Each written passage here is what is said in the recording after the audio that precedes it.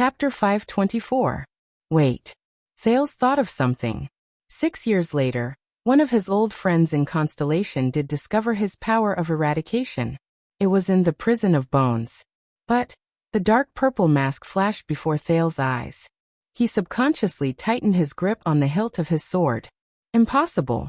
I told you, you are the only one who knows about the process of night training.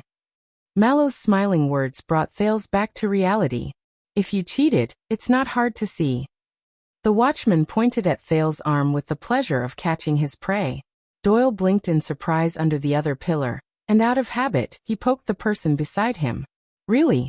The protector opened his mouth repeatedly. How old is that child? Doyle did not expect anyone to answer. But unexpectedly this time Glover's deep voice could be heard. Don't worry about it.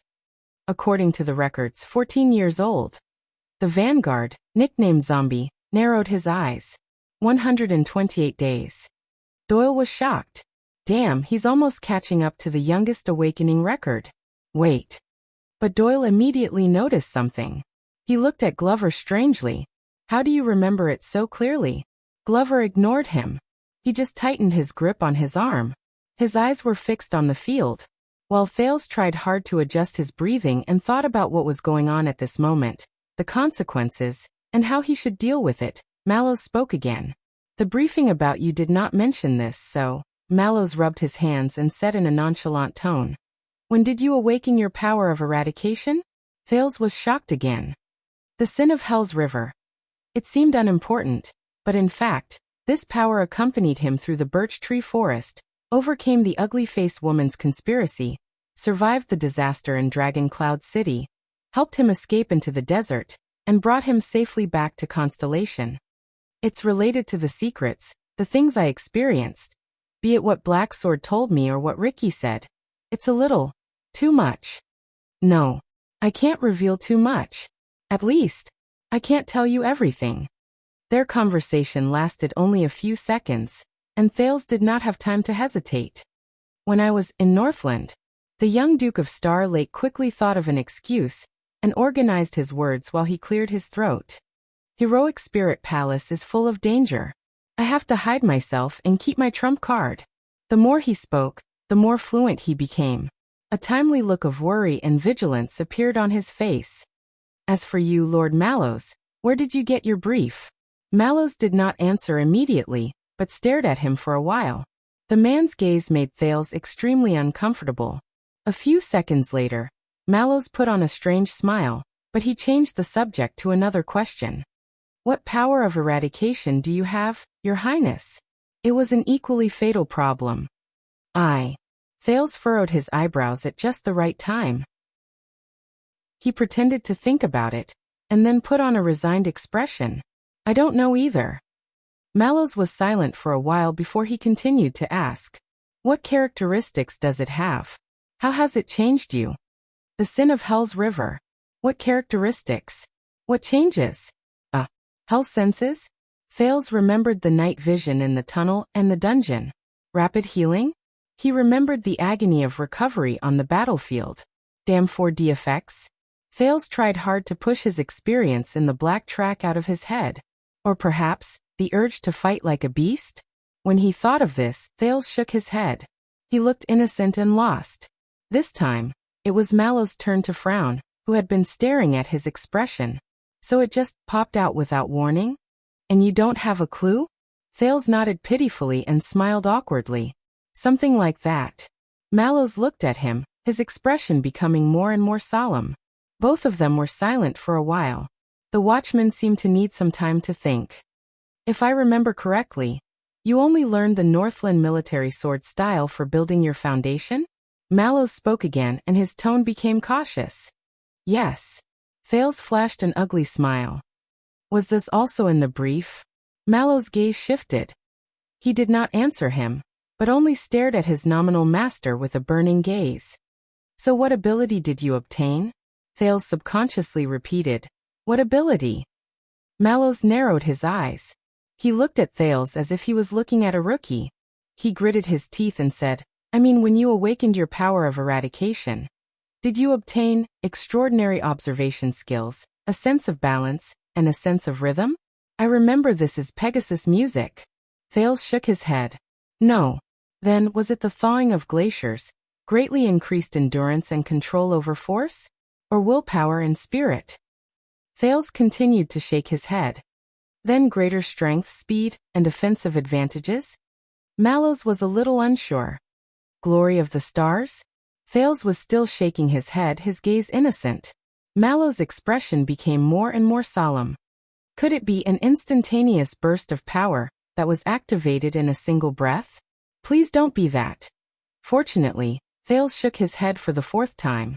This made Mallow's brows furrow even more. Yes, not this, not that. Thales mumbled in his heart as he evaluated the effect of this lie. But the power of eradication's version of Sharingan? Does this count? Finally, Mallows let out a long sigh and hugged his arms tightly.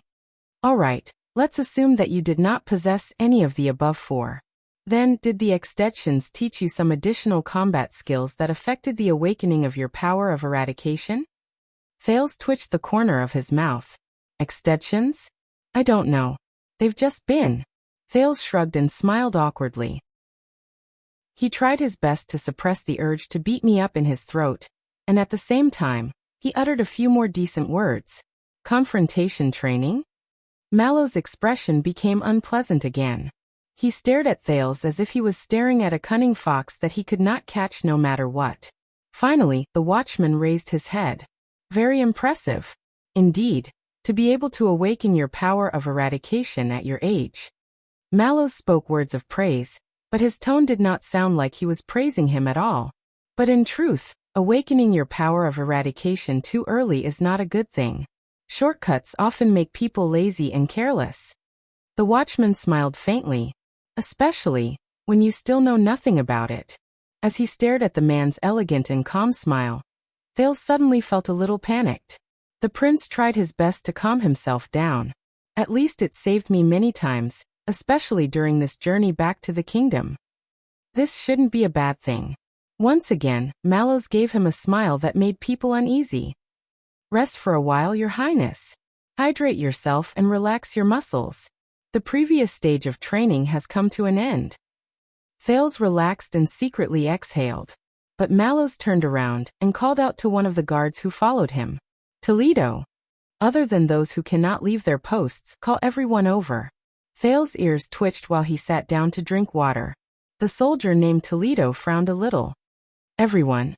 Mallows nodded and resumed his indifferent smile. Yes. Everyone from the Royal Guards or Star Lake Guards. Ask them to come to the training field. His Grace will need all of their help. As Mallows said this, he slowly narrowed his eyes. Thales' hand, which was holding the water bottle, instantly froze. Toledo was obviously used to Mallows' orders. He only hesitated for a moment before he turned around and gave the order. You too, Glover Doyle. Mallows looked into the distance with his sharp eyes. Just because you have a title does not mean that you can slack off. Glover and Doyle looked at each other at a loss. They could only walk closer. But the one who replied to the first Mallows was the prince himself. Help. Everyone in the Royal Guards? Thales looked at Mallows in puzzlement and looked around the training field. What? What are you doing?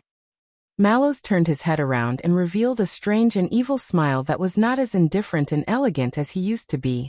As you wish, Your Highness. Your lessons have entered a new field. What we are going to do next is... Mallows grinned, but it made Thales feel a chill in his heart. Confrontation training. Right. Confrontation. Thales was stunned for a few tenths of a second before he reacted. Why? Thales pointed at the sword on the ground and found it hard to understand. Wasn't it still? But this time, Mallows interrupted him. Do you still not understand? Mallows put away his smile and stared at Thales with a sharp gaze, which made Thales instantly speechless. It would have been fine if we didn't notice. But since we discovered it, Mallows' expression became stern and extremely solemn. Then from now on, our only goal for today's training is to understand the power in your body. Mallows' expression turned cold. The truth. At that moment, in the face of the rather aggressive watchman, Thales' heart skipped a beat. He stared at Mallows' profound and complicated eyes in a daze. He was surprised and did not understand what was going on. What's going on? On the other side of the training field, Doyle walked over slowly and said to Glover in surprise, "Wait. Wait, it's already so soon? Isn't it a little too early? The people in the Royal Guards." He did not manage to finish his sentence, because in the next moment, footsteps came from all around him. 1, 2, 3. Under the setting sun, the Royal Guards who were in charge of protecting the Duke surged over from all directions in Mindy's hall. Most of their gazes shone with the murderous intent of a warrior, and they looked at the two people in the middle of the training field with puzzled gazes. Glover shook his head and did not answer Doyle. "Pay attention, Your Highness. The Royal Guards are carefully selected." In the training field, Mallows watched as his subordinates came in a line. Among them, there are veterans who fought their way up from the battlefield in the army, and there are also talented knights who were born nobles and have been educated since young. Mallows turned to Thales, and his eyes sparkled. "Do not underestimate them." Thales tried hard to control his expression and combed through his chaotic emotions. "Is he doing what?" The watchman smiled faintly. "But as I said." Mallows sighed slowly and stared at Thales' right arm, which was trying to snatch the sword from him. "It's inevitable that there will be some conflicts." At the moment Mallows looked at him, Thales felt the sin of Hell's river in his body start to circulate restlessly. It was like a beast that was provoked. The prince took a deep breath and tried his best to suppress the abnormality in his body. "Is there a need for this? I am already very tired." "You do not understand your power of eradication, Your Highness." Mallows moved his gaze away. He calmly returned his greeting to his subordinate while he answered casually, "And this is very dangerous. Just like a knight who does not understand the sword in his hand or the warhorse beneath him." Mallows turned his head around slowly. "Understand yourself, Your Highness. Know yourself." His expression became serious. His gaze was so sharp that it seemed as if it wanted to pierce through Thales' armor. "Only after that will it be convenient for us to tailor the training you need. Trust me, Your Highness. This is for your own good." Mallows stared at Thales and said faintly, "And I thought, His Majesty is also concerned about your body, isn't he?" When he heard that form of address, Thales froze. Even the sin of Hell's river seemed to have stopped for a moment. Let's not let him worry when he reads Mindy's Hall's briefing. Mallows' face was expressionless. Isn't it better to understand your strength here and report the good news to him? Under Mallows' scrutinizing and skeptical gaze, Thales was speechless for a long time. The Royal Guards were indistinct. They were already standing around him. They were quiet, solemn, and uniform. They were only waiting for their superior's orders. Thales lowered his head and took a deep breath. He suddenly thought of an absurd possibility. Maybe, Thales thought quietly, maybe from the beginning, Mallows' goal in giving me martial arts lessons, was it not for training? All right, Praka. Mallows turned around and called out to a subordinate in the queue. "Warm up and pick a practice sword that suits you." Under the Royal Guard's expressions, the watchman casually walked out of the field and showed his back to Thales. "Accompany the Duke. Let's spar."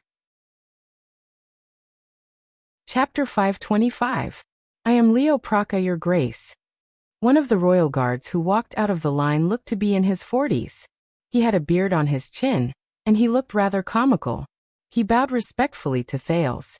"In your guards, I am a lowly and ordinary logistics officer. It is my honor to serve you as your sparring partner."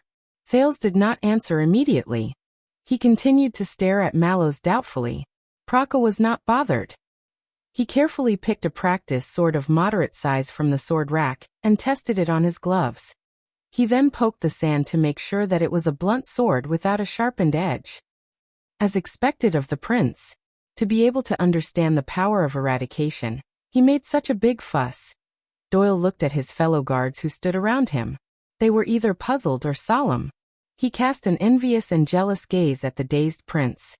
When I awakened to my power of eradication, the old knight I served knew nothing about it. That day he exercised me until I was exhausted, and I lay on the ground moaning. It was not until a year later that he realized that his attendant's martial arts skills had improved greatly, and he could fight on par with him. Beside him, Glover did not say a word. He only paid attention to the field. Doyle was used to the other man's indifference. He only sighed quietly. But fortunately, at least Mallows knows that the prince is still inexperienced. He only chose people from the logistics division to fight. Praka's skills are average. Glover stared at Praka, who had completed a simple warm-up in the field. He frowned slightly. Thales took a deep breath. He turned to Mallows, who looked relaxed, and tried to ignore the gazes of the Star Lake guards. What should I do? Mallows smiled as usual. Attack, Your Highness. Use your full strength, especially the power of eradication that you do not understand, regardless of whether it is activated on its own or in response to the situation.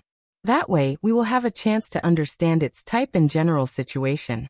Let us see your strength as well so that we can arrange to protect you in the future. Use my full strength? Thales exhaled. He felt very reluctant. Could he refuse? But the royal guards watching the battle had different gazes. All of them were focused on him. A long time ago, Black Sword had told him that it was best not to use the sin of Hell's River again. They could not bear the price of death every time. When he was in Bladefang's camp, Ricky told him to increase the sin of Hell's River, and he looked forward to him reaching a height to push open that door. Who is right and who is wrong? What was the secret behind the sin of Hell's River?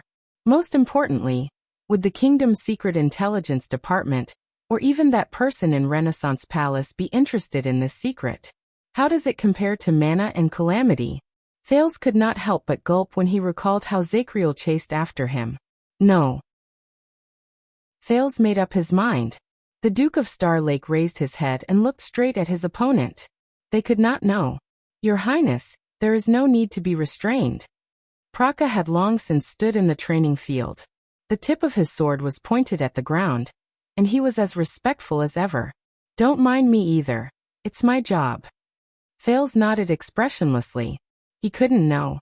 Under the watchful eyes of the crowd, the prince picked up a shield from the weapons rack and fastened it to his left arm with a leather belt.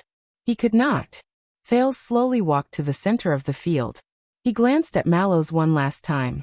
The latter was still calm, but his eyes were bright and full of life. Please attack first. Praka nodded slightly. The young man's expression turned solemn. The guards around him also became solemn. All their gazes were focused on the prince alone.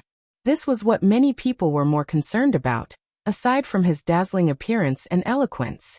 In the next second, Thales charged forward, and with the stance he was most familiar with, he delivered his first slash at Praka.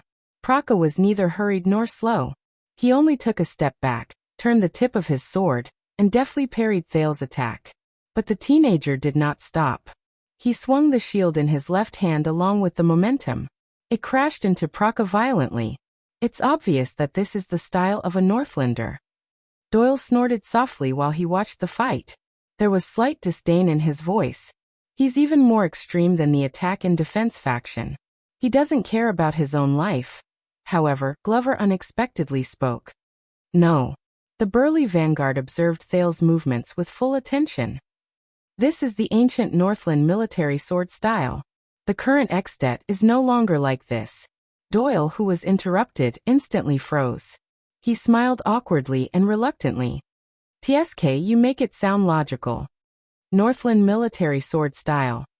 Doyle curled his lips and stared at the two people in the field indignantly. Can't I tell? In the field, Thales' shield crashed into Praka and let out a dull thud. But the teenager's expression changed. He did not crash into the shield. In the next second, Praka blocked Thales' shield with one hand and spun to Thales' side. Asterisk slap. Asterisk Thales' left leg trembled. The prince swung his sword to counterattack, but the wind from the sword whistled through the air, and Praka had already retreated to avoid it. The royal guards whispered among themselves. Thales gritted his teeth and turned around. He staggered a little with his left leg. Even though Mindy's Hall's practice sword had not been sharpened, its balance, center of gravity, material, and weight did not lose to a real sword. Even though it was just a graze, Praka's strike on his left leg still caused him to feel a burning pain. Thales stared at Praka, who nodded politely, in shock and indignation. No, the sword flashed. Whoosh. The prince fell to the ground. The victor has been decided. Glover and a few guards nearby turned their heads in puzzlement. Doyle, who was by the field, lowered his voice and said seriously, "The prince lay in a pool of blood with a pale face." He trembled while he hugged his injured leg and moaned, "No, I can't lose. Constellation can't do without me." More and more people turned their heads around, including the second-in-command penal officer, Gray Parson. His expression was dark and dissatisfied. Under their gazes, Doyle's expression froze. A little literary processing." Doyle stopped talking and put on an awkward and ingratiating smile. He waved his hand in an unnatural manner. "Hee, don't do it again, don't do it again." Only then did everyone turn their heads around. Thales breathed rapidly. He stared at the Royal Guard logistics officer in front of him with a respectful expression. His opponent, Praka. Praka was obviously very experienced, and he was very particular about the strength he used. The pain only appeared on the surface of his skin, and disappeared after a while.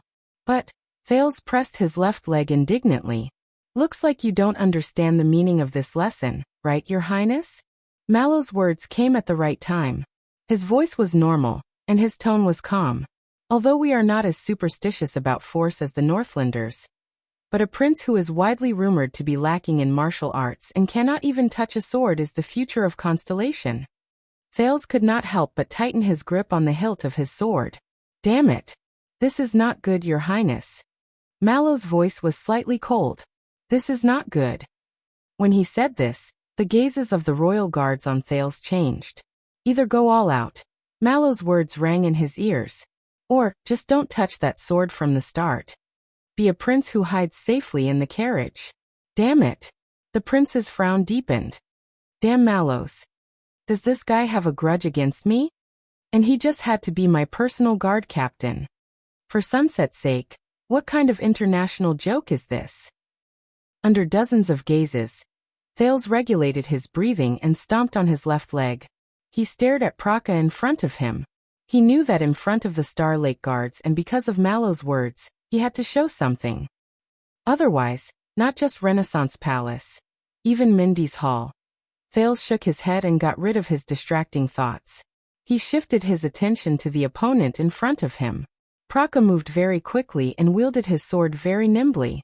He had his own way of dealing with head-on attacks. Then, as its master called, the sin of Hell's River rose from his body. Thales stared at Praka and felt power slowly fill his body. Should I use the twist of fate to lure him out of position and deliver a decisive blow? Or should I use the Fire Knight's power of eradication to strengthen the contact between our bodies and the hardness of our attacks? If that doesn't work, I'll try to use Zakriel's style and his chaotic army to observe Praka's movements and turn that into my advantage? Thales thought hard. No, Thales. The prince shook his head at himself in his heart. I can't be too obvious. Otherwise, how should I explain the twist of fate, the chaotic army, and the Fire Knight's powers of eradication that emitted sparks? Have I been infected by them? Besides, sometimes the sin of Hell's River. Thales remembered the training sessions in Heroic Spirit Palace. Sometimes I can't control it. Thales took a deep breath and made up his mind. He only needed the most ordinary enhancement to his physique. It would be best if it did not have any hint of power of eradication. The sin of Hell's River spread to his legs, arms, and fingers in an orderly manner. Thales closed his eyes and let the power slowly cover his entire body.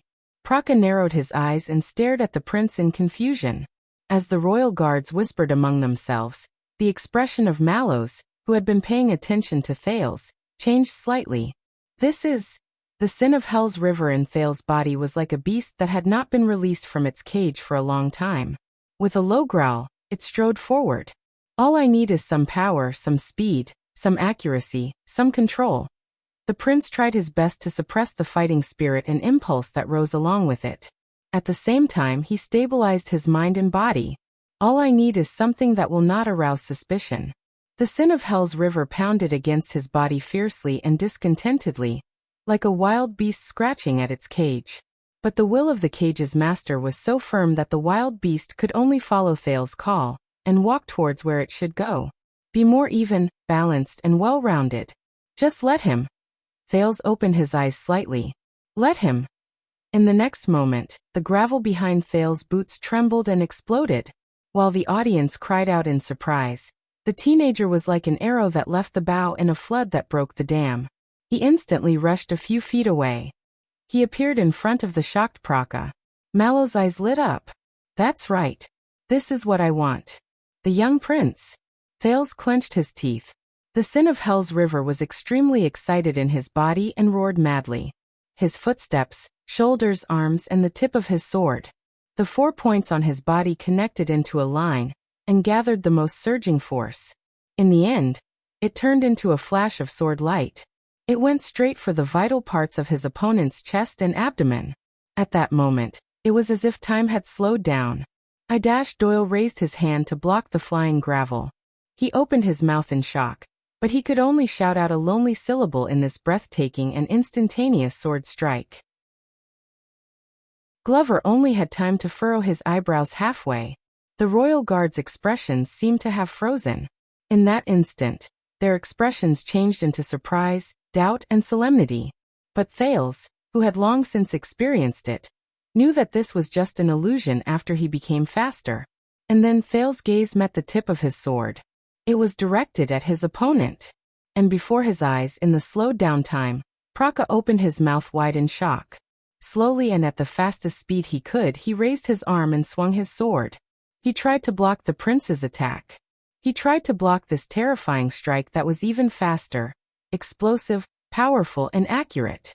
But Thales knew that it was too late. Praka could not dodge in time. He did not even have time to get into a defensive posture. Even the Star Killer suffered from this strike when he was caught off guard, and a scar was left on his face. As for Praka, he could not dodge. He could not block it either. Amid the desire and roar of the sin of Hell's River, Thales' sword and Praka's sword touched lightly in the air, and sparks flew on the rough surface of the practice sword. There was even a great force. Thales' gaze turned cold. He watched as the tip of his sword slid past Praka's block and went straight for his chest. Sorry, logistics officer. Thales thought coldly. You need to take a few days off. One strike. Subdue the enemy. Bang. The loud sound of the weapons clashing spread and shook the entire courtyard. It was as if even the air was affected. Many royal guards' eyelids twitched, and they instinctively retreated. Time finally returned to normal. Asterisk thud. Asterisk there was a dull thud. Thales flew to the side and behind him. His back fell heavily on the ground, and he rolled a few times backwards. Shit. Doyle finally finished shouting his pitiful second syllable, and there was still a shocked expression on his face. He lowered his arm, blinked, and looked at the field. Beside Doyle, Glover did not move. He only stared at Thales' shield. While his muscles were numb and sore, the prince sucked in a breath with great difficulty. He trembled as he raised the shield in his left hand. At some point in time, the surface of the shield had already cracked.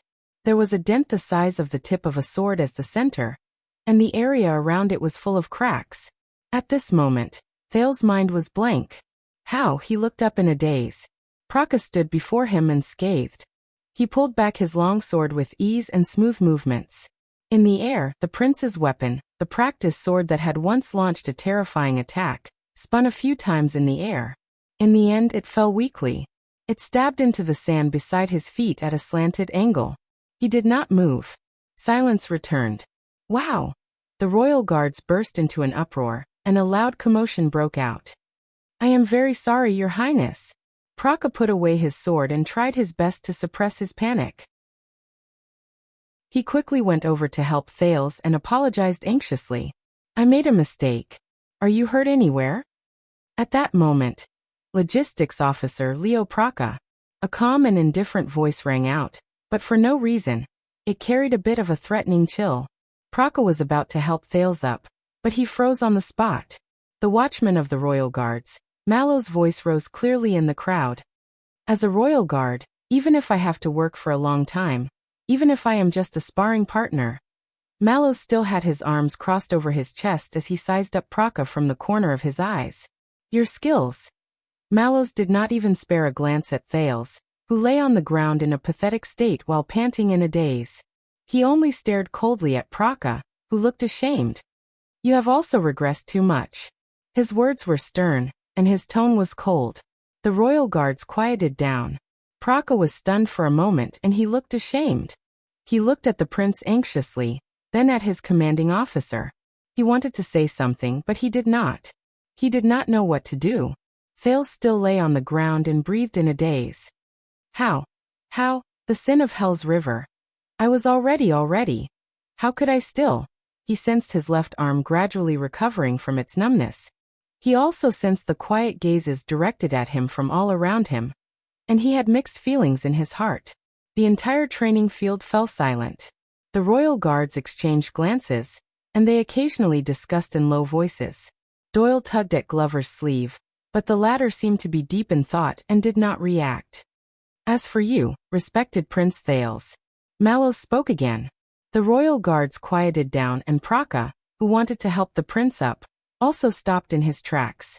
The watchman slowly turned around and looked at Thales, who was on the ground, with an indifferent expression. After seeing your performance, I believe that you already know what the power of eradication is. Mallows chuckled, and there was contempt in his eyes. But fighting? It is far more than just the power of eradication. In the next second, the watchman did not even look at the noble prince. He just turned around.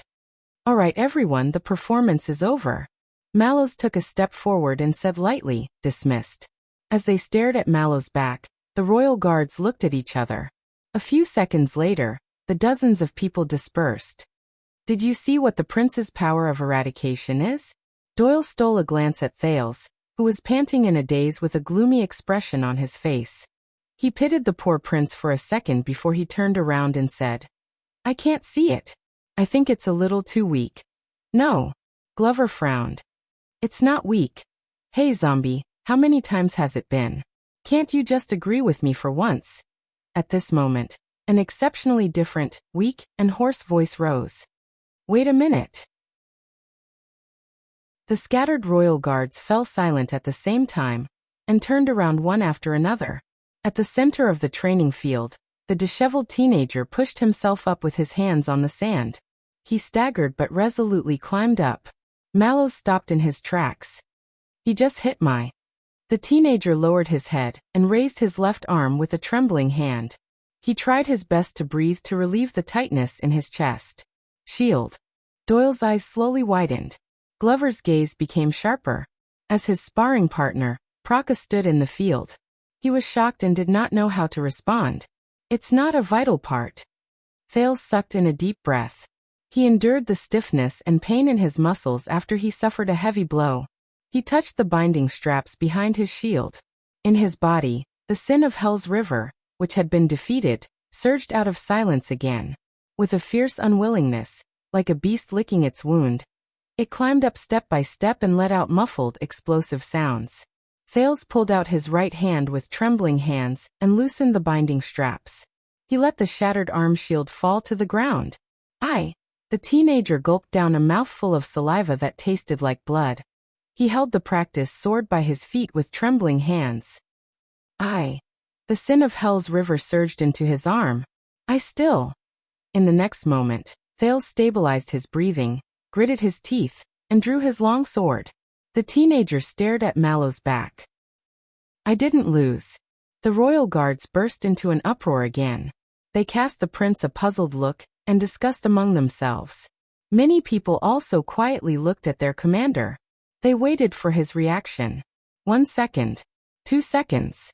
Mallows remained silent. He did not turn around. He only turned his neck slowly, turned his head, and cast a sideways glance at Thales. The watchman's lips curled up. He formed a cold and mysterious smile. Chapter 526. Your Grace, are you sure you don't need to rest? I mean, maybe you can get a new shield. Praka said hesitantly. In front of him stood Thales, who had just stood up in a disheveled manner. He was covered in dust, his face was covered in sand, and his clothes were torn and dirty. No. But thank you, Logistics Officer Praka. Thales took a deep breath, turned his wrist, and felt the balance and center of gravity of the practice sword. Your attitude is much better than the instructors of Extet.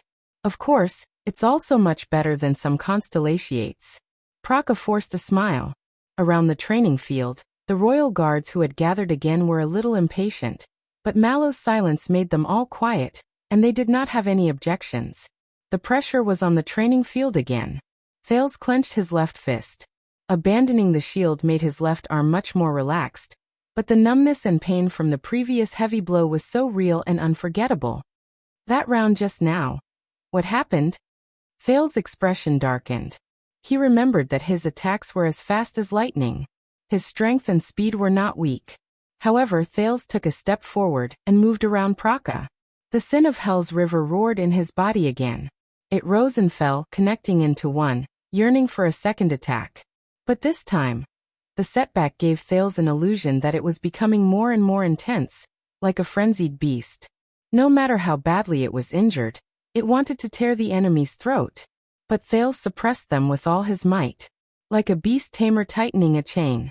As he moved, Praka also changed his steps and turned around in an orderly manner, always facing the enemy. Thales was not in a hurry to attack. He was thinking. Just now, his sword met his opponent's sword. The two swords intersected in the air. But Praka did not guard against him. If he moved forward a little more, Thales would have hit his opponent. Then Thales thought carefully. Then, in that split second when the outcome of the battle was about to be decided, Praka's sword began to turn. It was filled with his opponent's condensed, sturdy, and thick power of eradication. And then Thales' expression tensed. He slowed down and recalled the scene just now in the sin of Hell's river, which was burning hotter and hotter. Their swords twisted. In that 1 second, his and Praka's swords clashed together. They twisted in the air. He remembered that when the two of them got close to each other, Praka's wrist drew a strange arc. It was smooth and long. Thales' sword went off course. And Praka's sword, Thales gritted his teeth. After that, the young man who was charging too quickly could not pull back in time.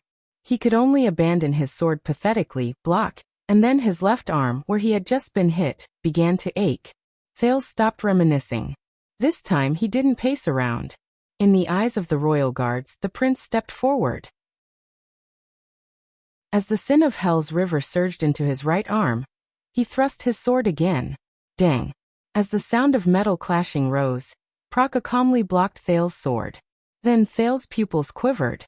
He saw, and felt in his hand, that Praka's sword began to move again. At the same time, Kiran's power of eradication also came.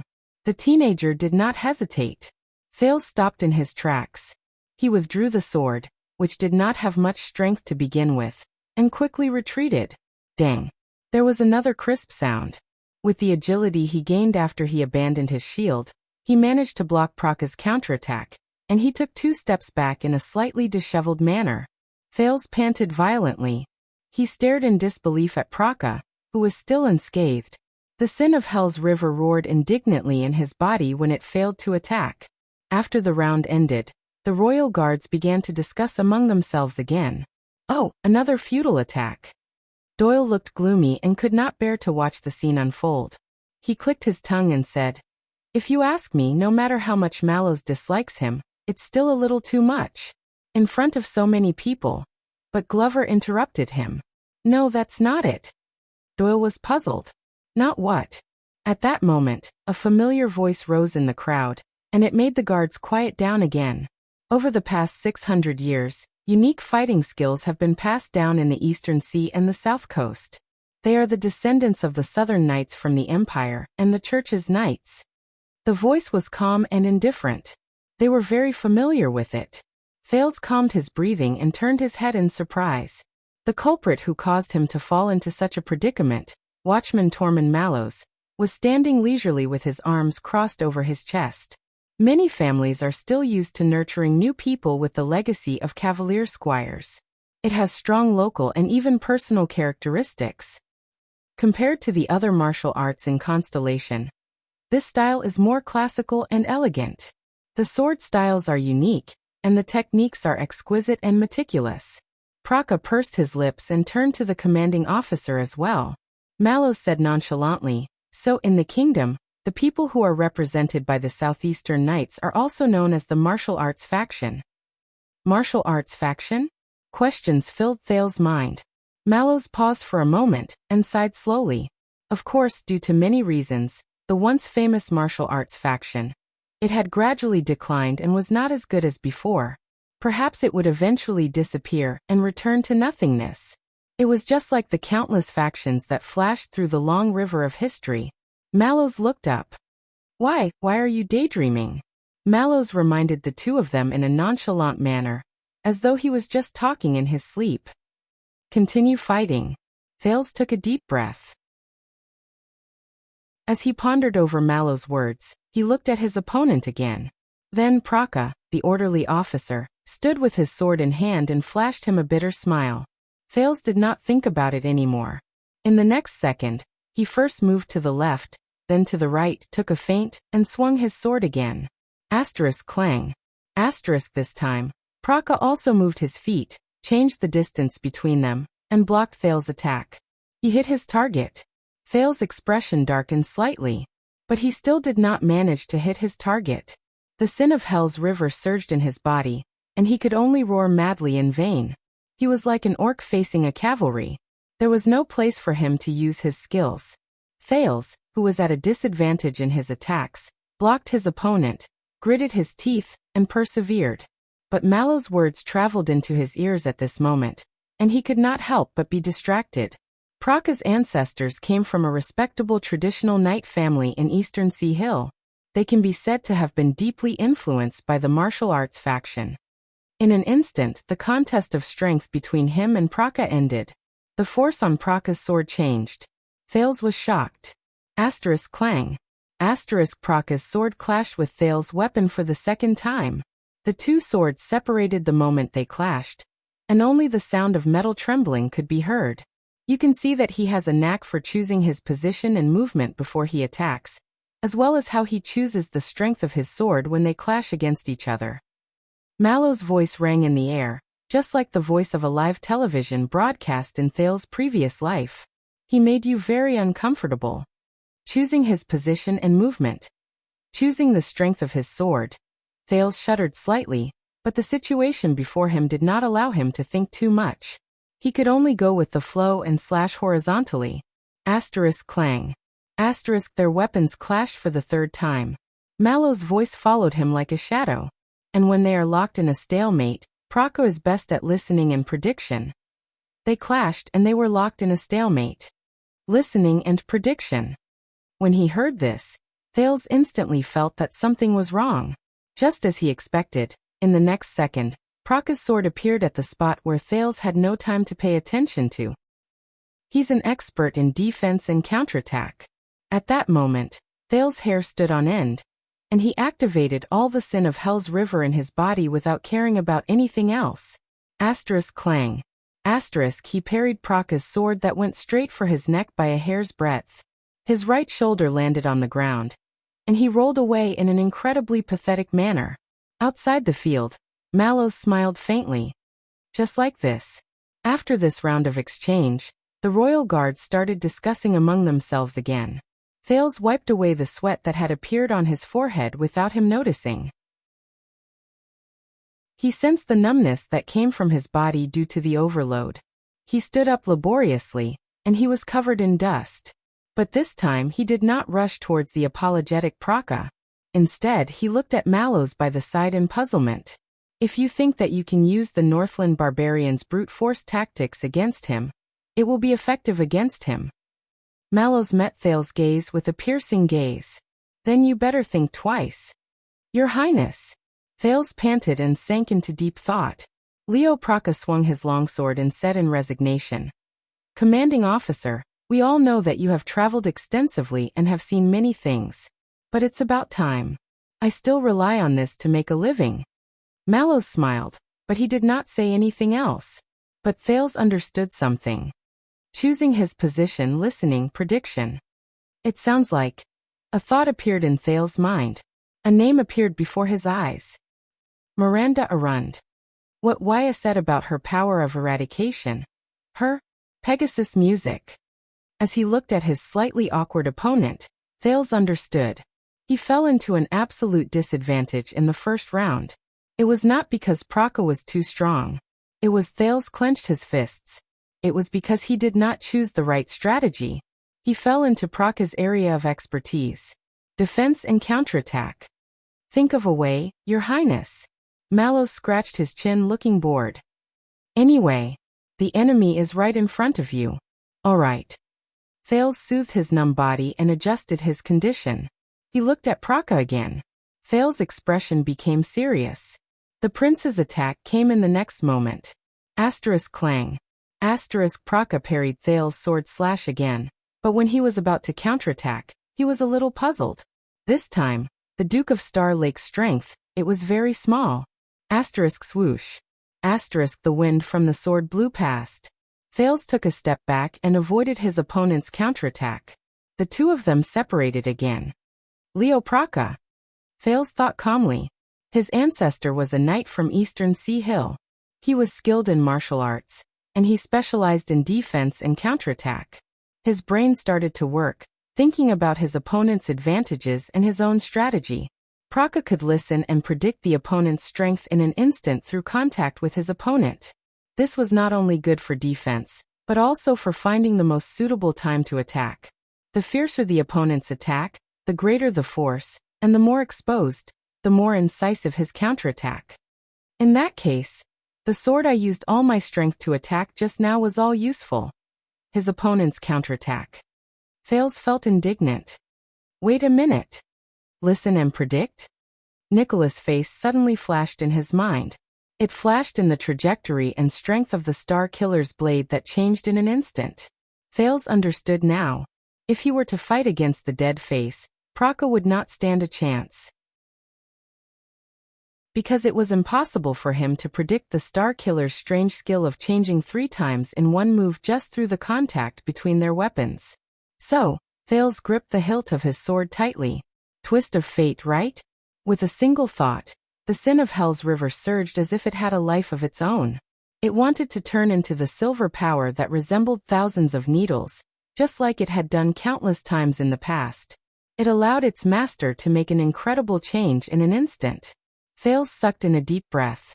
At most, I'll find an excuse to tell them that I inherited the dead face's power of termination. But the sin of Hell's river. There are so many ways, but you chose the stupidest, the least effective, the most troublesome, and the most boring one. This is your power of eradication, and it is the current you. You are forced to move forward, dragged forward, without a goal, without direction, swaying left and right, going with the flow, and even without a sense of self. Thales was in a daze. He raised his head and looked at Praka, who was smiling shyly and waiting for the prince to attack.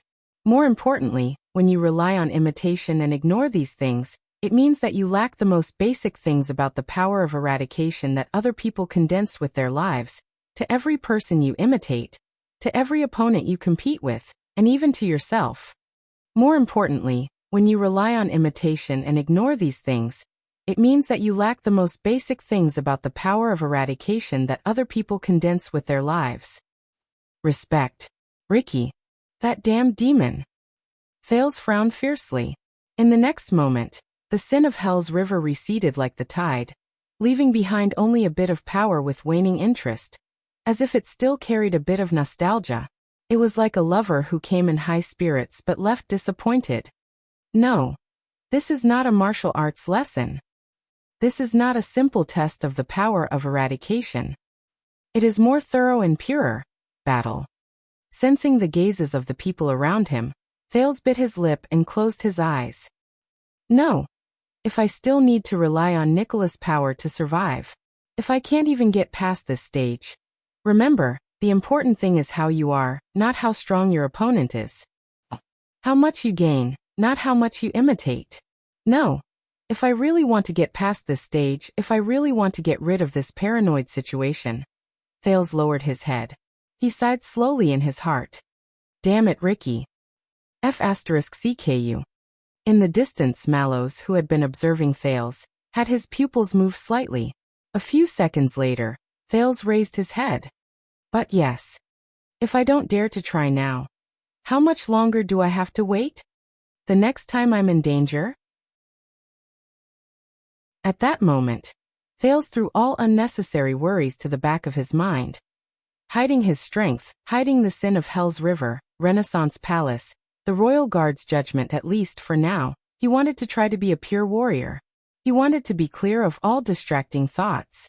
The advantage of the sin of Hell's River's endless transformations is not that you can disguise yourself as all your opponents, but it allows you to calmly and fearlessly face all your opponents.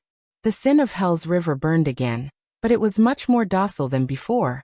He did not know whether it was because it had used up too much energy, or because it had failed too many times. It was as if that crazy beast had turned into a calm hound, licking its wounds in the corner. It only glanced at him coldly from time to time. It bared its sharp teeth at the enemies outside the cage, harboring malicious intentions. This is the omnipotent power of eradication. Thales opened his eyes slowly. The sin of Hell's River did not surge through his entire body like before. Instead, it focused on his eyes and ears, filling his senses. At that moment, the teenager entered a state he was familiar with. Hell's senses. Thales' eyes started to become unfocused, as if he had lost his focus. But only he knew. At that moment, the world before his eyes became colorful. He could see it. The power of eradication in Praka's body was thick and solid. It surrounded his arms and center of gravity as it circulated slowly. Thales suddenly realized that the countless times he used Hell's senses and the way he did it, all of them were somewhat useless. He either imitated the power, used his night vision to scout ahead, or eavesdropped through the walls, or hell with it. But the time when I should really use Hell's senses? Mallow's expression froze as he watched the battle from outside the field. Time seemed to have slowed down, and Thales inhaled slowly. He attacked abruptly. At that moment, it was as if someone had struck a war drum. The still scene moved along with the sound of an explosion. The sin of Hell's River surged again. The wind from the sword whistled and sliced through the air. Clang.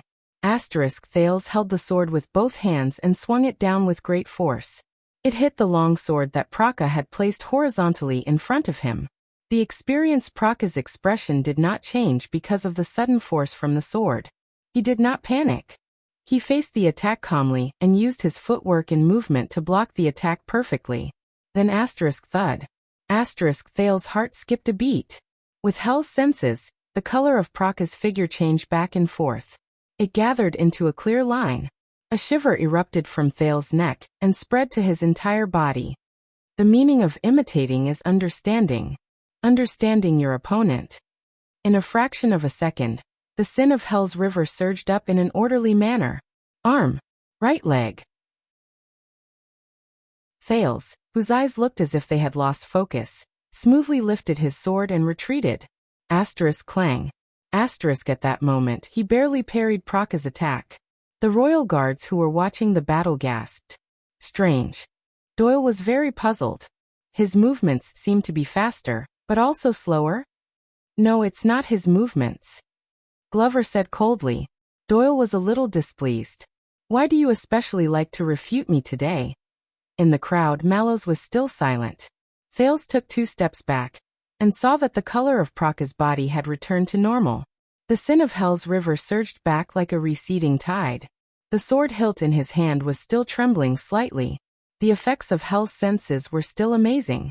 They gave him new information at the same time. Thales took a deep breath.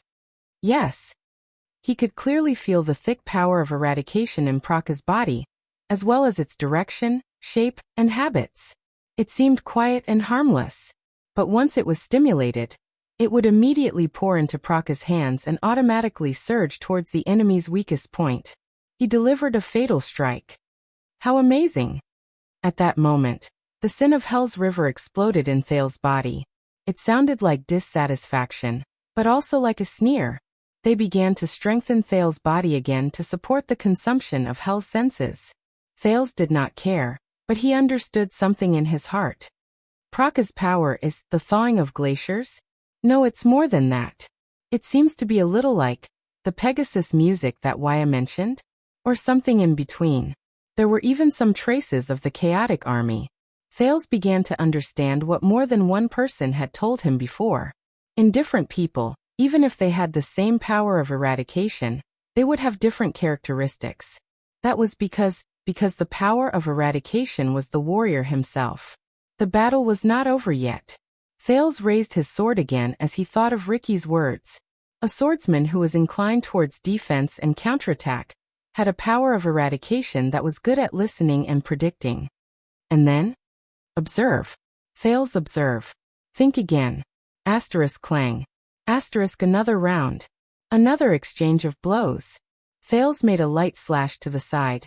And in exchange, Praka turned his sword around and thrust it at the prince's backhand. The teenager dodged agilely. But this time, Thales sensed it. Some hazy but crucial clues. Technique. With Hell's senses, Thales thought expressionlessly with a dazed look in his eyes. Technique. Praka. His opponent was too passive, too reliant on defense, and too reliant on these techniques for counterattacks. He was too reliant on, and too concerned about his enemy's actions. Thales' eyes were dazed, but his heart was clear.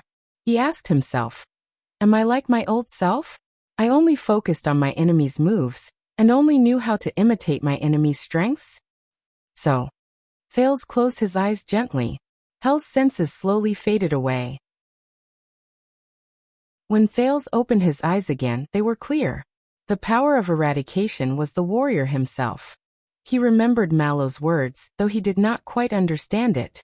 But the battle itself was far more than just the power of eradication. Thales swung his sword in a daze, and it went straight for his opponent's waist. Praka swung his sword in an ingenious manner. The swords touched and separated again. He launched another ingenious counterattack, and it was aimed at Thales' face, which he did not have time to deal with. But Thales was prepared. He left some leeway when he attacked. Hence, the sin of Hell's river flowed into Thales' waist with ease, supporting him to lean backwards and dodge the sword. Praka furrowed his eyebrows. After 2 to 3 rounds, he suddenly realized that the prince's attacks were mostly probing attacks, and his own counterattacks were no longer effective. At the moment he dodged, Thales' mind became clear. It was as if the fog had dispersed, and his blurry vision became clear. So Praka. He gave up the initiative in the battle and gave up control, in exchange for a chance for his enemy to reveal an opening. And in a battle where life and death hung by a thread, giving up control meant Thales returned to his original position. He held his sword with both hands and lowered his center of gravity. The sin of Hell's river climbed up his arms and waist excitedly. It started to roar fiercely, like a lone wolf that had climbed to the top of a mountain. It howled at the boundless mountains and the cold moon. In the next second, Thales no longer held back. He charged forward. Asterisk clang. Asterisk, their swords clashed again. Praka's gaze focused. This time he finally received the prince's unreserved attack. This was a chance to decide the victor. He wanted to end this battle that made him feel incredibly awkward. Praka's power of eradication solidified. His wrist and arm moved at the same time. The two swords intertwined with each other, and they let out a metallic groan. He twisted his sword. Praka calmly turned the tip of his sword. In a fraction of a second, he determined his opponent's strength. Then, sensing the direction of his opponent's force, Praka's power of eradication was triggered at any moment, as if he had heard the order. Just like the countless times he fought against his enemies when he was young. Parry. Judgment. The final blow. Praka thought calmly. He did not stop moving his hands. The tip of his sword was thrust forward smoothly, and he attacked the spot where the prince could not defend against because his attack was too strong. Asterisk thud. Asterisk a muffled sound rose. At that moment, Thales only felt pain in his leg. At that moment, he could no longer hold on. His left leg went limp. Asterisk thud. Asterisk another muffled sound rose, and it was much louder than the previous one. Finally, Thales' left knee landed on the ground, and he knelt down in pain. He panted violently, enduring the soreness and numbness. The round ended. The training field quietened down. Looking at the prince kneeling before him, Praka's lips curled up. It was as expected. His sword hit the prince's left leg. At that moment, the logistics officer thought in a relaxed manner. Right, I can't go overboard. I have to leave some leeway so that the prince doesn't lose too badly, and also make the commander feel that I'm not being perfunctory.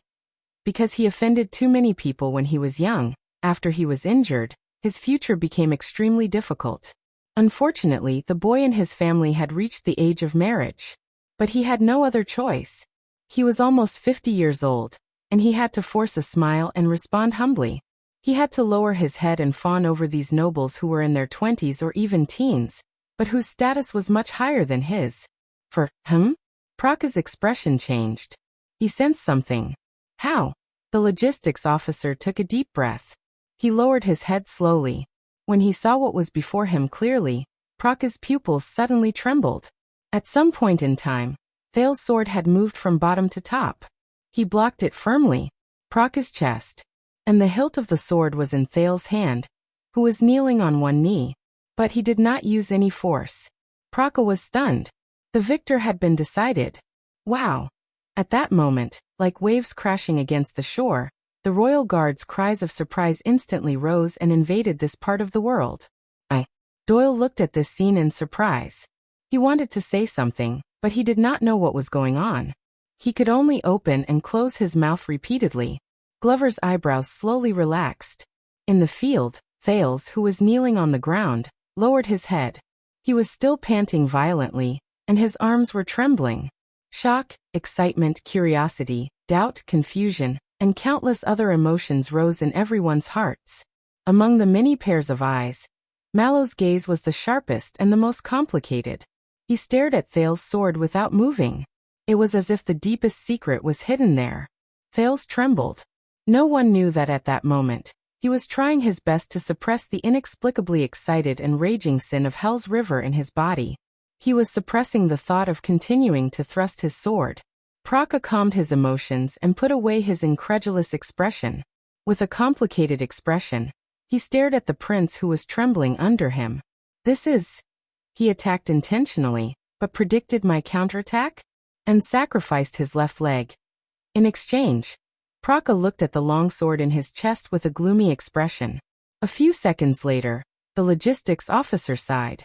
You won, Your Grace. You were full of tricks, and your response was appropriate. Praka flashed a bitter smile. He threw down the practice sword and admitted defeat. I was not his opponent. The discussions among the royal guards became even louder. Old Praka went easy on him, right? Against that child, Doyle whispered to the person beside him in puzzlement. He casually defeated him just a moment ago, and in the next moment, he casually defeated him again. Even a knight would not dare to write such a thing. Shut up. Glover finally seemed to be unable to hold it in any longer. He said coldly, Do you think that fighting is like doing arithmetic and comparing who is stronger or weaker? That you only need to know how to add and subtract?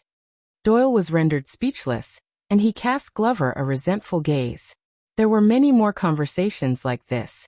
But Mallows only looked at the two people in the field without saying a word. Thales panted a few more times, and he managed to stabilize his body.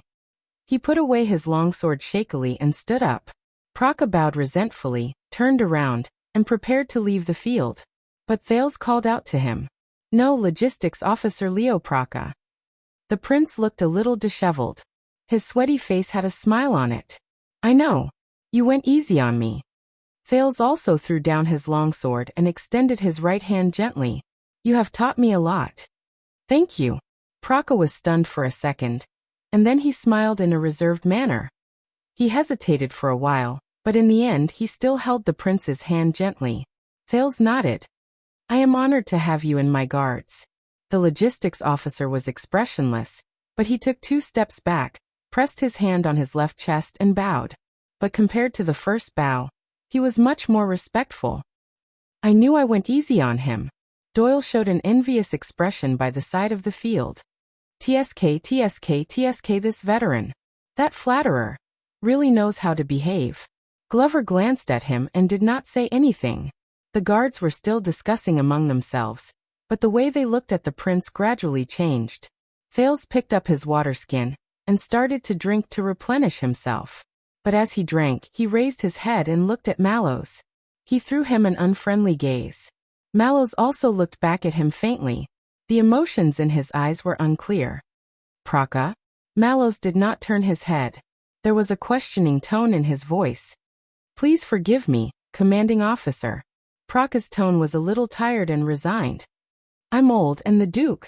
The logistics officer glanced at Thales with a complicated gaze. Not bad. Mallows was silent for a few seconds.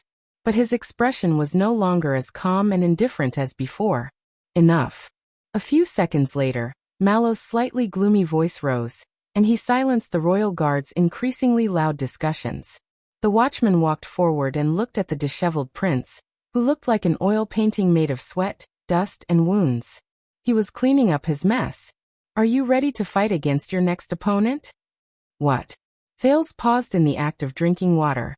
The Duke of Star Lake put down his water skin and asked in surprise. Again? Isn't one fight enough?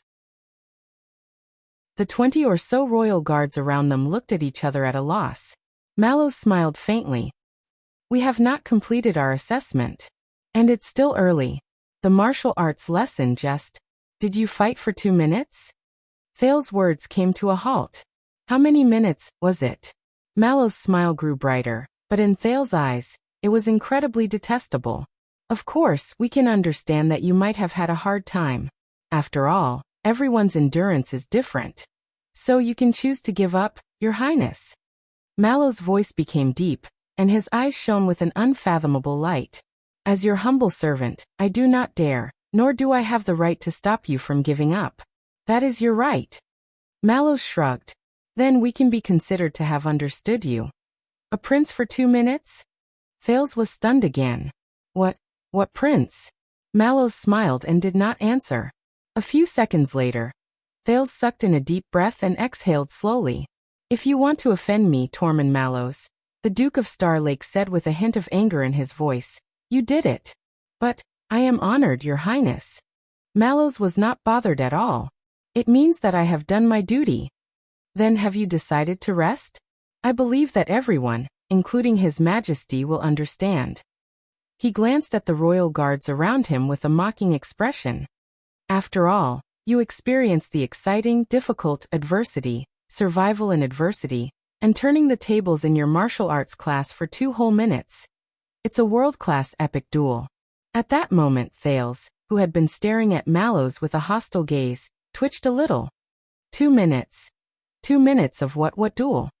Thales' expression was stiff. Mallows smiled as usual. At that moment, the training field was silent. The royal guards were silent. They did not speak a word. Everyone stared at Thales and Mallows in fear. They did not even dare to breathe loudly. A few seconds later, come. Thales suppressed his displeasure and closed his eyes. Mallows raised his eyebrows. Thales opened his eyes swiftly, and his tone was hostile. Why are you daydreaming? Come. He clenched his teeth and urged. It's just getting beaten up. I'm already used to it. Thales roared in his heart while crying. Mallows showed a happy smile again. He did not turn around. Instead, he shouted a name. John. Yes, it's you, John Commodore. The royal guards spread out and made way for a short and strong man in the crowd. The man was stunned. He blinked in bafflement. It was clear that he was not prepared for this. His colleagues around him looked at him sympathetically. It was as if Commodore had just won the lottery to clean the toilet. Listen, John, you might as well be bolder and more intense in your actions. The watchman continued to speak. Thales was stunned. Bolder and more intense? What does that mean? Commodore, who was assigned to him, also looked confused. Mallows looked at Thales again, and his expression became stern. It's different from Praka's test. This time, we're going to find out what's so interesting about Your Highness. A cold glint suddenly flashed in his eyes. Power of eradication. Chapter 527. In the field, Thales calmed himself down a little. He felt the sin of Hell's River, which had become more active, flow through his body again. Ever since his adventure in the desert ended, he noticed that the sin of Hell's River had become more solid and abundant. Compared to the previous 10 seconds man, it could now last longer. And after the power of eradication disappeared, the fatigue and soreness it left in his body decreased correspondingly. As expected, Thales thought. Things that can't kill me can make me stronger. Of course, this was not without a price. Ever since he was heavily injured by Nicholas, his left wrist was no longer as nimble as before. This more or less affected his use of the shield. And it would be even better if the sin of Hell's River's temper improved correspondingly when it circulated. Your Grace, I am Gianluca Commodore. Commodore was a short and strong man. His skin was tanned, and he had a shy smile. At first glance, he looked like a middle-aged man who was almost 40 years old and had experienced hardships, but was still amiable, optimistic, and strong. Thales noticed that Commodore would subconsciously glance in Mallow's direction from time to time.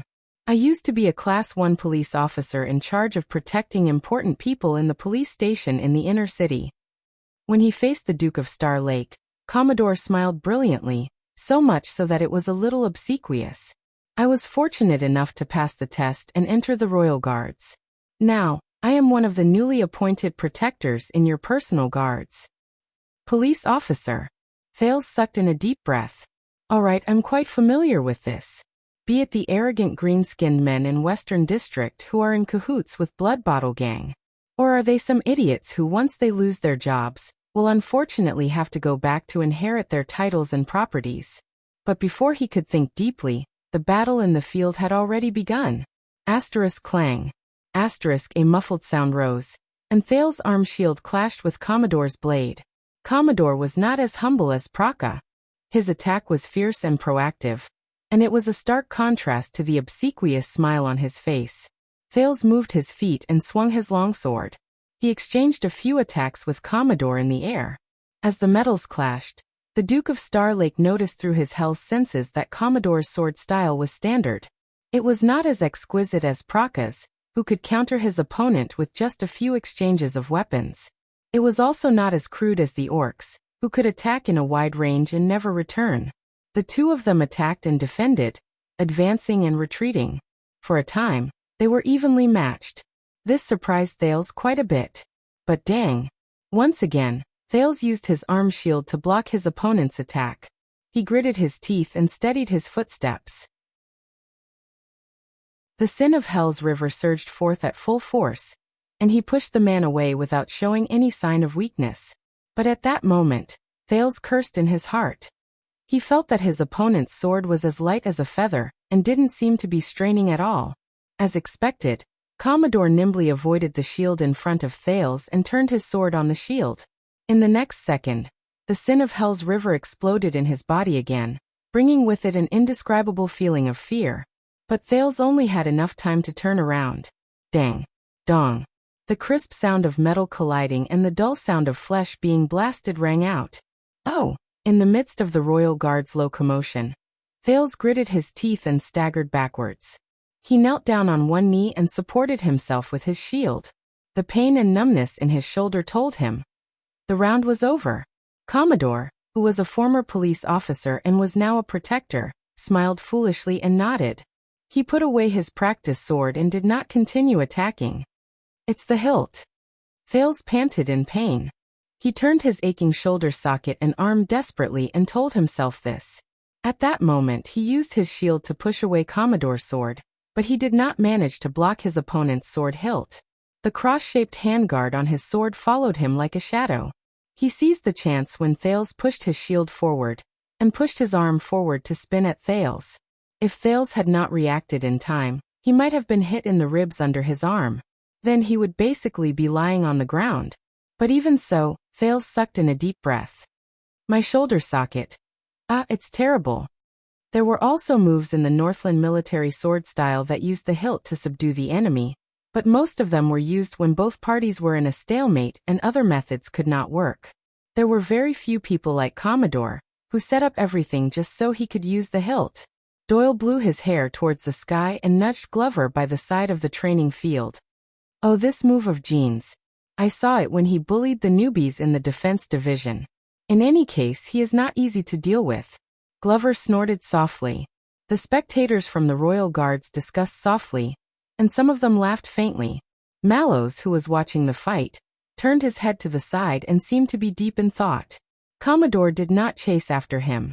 Instead, he waited patiently for the Duke to regroup. I am very sorry, Your Grace. He held his long sword in his hand, and his smile did not diminish. But I believe that you do not want me to hold back, do you? Damn it. Thales exhaled and felt the sin of Hell's River surge into his shoulder to relieve the numbness and pain.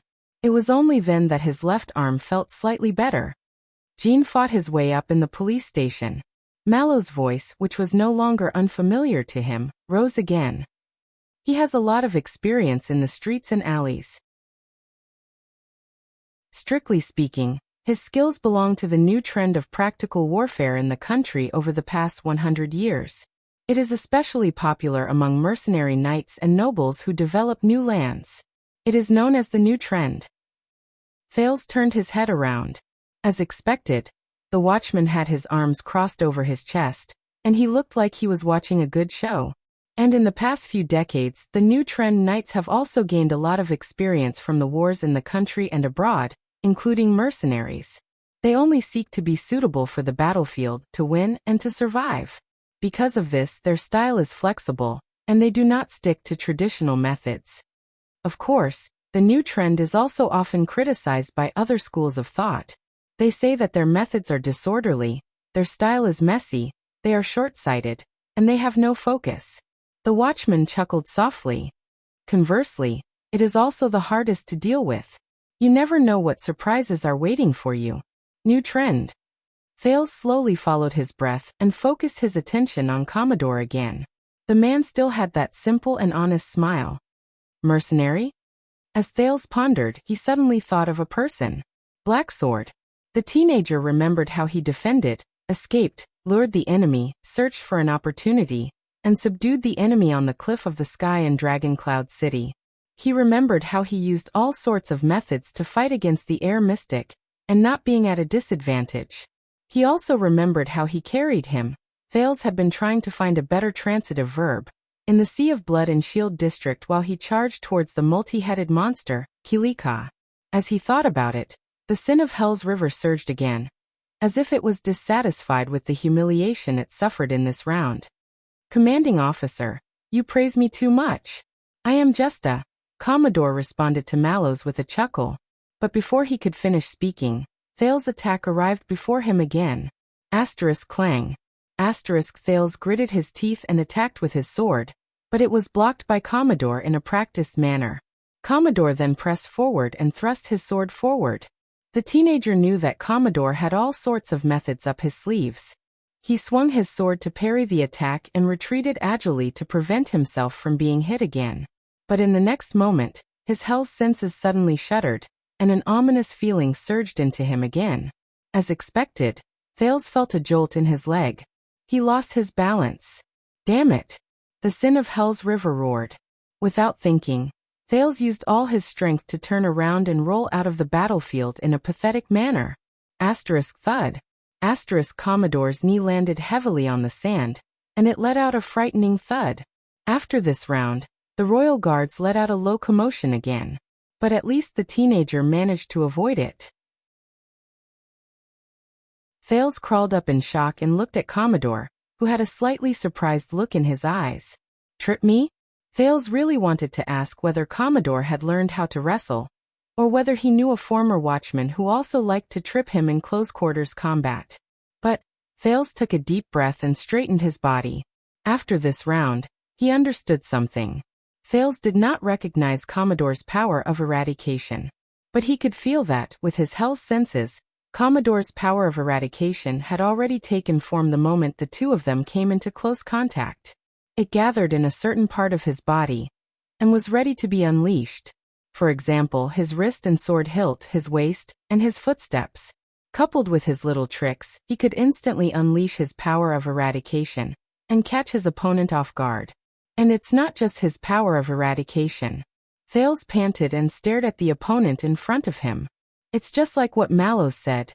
Street skills, flexible style, unconventional style, and a mixture of different styles? The sin of Hell's River began to burn again, and it was even more vigorous than before. How should I face such an opponent? Thales took a deep breath and patted the dust off his body. It's not that difficult, is it? At that moment, a figure from many years ago appeared in his memories. That figure raised a golden saber and stretched out his burly body. He treated himself as a weapon. That figure descended from the sky. He was ferocious and unyielding. He ignored his opponent's various tactics and withstood his countless attacks. That figure's expression did not change. He did not hesitate at all. He broke through Ralph's obstructions, countered Waya's killing move, broke Raphael's weapon, knocked away Miranda's attack, and suppressed Cohen, who was fighting with all his might, until he was forced to retreat. He could not fight back at all. In the end he arrived before Thales. He was like a wild horse that was burning with flames as it charged forward. He charged forward recklessly. He was unyielding and ferocious. He charged forward with an indomitable spirit. He broke through all obstacles. Thales closed his eyes. The sin of Hell's river was self-taught. It followed his thoughts and was about to imitate that figure's power of eradication, but it was suppressed by Thales halfway. No. Thales was not Tolja. He was not the Fire Knight. His opponent's power of eradication might not be as effective against him. He could not afford to use up so much of his energy. And Commodore was not one of the 5 people who were defeated in an instant. But, in the next second, Thales opened his eyes. The sin of Hell's river burned continuously, and let out crackling sounds. It was like a faint sneer. Commodore maintained his smile as he watched the Duke charge at him again.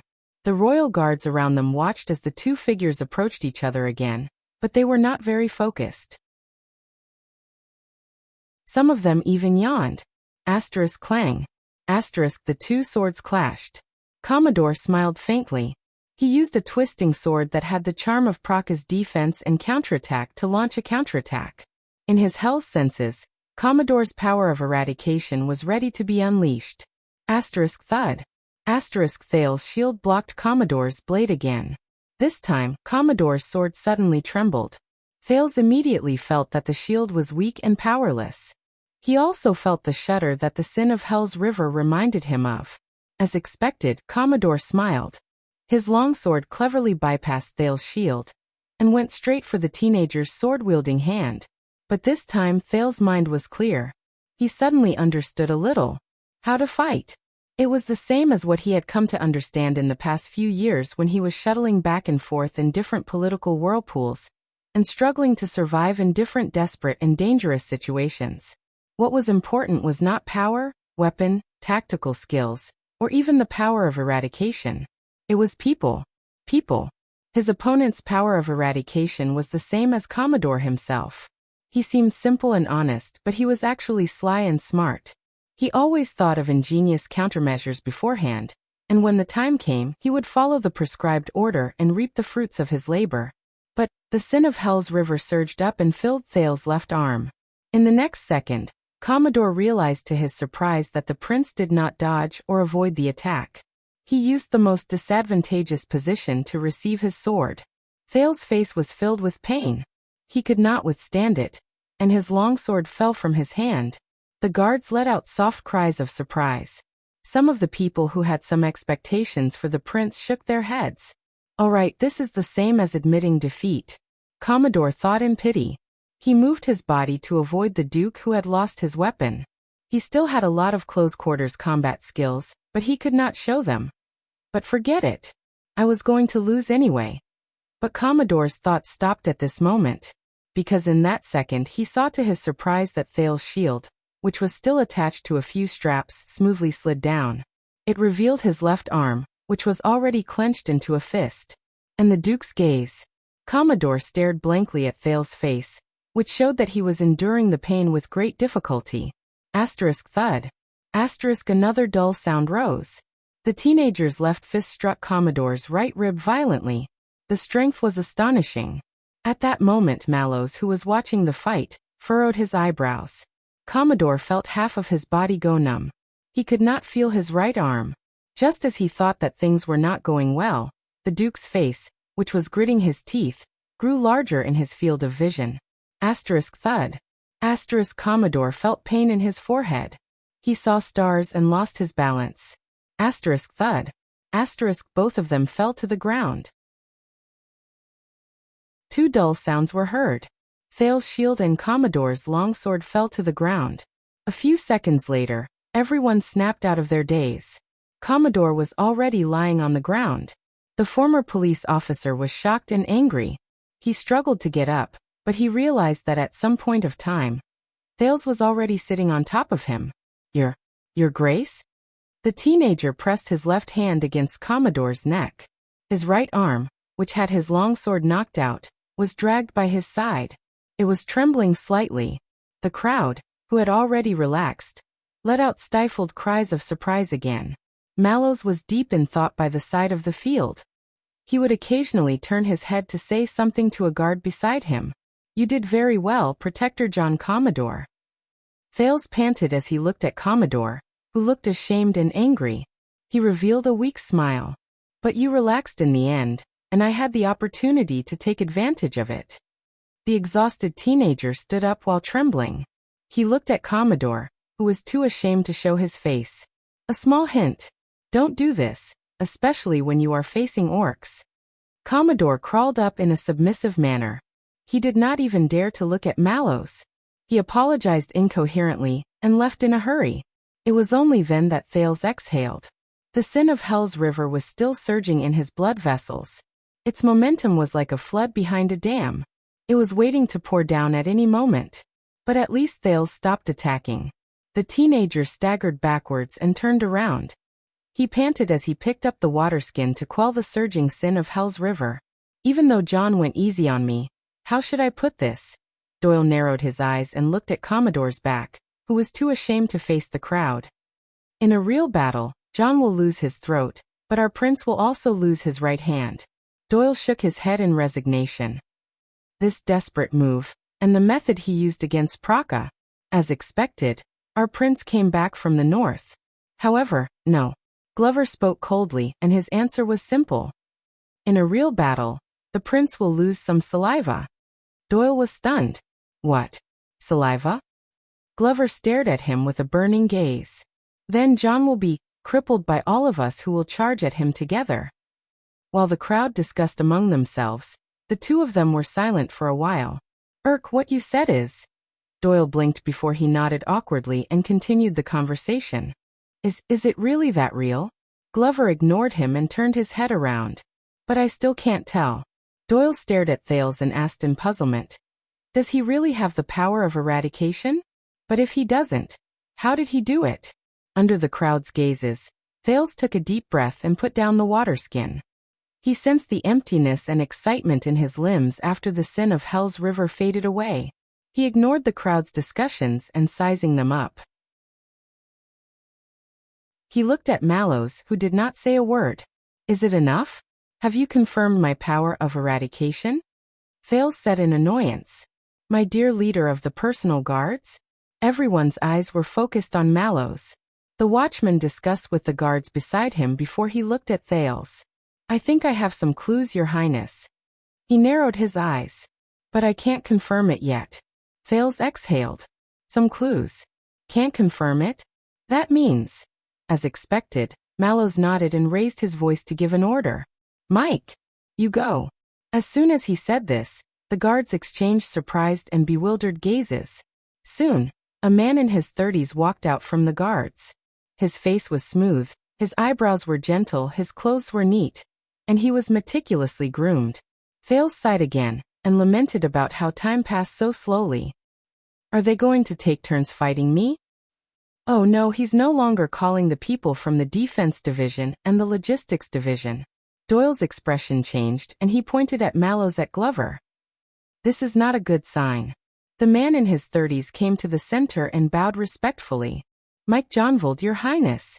Knight Johnvold, who was known as Mike, might be gentle and elegant, but his accent had a roughness that Thales was familiar with. "I officially joined the Royal Guards 9 years ago." Thales nodded in resignation and returned the greeting. Johnvold's words were concise and cautious. "By the way, I am left-handed." Johnvold untied the sword he wore on the opposite side of his body, and picked up a practice sword from the weapon rack. "My attacks will be more violent and unexpected. Be careful." Thales flashed a weak smile, and began to dress again. "Wait, Johnvold, this family name." Doyle scratched his head by the side. "I seem to remember something." "Glover, who was beside him, silently replied, "Black Jonvold." "Black what?" Doyle looked puzzled. Glover did not even look at him. He only said quietly, "The executioner family during the Red King's era was once among the 7 Jade Star's attendants. There were more than 3 titled counts who died in their hands. Until the virtuous king was crowned, and during the rebellion trial, they were convicted one by one. They were held accountable for their crimes, and their titles and fiefdoms were taken away." Doyle looked as if he had just come to a realization. Glover was expressionless. "But you should know better than I do." Doyle frowned again. "Why?" Glover slowly turned to Doyle. "Because of Black Jonvold and White Doyle." Doyle was slightly stunned. The Red King had 2 attendants, and the widow cried day and night.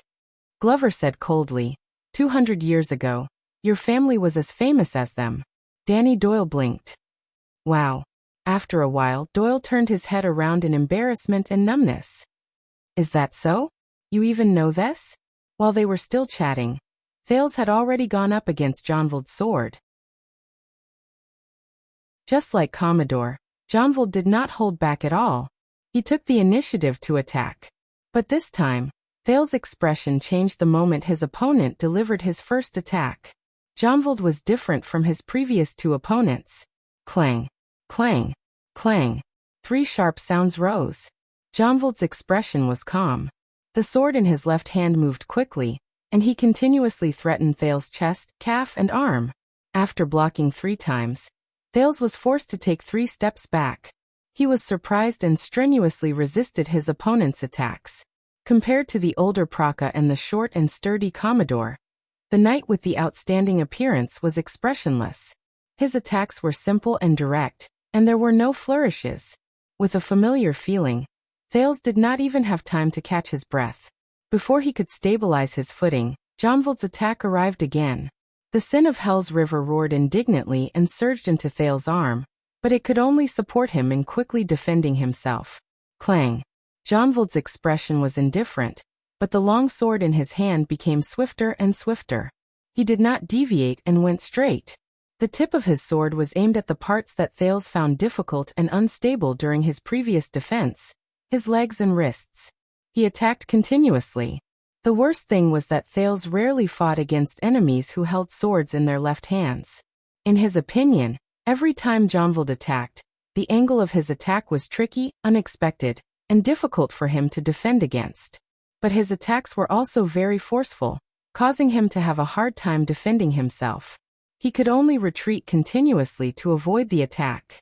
It was to the extent that Thales almost lost his footing during his 8th defense.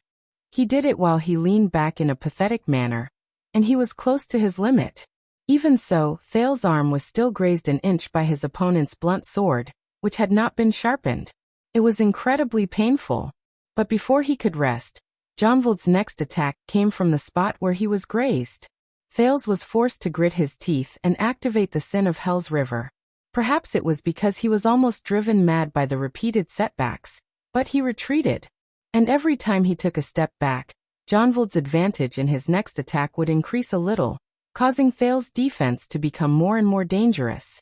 Thales felt the tremors on his shield and sword, as well as the pain and numbness in his muscles. The more he fought, the more fearful he became. He was constantly being attacked, and he did not even have the chance to counterattack. Thales could not help but be reminded of his time in Heroic Spirit Palace. The Northlanders' attacks were also as violent and swift as this. They did not give him any chance to catch his breath. Jonvold's attack had clearly shocked the royal guards and the spectators. Many of them pointed at him and discussed about something.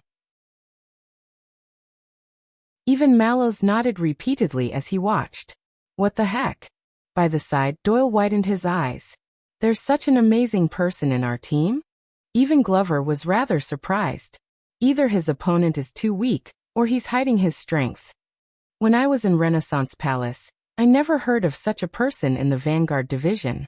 But compared to the spectators who were pleased with themselves and commenting on the fight, Thales was not in a good mood. He gritted his teeth and used his shield to withstand Jonvold's full-powered slash. Then he activated the sin of Hell's River at all costs and finally launched a counterattack. At least he managed to force Jonvold's attack to slow down. But his opponent only paused for a moment. His face did not turn red, and he did not pant. Then he attacked again and dragged the fight back to its previous rhythm. Thales was about to go crazy. At that moment, he was like a small boat floating in a stormy sea. He was doing his best to tug on the sails to ensure that the boat would not capsize. But the water at the bottom of the boat was getting deeper. He could not hold on anymore. But his opponent's power of eradication was endless. With hell's senses, Thales could even see his opponent's skin shining like stars. "Your Highness, you should be very familiar with this style, right?" Soon that familiar but very annoying voice rose. When Mallow's voice faded away, Jonvald withdrew his sword and retreated with ease, perhaps because it was related to him, or because he respected his superior. He stopped attacking. Thales finally had a chance to catch his breath. He did not have to defend himself so hard anymore, so he panted heavily. At the same time, he placed his shield and longsword on the ground. The sin of Hell's river seized the opportunity and surged into his body, relieving his soreness and the small injuries he suffered during the battle. Mallow spoke slowly and nodded at flag-bearer Fubby beside him. Although he was born in the Central Territory, Mike had a cruel stepmother. He was sent to a poor relative's house in the Northern Territory when he was young. He was raised by a knight of the Northern Territory. As soon as he finished speaking, many guards cast their gazes at Jonvald. "Sir, you are actually..." Mike Jonvald forced himself to smile. "Don't mention stepmothers." Mallow smiled apologetically. He then looked at Thales and said with a serious expression, "That's right. Since the establishment of Constellation, the martial arts of the Northern Sect have been passed down among the knights of the Land of Cliffs and the Northern Territory. They have absorbed the experience of fighting against the Extensions over the years, and after years of accumulation, they formed their own school." Thales panted in pain and shook his head at Mallows to show that he had heard him. "They have the advantage of the Northland barbarians in seizing the opportunity to attack and advocate suppression, but they also retain the traditional skills of Constellation's knights. They work hard to achieve a balance between offense and defense, and they complement each other. They pay special attention to the transition between offense and defense, as well as their determination during critical moments." There was delight in Mallow's tone. "Hence, the Knights of the Northern Sect in the Kingdom are also known as the Attack and Defense Sect. Their offense is fierce, and their rhythm is fast. Their transitions between offense and defense are smooth. When they fight against them, if they are careless, they will suffer a crushing defeat, and they will lose everything." Northern Sect? Attack and Defense Sect? Their offense is fierce, and their rhythm is fast, attack while defending, and defense while attacking. Thales' breathing became smoother. He raised his head in puzzlement and looked at Jonvald, who was not panting at all and was fighting with ease. Jonvald nodded at him respectfully. As for the typical representative among them, Mallows crossed his arms in a relaxed manner, and gave a nickname that made many people fall into deep thought. "I believe that you must have heard of the Kingdom's Wrath?" Thales froze for a moment. Kingdom's Wrath? Many years ago, the scene of him breaking out of the broken dragon fortress flashed in his mind. If one was careless when facing an enemy, it was a crushing defeat, a complete loss. The prince took a deep breath. The corners of Thales' lips curled up. He had more than heard of it. But wait a minute. Thales stared at Jonvald and narrowed his eyes. No, not just the Kingdom's Wrath. He was not the only one. Several different figures appeared in front of him. They were Barney Jr., who was fighting for his life in the dungeon, and Bruley, who had lost the ability to speak and was charging around like a bear. It was them. Knights of the Northern Faction, right? Finally, Thales took a deep breath and stood up. "Let us see, Your Highness." Mallows smiled faintly. "Over the past 6 years when you faced extension-style martial arts." Mallow's eyes shone brightly, and it shot straight at Thales' sweaty face. "How did he deal with it?" "Stealing fragrance." Chapter 528. The moment the watchman finished speaking, Jonvald attacked at the right time. Asterisk clang. Asterisk Thales blocked the first horizontal slash. But Jonvald felt that something was not quite right. The prince's gaze seemed to be a little unfocused. At that moment, Thales was thinking about something. Thanks to Mallow's explanation, the teenager understood some things. It was no wonder that he felt a strange sense of familiarity from Jonvald's attack. I see. This is a battle with Northland's style. Thales exhaled. He thought he would never have this feeling. A faint nostalgia for the lessons of being beaten up in heroic Spirit Palace surged in him. In his not-so-long life but definitely rich combat experience, there were only 3 people who had truly influenced his sword-wielding skills in combat, from the beginning to the end, from the example to the example, and from the example to the example of others. 1 woman and 2 men. One of them was Black Sword. In reality, Thales adjusted his footsteps and used Hell's senses to defend against Jonvald's next slash. But his thoughts seemed to be in another time as the sin of Hell's river surged violently. Black Sword, a mere mortal, faced the mystics, the calamities, as well as inhuman existences like Asda and Giza. He was faced with an almost hopeless battle, but he miraculously struggled out of a path of survival. He even used the strange sword in his hand to forcefully create a chance for victory. Later, when he thought about it, Black Sword's every decision, every choice, and every action he took during the battle showed superhuman qualities and astonishing wisdom. All of them deeply shocked Thales. But the opponents Black Sword faced were too few. He could not be used as an example. However, there was another person who deeply influenced him. Thales strenuously blocked Jonvald's thrust. In the increasingly disadvantageous battle, his muscles groaned in pain. Star Killer. Thales thought quietly. Yes. Sorry, Nicholas, the man who was cursed by Thales thousands of times, could be said to have opened another door for him. Thales witnessed the bloody battle of supreme class fighters in the land of barren rocks.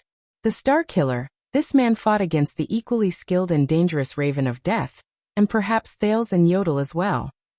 He was at a disadvantage from the beginning to the end. He was heavily injured and was in a desperate situation. He was in a disadvantageous position, and was close to death a few times. But in the end, the former leader of the White Blade Guards of Ekstedt still managed to turn defeat into victory. Thales instinctively avoided Jonvald's powerful and heavy slash. He swung the shield in his hand, and with a tremble, he parried Jonvald's attack. This made Jonvald feel slightly displeased. This time, the prince's defense seemed to be effective. It was not as strenuous and awkward as before. But Thales was still thinking. The Star Killer. He did not rely on strength to win. Instead, it was patience, calmness, tenacity, observation, and analysis. In the most disadvantageous battlefield, what Nicholas did was not fight to the death like a cornered beast in a frenzy of despair. On the contrary, he used extraordinary patience and willpower to receive each of Monty's arrows. He tenaciously withstood the pressure of being at an absolute disadvantage, and calmly defended against each of his opponent's attacks, which were certain that he would win. During critical moments, he observed the Raven of Death's unique fighting habits, and analyzed the enemy's most likely choice in each situation. In the end, the Star Killer succeeded in one strike and overpowered his opponent. Perhaps, Thales thought absent-mindedly, perhaps Nicholas did not obtain this nickname that shook the entire Western Peninsula, and was one of the strongest 5 war generals in Ekstedt just because he was lucky enough to kill Horus Jadestar. That's right. The Star Killer. Thales suddenly realized that the person who influenced his fighting style the most was the Northlander he hated the most. Thales instinctively raised his shield and attacked. It clashed with Jonvald's blade once, and he suddenly sensed something. He instinctively attacked with his longsword, forcing Jonvald to give up on his attack in surprise. He held his sword horizontally to defend himself. No, that's not all. He didn't just witness that battle. He also. Thales recalled the past. During every outdoor training session, Nicholas would show off his skills without holding anything back. He would proudly bully Thales until he teared up, and Thales could only take the beatings without being able to fight back. The Constellations who were watching by the side gritted their teeth. Saroma could not bear to watch. But every time he faced the Star Killer, whether it was for survival, for his pride, or to not be beaten up so badly, when he struggled to survive under the Star Killer's claws, clang. Thales' longsword clashed with Jonvald's weapon again.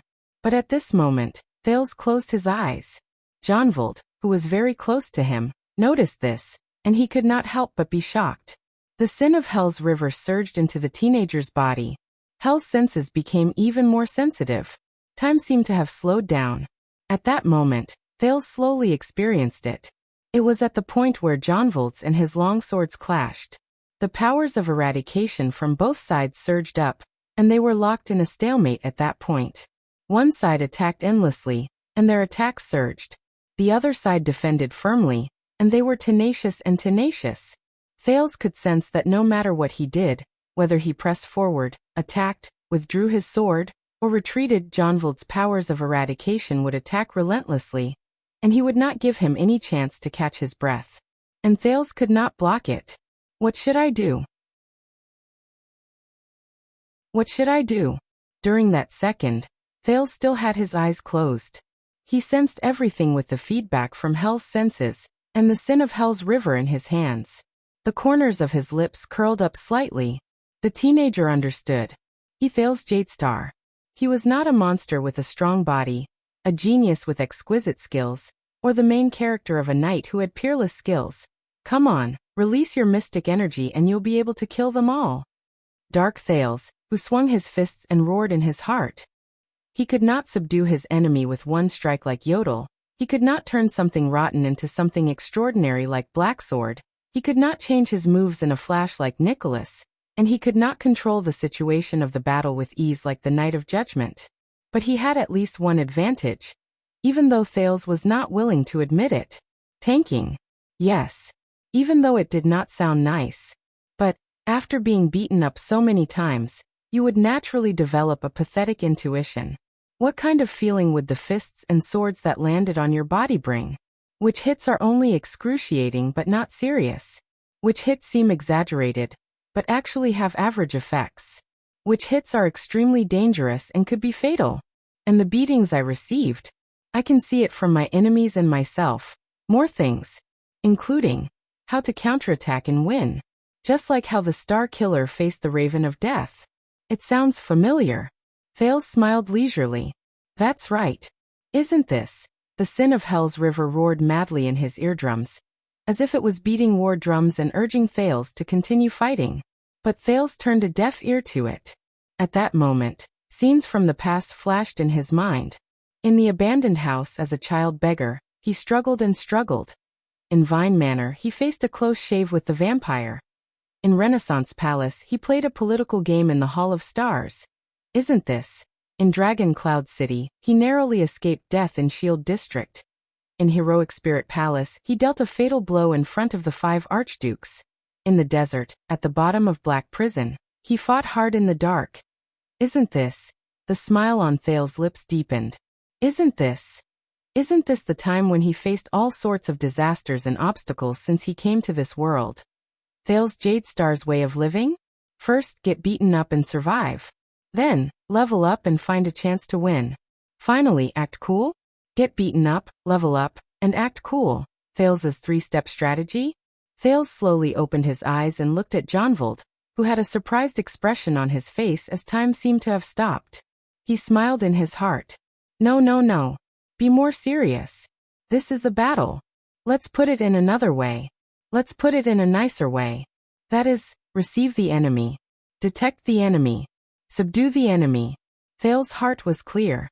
The sin of Hell's River boiled and was almost burning. But in Thales' mind, that clue became clearer. It was as if he was getting closer to a certain goal. He knew. This was his sin of Hell's River. His power of eradication. His fighting style. Or, according to what Ricky said, it was himself. It was Thales Jadestar himself. Or a thought appeared in Thales' mind.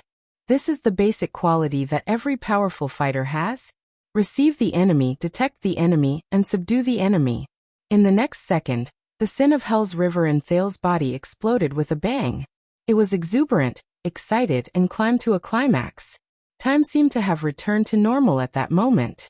The surprise on Jonvolt's face disappeared in a flash, and it turned into seriousness and fierceness.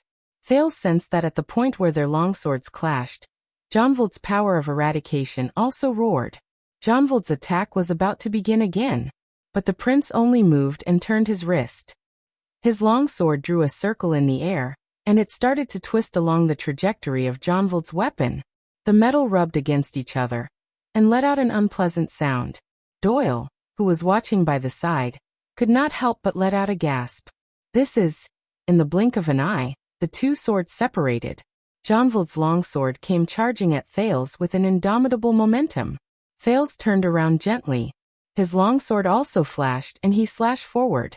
Their figures overlapped with each other on the training field. Bang. There was an explosion. Both of them stopped at the same time.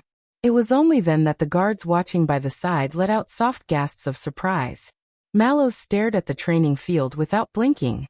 He did not even hear the people beside him urging him to hurry up. Thales panted harshly in the training field. He felt the sin of Hell's River, which was almost completely drained, tumble about indignantly. He turned his gaze and realized that at some point in time, the upper half of his shield had already shattered. Only the lower half was still connected to his hand. Jonvald's practice sword had already stopped at his shoulder. The metal blade was pressed against his neck, and his skin was cold to the touch. As for Thales' sword, it had just grazed past Jonvald's shoulder by a hair's breadth and stopped in midair. It did not work. Thales sighed as he felt the soreness and numbness all over his body. I still lost. The sounds of discussion among the guards grew louder. But at that moment, I lost. Before him, the clean-cut knight in his 30s put away his longsword in an extremely elegant manner, and nodded respectfully. Thales looked puzzled. I might have attacked your vital spot, Your Highness, but that is because your practice shield has been attacked many times, and it could not withstand the force. Jonvald put on a friendly smile, and pointed at the remaining half of the shield in Thales' hand. He took a step back, sighed, and touched his chest. A new scratch appeared on his leather armor. And before that, the tip of your sword grazed my neck. Thales was stunned. Jonvald looked at Thales sincerely. Even though the back of the sword only grazed you a little. Jonvald smiled and shook his head. But if it had been a real sword, I would have lost. The guards burst into an uproar. Thales stared at him in a daze. A few seconds later, the teenager shook his head and shook off the epiphany he had from the battle just now. No, you fought very well. I did not even have the strength to fight back. Thales sighed. In the end, you still had the strength to hold back. This proves that you are much stronger than me. You should be the winner. Jonvald bowed and did not answer. He only smiled, put down his practice sword, and turned to leave. That's right. Thales cleared his mind. He knew that regardless of whether it was Praka, Commodore, or Jonvald, they were just sparring partners for him. Besides, the difference in power and status among them made them hold back and show mercy. If it had been a real sword. Thales felt the soreness and swelling in his arm. He looked at the bruises on more than one spot. He had long since become a Prince Cupcake. Loose. The guards discussed among themselves. Mallows turned his head around to discuss something with flag-bearer Fubby, who was beside him. He did not seem to have the time to look at Thales. He was clearly about to lose just now. But why do I feel that there's something? Doyle turned his head around in puzzlement while he was at the foot of the field, but Glover interrupted him. Listening skill and judgment. The vanguard known as Zombie crossed his arms over his chest. His eyes were like torches. Jonvald's offense was fierce, and it was unstoppable. Hence, the child learned from logistics officer Praka's method just now. He used his defensive counterattack style, and the idea that the stronger the opponent he faced, the stronger the opponent he faced. He also found an opportunity from it. Glover stared at Thales, who sat down dejectedly. But in the end he was not strong enough. He was unlucky. Doyle's expression froze. Praka? What the hell? He chose materials on the spot and came up with a strategy. Doyle stared at Thales, who was digesting his battle experience in a daze. So, our Duke is quite quick-witted. This time, Glover only shook his head. He did not answer. While the guards discussed among themselves non-stop, Mallows finally snapped out of his daze. Then who is next? The watchman asked faintly. The guards who were still chattering excitedly instantly quietened down. But when he heard this, Thales' expression darkened. Again? I'm about to collapse, okay? Lord Mallows, Thales said indignantly. Since you speak so logically, you must have extraordinary skills. The Duke rubbed the bruises on his arm and gritted his teeth. Why didn't you fight on your own? Mallows smiled faintly. Because I am not good at fighting on my own, Your Highness. Not good at fighting on your own? Thales was stunned. He then remembered the figure of the other watchman. Then, why did they make you the watchman? Mallows' smile was still elegant. My forte is battlefield observation, decision-making, and deployment. Thales furrowed his eyebrows. So, what are you? Thales snorted coldly and said sarcastically. A fantasy version of Wang Yiyan? Mallows narrowed his eyes. Wang what? Thales coughed. What I mean is, even if you go up against a rookie like me, are you not confident? Mallows smiled faintly. I've said it before, I am not good at fighting. If I go up against Your Highness then. Mallows looked at the guards around him and said with a smile. It's a 50-50 chance. Thales was so angry that he rolled his eyes. But he was already so tired that he needed to replenish his energy to retort. So, Mallows looked at a very young guard. What do you think, Ness? Spar with Your Highness? But at this moment, before anyone could reply, a mature female voice came slowly, accompanied by the sound of high-heeled shoes. Oh, is this your so-called martial arts lesson? The voice was clear and powerful. Mallows' eyes widened. When they heard this voice, the guards burst into an uproar again. Then, strangely, they stopped altogether and turned around quietly. They faced the newcomer. Doyle saw the newcomer's face clearly and could not help but let out a soft, "What the F***ck?" Then he quickly shut his mouth and lowered his head, hiding behind Glover. Thales turned his head, and was also stunned. He stared blankly at the field outside. He looked at the mature, steady, and elegant middle-aged lady who walked slowly from the porch. Compared to Gilbert and Kessel, even after 6 years, she still looked graceful and charming. Her black hair was as black as ink, and her eyebrows were as beautiful as a painting. Other than some wrinkles, there were few signs of age. Her high-heeled shoes still tapped the ground forcefully and rhythmically. Regardless of whether she was facing a stone floor, a lawn, tiles, or gravel, it was the same as before and never changed. Thales stared at the lady in a daze. He stared at her arrogance, valiance, elegance, and freedom, which did not seem to diminish in the slightest. She did as she pleased. The members of the Star Lake Guards looked at each other, seemingly hesitant. But in the end, under Mallows' lead, they all bowed and saluted respectfully. But the black-haired lady did not seem to see them. She did not care about them and only looked around. Her gaze landed on Thales for a moment before looking away. She snorted softly. Look, what kind of **t are you teaching? The royal guards were awkward and strangely silent. No one dared to answer. Madam, you may not understand. Finally, the leader, Mallows, coughed softly. We are investigating the information about the power of eradication in His Highness' body. This is to help him better. Then have you finished your investigation? The black-haired lady interrupted him without giving him any face. Her tone was impatient. How much longer are we going to beat him up? Mallows was instantly rendered speechless. Behind him, flag-bearer Fubby quickly stepped forward to smooth things over. In truth, we have some clues, but we still need. But the lady interrupted him again. Oh, so all of you are serious? She walked to the edge of the field and looked at the people around her. A scornful look flashed briefly in her eyes. You are not playing house? The guards looked at each other at a loss again. Mallows was silent for a few seconds. Madam, but the middle-aged lady snorted coldly and interrupted him for the third time. You. The black-haired lady turned her head around coldly and looked at Glover, who was pointing at her in a baffled manner. No, not you. I am talking about the one behind you. That heartless brat from the Doyle family. Don't think that I can't see you just because you hide behind the big guy. Doyle walked out from behind Glover with a long face and squeezed out a smile. Madam. But the black-haired, graceful woman gave her orders. Her voice was firm and powerful, and she did not hesitate at all. You go up and spar with the prince. According to what your leader said, investigate his power of eradication. Thales, who had been immersed in his memories, was slightly stunned. and Doyle's expression changed. What, you are not willing? Doyle's eyebrows twitched again.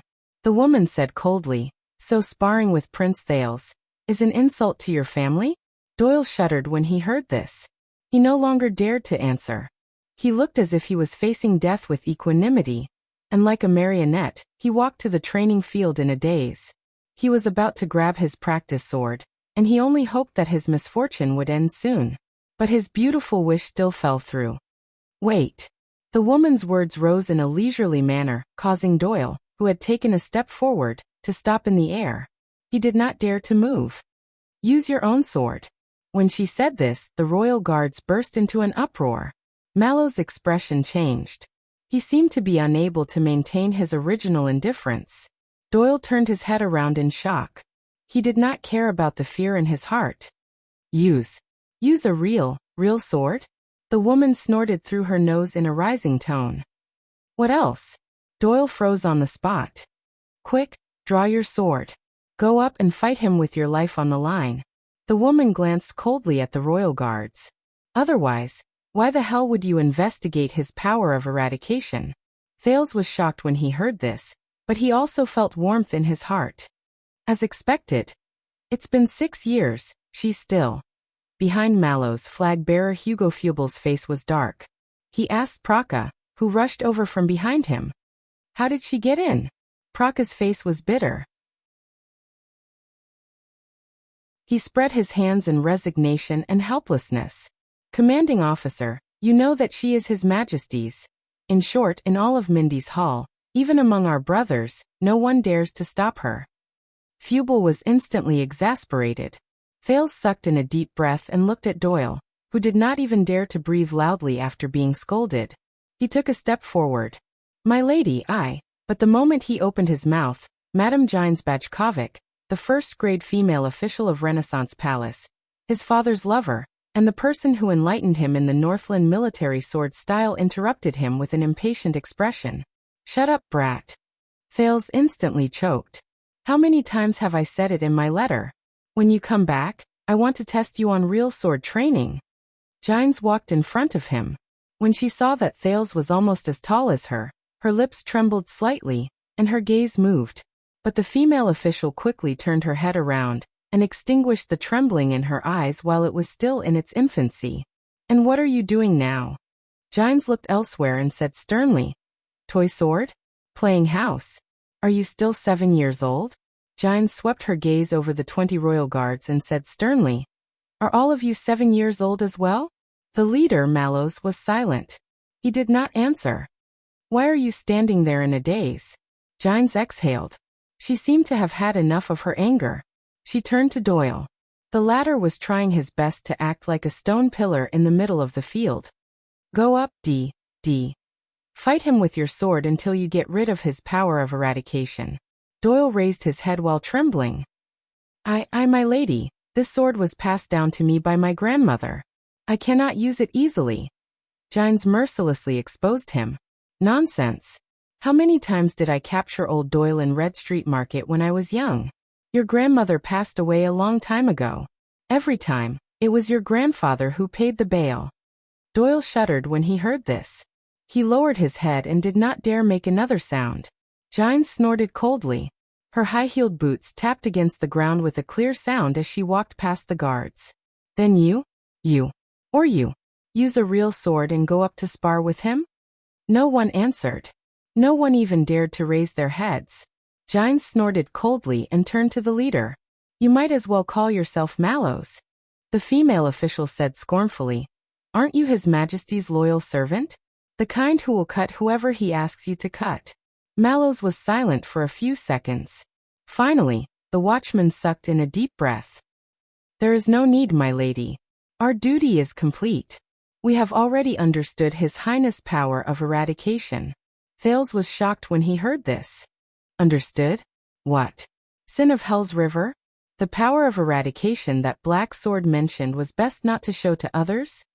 Understood just like that? The martial arts lesson has ended.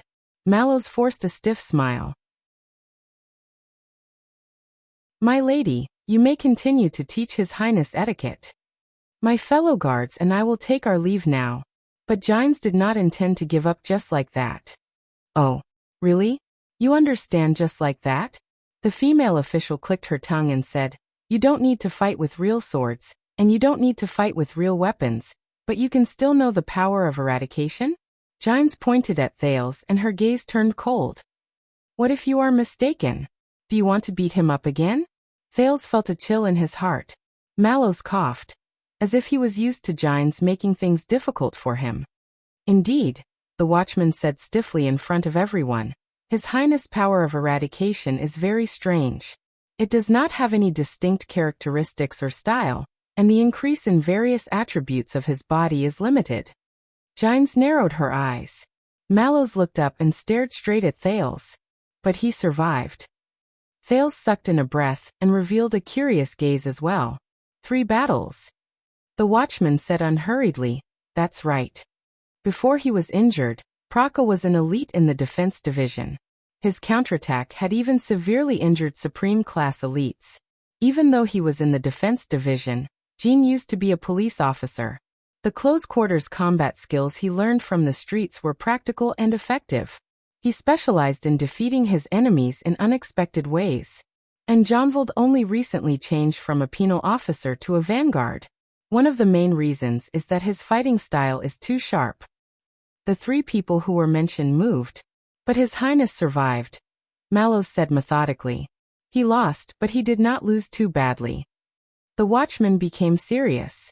His gaze was like lightning, and it was so piercing that Thales felt a little uncomfortable. Your Highness, there is an extremely similar example in history regarding your power of eradication. Thales was a little surprised. An example in history? He immediately remembered the example Ricky told him when he was still in Bladefang's camp. Those people Ricky mentioned, ancestors who had the sin of Hell's River and also shouldered the so-called mission of their era. However, what Mallows said next was out of his expectations. 200 years ago, a peerless genius in combat and martial arts appeared in the Jadestar royal family. Jadestar royal family? Thales raised his head in shock. Dubich. What? Is there a Jadestar among the strange names Ricky mentioned? Mallows cleared his throat and said loudly in front of the people who were listening attentively. That royal genius awakened to a rare power of eradication. That prodigy of the royal family awakened to a rare power of eradication. That power allowed him to struggle for survival in countless desperate situations, and narrowly escape death. Just like Prince Thales' power today, it allowed him to survive in dangerous situations. Thales blinked. Huh? Mallows nodded. In the end, that genius became a supreme-class legend of his era. His fame spread to this day. Gines furrowed her eyebrows. And that is, Mallows took a deep breath and looked at Thales. That's right. He is the free and uninhibited romantic prince. The legend of the century who has never met his match in the Western Peninsula. Kayla Jadestar. The watchman's eyes shone brilliantly. People call him the enemy of the wolves. The crowd burst into an uproar. Thales was completely stunned. Legendary Prince Kayla Jadestar? Enemy of the wolves? Mallows raised his head. He looked solemn and serious. And the legendary power of eradication that Prince Kayla relied on to become famous and shock the world is called, the watchman said softly, Wrath of the Sea. 1 second. 2 seconds. 3 seconds. At that moment, the entire training ground was in an uproar. The royal guards anxiously whispered to each other.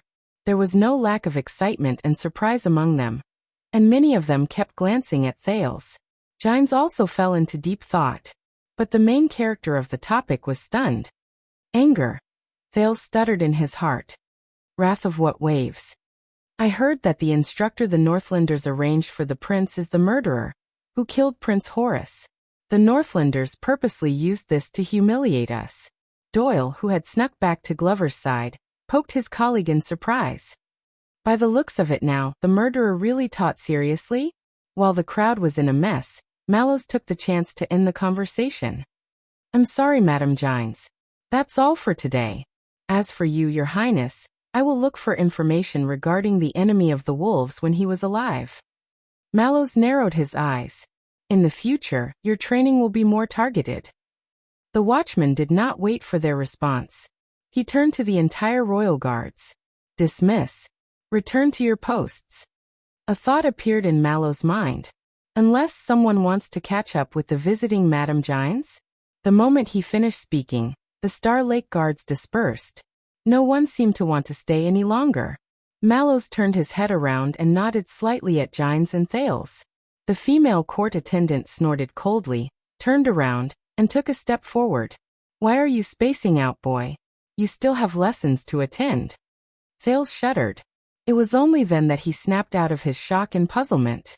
He turned his head around and did not care about his appearance. He jogged all the way to catch up to Gines' high-heeled boots in a hurry.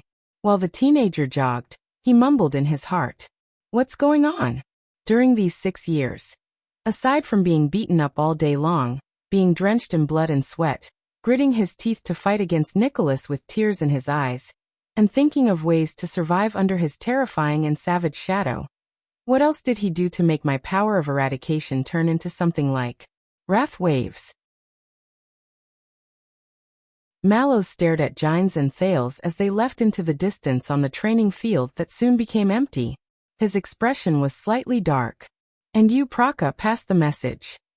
Mallows called out to Praka, who was at the back of the group. This time, we can be considered to have just been formed, and we are unfamiliar with our duties. But next time, even if His Majesty himself comes. Mallows emphasized the word himself, and it made Praka subconsciously tense up. The watchman turned his head around slowly. His eyes shone with an incredibly solemn light.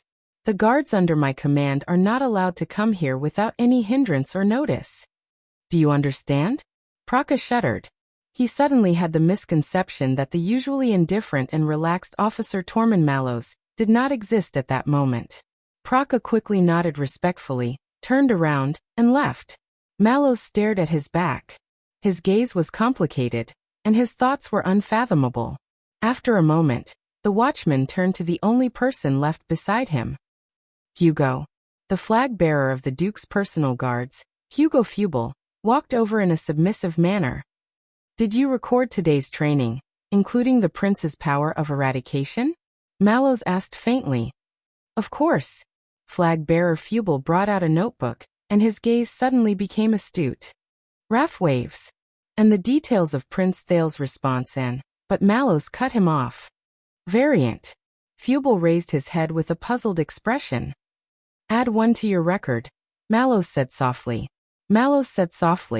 His expression and tone of voice slowly returned to their previous indifferent state. Prince Thales' power of eradication is a rare variant of wrath waves. Fubel blinked and furrowed his eyebrows. As for the specific direction and characteristics of the variant, Mallows exhaled. His expression was as calm as still water. Unknown. Fubel was stunned for 2 seconds. Variant unknown. Officer, are you sure? He looked at his notebook and said in puzzlement. This is for Vice Captain Talon to read. This is for Vice Captain Talon to see. And he'll report to His Majesty if there's any inaccuracies. Mallows suddenly turned around. Yes, I am sure. He cut off flag-bearer Fubel firmly. His gaze was burning, and he was aggressive. Absolutely certain.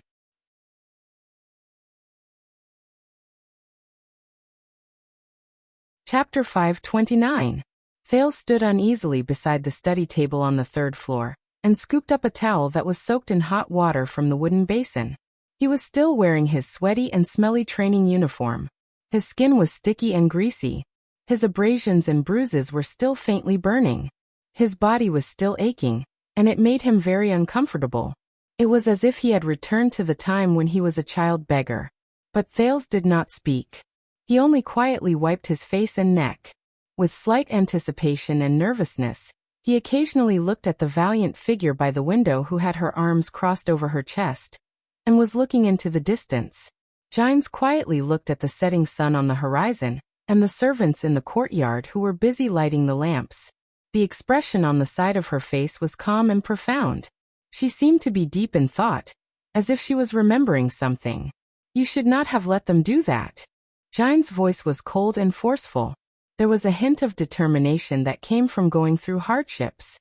Thale's arm that was twisting the towel instantly froze. Just now, you should not have let the guards be so presumptuous. The female official slowly turned around.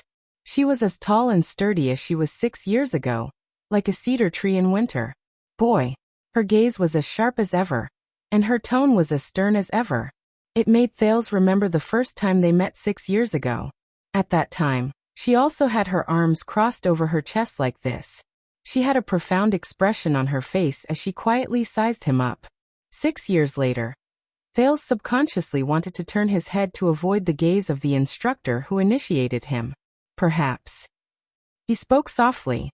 There was a hint of resignation and faint emotions in his voice. Thales picked up the towel in time and covered his eyes. He pressed his dirty face and his uncontrollable expression into the warm and soft fabric at the same time. Gines did not speak. He put down the towel and tried to meet Gines' gaze calmly. He tried hard to release his most natural and warm smile. "Madam, I am very happy to see you again." After 6 years. Gines did not answer immediately. She continued to stare at Thales quietly. Her originally cold and stern gaze now had an indescribable meaning. Very good. A few seconds later, the female official averted her gaze. She took a deep breath, as if she wanted to restrain herself. "Then your etiquette lesson will now begin." Gines' tone became steady and stern again. She walked away from the window. Thales snapped out of his daze.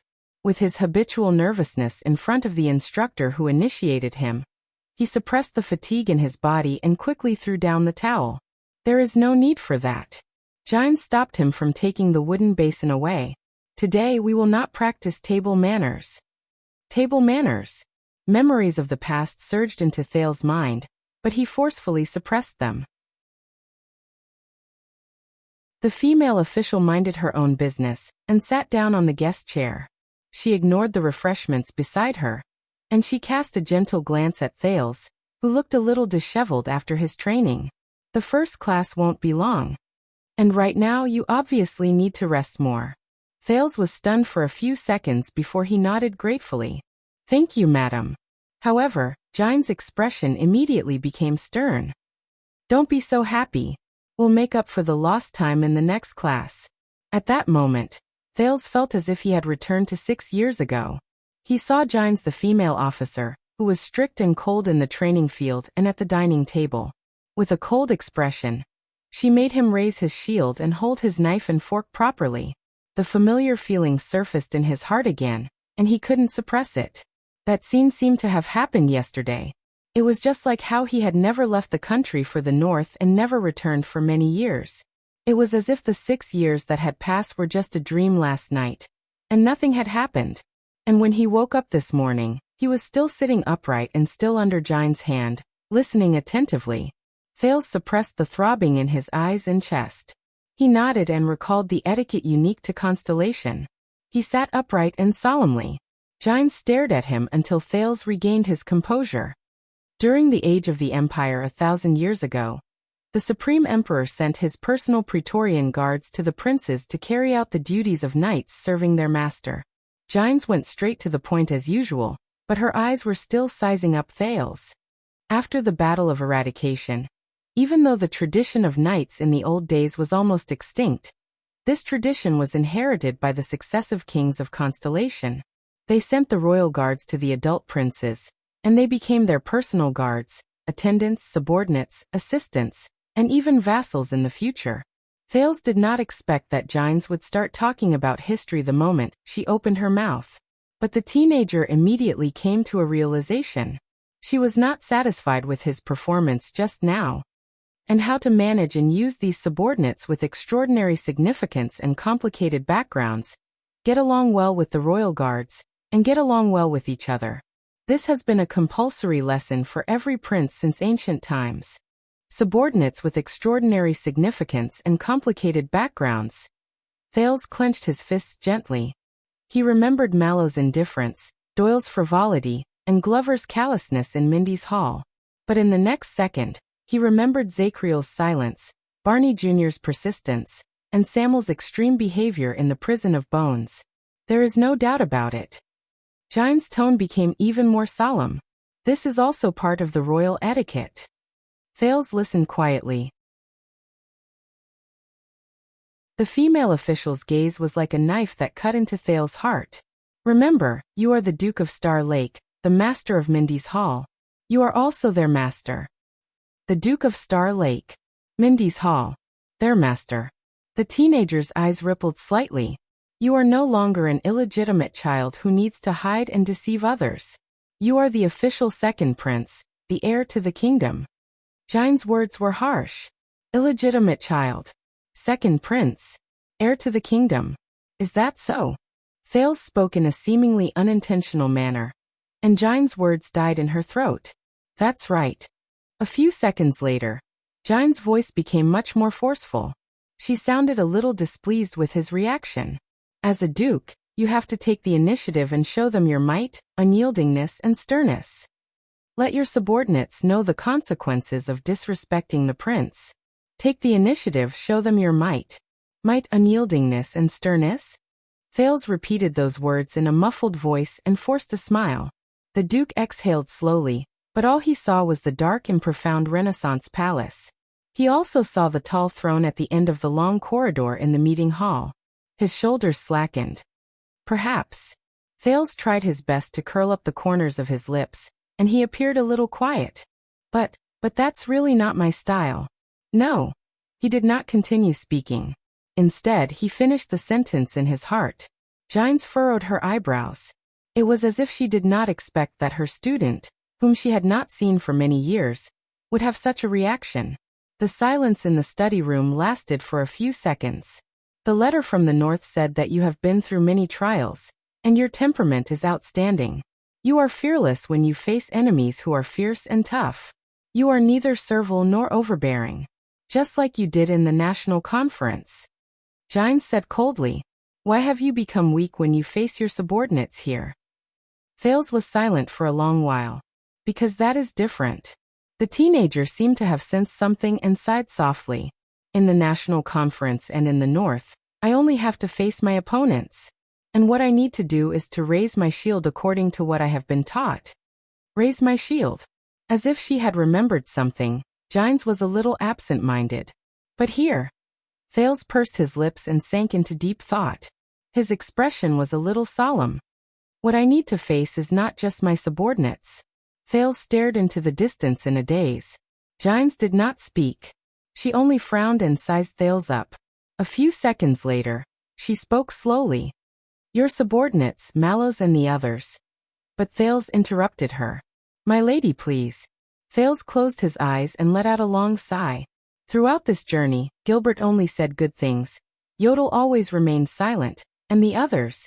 Jine's was instantly stunned. Thales raised his head and revealed an unnatural smile. But you, my lady, you are the one who taught me sword arts and etiquette. You are also his. Thales did not finish his sentence, but Jine's could vaguely sense something. The Duke of Star Lake lowered his head. I thought that you should be more honest than them. Jine's repeated in a daze. Honest? Thales nodded and looked at Jine's. He doesn't like me. Jine's was stunned. Thales stated the truth calmly, as if it was the most ordinary truth. From the first time he saw me, he didn't like me. This is not a secret. The Duke chuckled without any emotion. Even my guards are well aware of this. This is the reason. At that moment, Thales' gaze was calm and unwavering.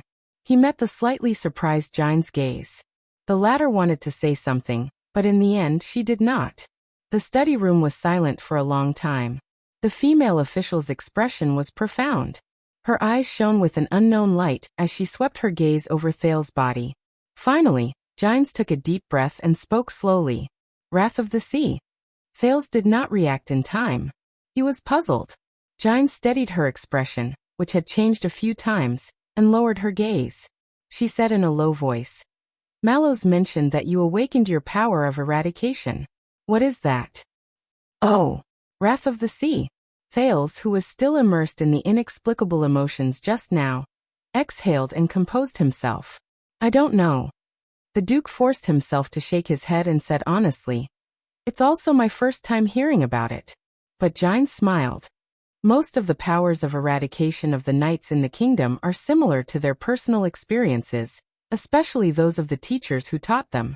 The female official said faintly, "There is also a small group of people who are the complete opposite. The teacher and the disciple are the opposite of each other." Thales thought of something, and thought that this was similar to what Ricky said. "Is that so?" "Oh, Wrath of the Sea. So, the Northlanders have taught you a lot?" Giles looked at him and said, "Intentionally or unintentionally?" "Northlanders." Thales remembered his life in Ekstedt, and he could not help but curl up the corners of his lips. "Sort of."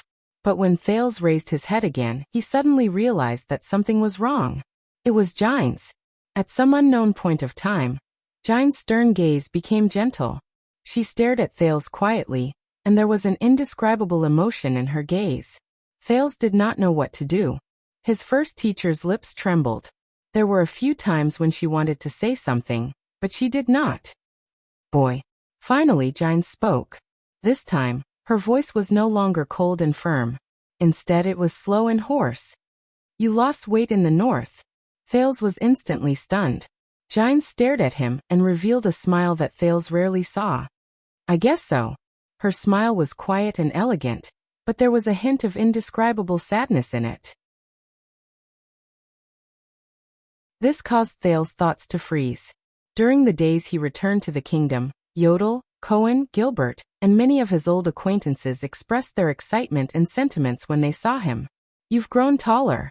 Grown up. Matured. You've become more like a certain someone. But, you've lost weight." This was the first time Thales heard such an evaluation. The teenager stared at Giles in a daze. Giles only stared back at him quietly. There was a hint of sadness in the wrinkles at the corners of her eyes. At that moment, it was as if there was some sort of power that filled his chest. Thales had no choice but to turn his head around and blink at an angle that Giles could not see. At the same time, he forced a smile and spoke to divert her attention. About that, the past few months have been a little tough." But Giles did not listen to what he said, nor did she notice that Thales' voice had changed in pitch. For the first time ever, the female official picked up the teacup beside her. Her posture was elegant and dignified. "You know," Giles' voice was still gentle and sad. "A long time ago, your grandfather did not like him very much either." Thales froze. "Grandfather?" He turned his head around mechanically and looked at Giles. At that moment, the female official was sitting calmly on the chair. She caressed the teacup in her hands, but there was a hint of sadness that Thales had never seen before at the corners of her eyebrows and the corners of her lips. It was said that after the late queen passed away and the king's eldest son left the palace, there was a long period of time when he was not welcomed in Renaissance Palace. Giles stared at the reflection in the teacup in her hands in a daze. The servants were so careless that they forgot about his meals and oil. The royal guards also often neglected his whereabouts and safety. Thales was stunned. He suddenly remembered a scene from many years ago. In the tomb, the figure with the scepter spoke to him in a low voice. He said that during those years, when he was a teenager, he stole things in the palace and lived like a mouse. Giles said softly, "Self-reliant." Thales shuddered. "Stole things, self-reliant. Lived like a mouse." The teenager subconsciously tightened his grip on the arm of the chair. It was as if he was holding on to the hole in the wall of the abandoned house. Giles looked up. But this did not affect him growing up with a mischievous smile on his face while he was alive and kicking. He grew up amidst the kingdom's discrimination, contempt, and abuse. Until now. Giles stared at Thales quietly.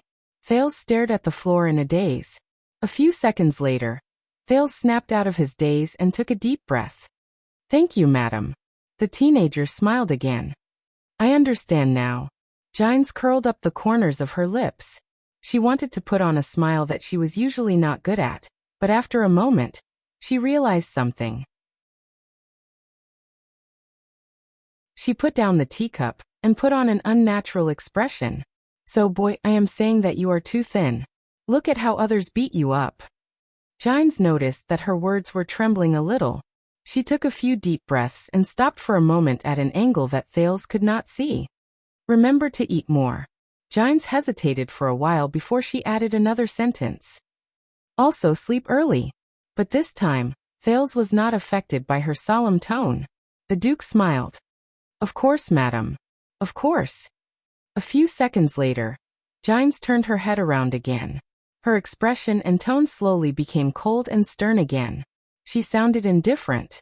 Speaking of which, boy, how much do you know about your guards?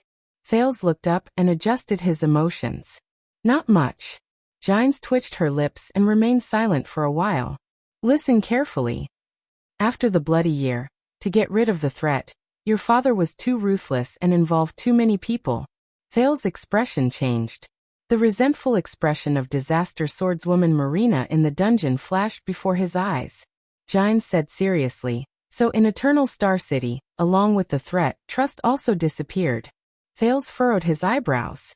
And don't forget, for 12 years, your father did not have an heir. This not only weakened his prestige and aroused the ambitions of the dukes, it also dealt a blow to the traditional supporters of the royal family, the vassals of the Jadestar family in Central Territory, who are led by the 7 Jadestar attendants. Thales subconsciously added, and loyalty? Gines glanced at him and did not comment on it. During those 12 years, your father had no choice but to promote and put many new people in important positions, such as the 3 marshals, Gilbert, whom you are familiar with, Count Godwin, Viscount Kenny, Baron Garth, Kirkirkman, Sodderrider. They became the main force of the king's party, and strengthened his rule. But on the other hand, under his rule, under the dissatisfaction of the other guardian dukes, the traditional vassals of the royal family like the 7 Jadestar attendants fell into a trough and became silent. They gradually distanced themselves from Renaissance Palace. 7 Jadestar attendants. Thales recalled Gilbert's explanation, and fell into deep thought. Gines said solemnly, until... Thales raised his head and frowned. Me. Gines was silent for a while, but she still nodded. Thanks to you. Thanks to the Jadestar royal family's restoration of lineage, the 7 Jadestar attendants, who were divided, silent, and alienated over the past 6 years, gradually showed goodwill to the 9-pointed star again. But Gines' expression immediately became solemn. But they are still observing from the sidelines. And you cannot win their approval with just your title and bloodline. Your father cannot rely on just one successor to erase their resentment after the bloody year and win back their trust. Thales thought of Doyle and Glover. Is that so? Gines sighed. Your Starlake guards are just one example. Thales did not speak. Gines stared at him quietly and said softly, very soon, it will be the day you officially make your debut in front of the nobles in the capital during the banquet. The lady's gaze turned sharp. Be careful, boy. Gines' tone made Thales unable to help but become nervous. You are below them, just like me. But you are also above them, just like your father. And you came back from the north, so you are outside of them. The 3 consecutive sentences made Thales sink into deep thought, and at the same time, he became wary. And this means that at the end of the day, from the inside to the outside, you are, Gines said firmly, not them. Not them. Thales opened his mouth to speak, but in the end he shut it. It took me nearly 30 years to figure this out. Gines' eyes showed a rarely seen weariness. I hope that you can be shorter. Thales exhaled. Banquet, all right. So, the teenager scratched his chin, feeling troubled. Can they still eat me? Gines closed her eyes and shook her head. No. But when the female official opened her eyes, there was an even sharper glare hidden in them. But they will tear you apart. When he heard this metaphorical description, Thales was instantly stunned. But, I am the king's son, the heir to the kingdom? That's right. Gines appeared vigilant and solemn. So they will be gentle and courteous and tear you apart. Thales nodded, not really understanding what she meant. Then what should I do? Gines was silent for a while. You know, boy. You knew it 6 years ago. Thales' expression changed. Raise your shield. Gines stared at him, just like when she taught him swordsmanship many years ago. Never give up. Until you die. Until the enemy dies. Thales fell silent again. This time, he thought of more things. What about my father? The teenager said airily. Is he the same? Gines' arm trembled a little. The way she looked at Thales changed. It was as if she had turned back into the Bajkovic who asked him, "Did you lose weight?" A few seconds later, Gines sighed softly. "Boy, do you know what this place is?" Thales knew that his question was a little harsh. He smiled in resignation to relieve himself. Study room?" Gines looked at him again. Thales could only put away the smile he thought was humorous. He said awkwardly, "Mindy's Hall. The royal treasure, the virtuous king's pavilion, the great artistic manor. And one of the childhood places he was very familiar with. Oh, and 300 years ago, its first owner was the King of the Fog, Mindy's the first, who unfortunately died early." Thales wanted to make his tone sound humorous, but for some reason he always failed. Gines looked at him quietly. "That's right, but that's not all." "Not all?" Thales raised his eyebrows. 18 years ago. Gines' expression changed. The female official's gaze was slightly dazed, as if she was looking at the scenery in the fog. "This is the residence chosen by the Crown Prince of Constellation, your uncle, the first Prince Meteor Jadestar after he came of age." Thales' expression changed slightly. "Are you talking about that?" "Yes." Gines looked at him. "That person who is destined to sit on the throne." Steel fragrance.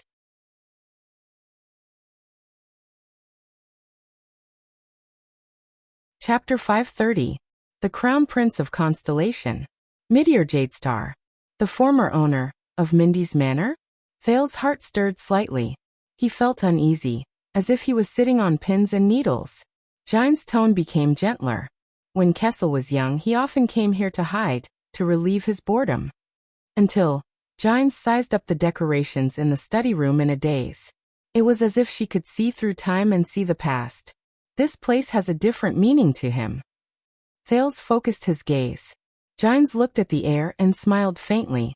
Actually, when it comes to the layout, compared to Renaissance Palace, Mindy's Hall is more like a place to relax and not a royal temporary residence with tight security.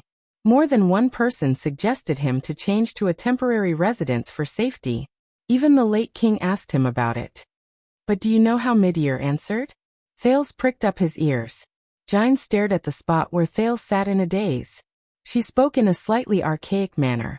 She said in a slightly archaic tone, 'If everyone hates and fears, even if the palace walls are 1,000 feet long, or if the pass is 10,000 feet long, how can my life be preserved?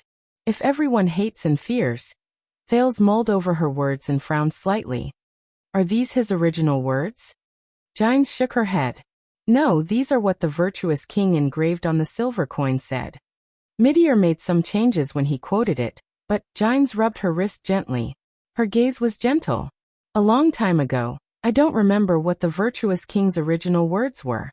I only remember how Meteor handled government affairs here." Thales did not speak. He thought carefully about what his uncle would look like if he could say these words in such a magnanimous manner. As if she knew what he was thinking, Gines said, "Yes." She said, "When he ran into a difficult problem, he would sit behind your study table and press down on the spot between his eyebrows. His lips would be slightly furrowed, and he would not say a word as he slowly sank into deep thought." Gines stared at the study table absent-mindedly. There was endless nostalgia in her eyes. After a few minutes, the corners of his lips and the spot between his eyebrows would relax at the same time. At that time he would put down his fingers and smile. As if to echo her words, Gines also revealed a smile. She was beautiful and quiet. Then, the problem would no longer be a problem. Thales felt a little guilty. However, Gines continued speaking. Her tone was ethereal and dreamy, as if she was narrating a fairy tale. "He always finds a way out of trouble. Settle the conflict to everyone's satisfaction. Arrange things neatly. For everyone to dispel disappointment." Gines' voice faded away. Thales remained silent. The two of them sat in silence. One was reminiscing, the other was imagining, leaving the quiet emptiness in the study. After a while, Gines took a deep breath. The expression on her face returned to being helpless and sad. "Kid, it's not that he doesn't like you." Thales was shocked. It was only then that he realized that the subject of the man's words had changed. "He's just But Giles stared fixedly at the study table in front of Thales. She did not continue speaking. However, Thales stared at the chair he was sitting on, and thought about Renaissance Palace a few days ago in a daze. You will never become the Duke of Star Lake. Because of you. Unworthy. Thales was stunned. He stared blankly at the desk in front of him, and recalled the identity and deeds of its previous owner. He could not help but feel puzzled. He, the master of Renaissance Palace, thought that Thales was not worthy of her. What could it be? After a while, Thales finally snapped out of his daze. He looked at Giles gratefully. Madam, it's nice to see you again. Thales nodded and held back his unnecessary emotions. Really? Giles smiled. She opened her mouth as if she wanted to say something, but in the end, she closed it. A few seconds later, Giles said airily, Kid, eat more and sleep early. Also, even though I am no longer in charge of teaching you martial arts and sword skills, but Giles looked at him quietly. Remember to practice your sword. A thought appeared in Thales' mind, and he smiled softly. I have seen you fight. Giles said softly. It's all right. But in the next moment, the female official's tone became stern. But I did not teach you the sword skills used by the Northland army to turn you into a madman who will sacrifice his life to fight. Thales, who was originally immersed in the gentle atmosphere, could not help but shudder. Remember, you are a prince. Giles said sternly, no matter what you experienced in the north. When battle comes, you must raise your shield and protect yourself first. Giles looked at him sternly. Defense is the most important thing. Don't always think about taking the risk to attack. As if to emphasize her words, Giles raised her voice. Did you hear me? Thales shuddered and habitually agreed to it. Yes, yes. Giles stood up after she landed on the ground. She straightened her attire and returned to being the fierce and valiant first-class female official. Thales quickly stood up and sent her out of the room. But when they walked up the corridor, Giles' footsteps suddenly stopped. The female official turned her head around sharply and looked at the two guards at the porch. You young DD. The guards, who were in a daze out of boredom, were shocked. They snapped out of their daze. And madam? Thales was also shocked. He quickly caught up with her. Why are you standing here? Giles questioned them sternly. Doyle was obviously very nervous when he was questioned. He patted his attire and walked forward cautiously with his colleague. Madam, we have been assigned duties by our superior. We are to serve His Highness tonight. But Giles interrupted him. Today, when this boy was being beaten up in the training field, I heard it. Giles glared at him, narrowed her eyes and said, You are also a part-time commentator by the side, right? At that moment, Doyle's body trembled. Thales smiled helplessly. I was just joking. Doyle looked like he was about to cry. However, Giles' tone turned cold.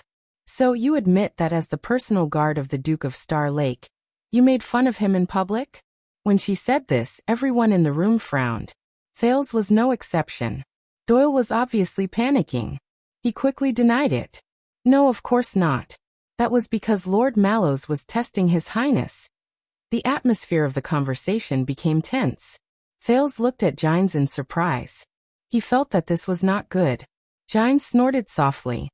So, you are accusing your superior, Mallows, of ordering you to belittle and make fun of the prince in the crowd? Doyle shuddered again.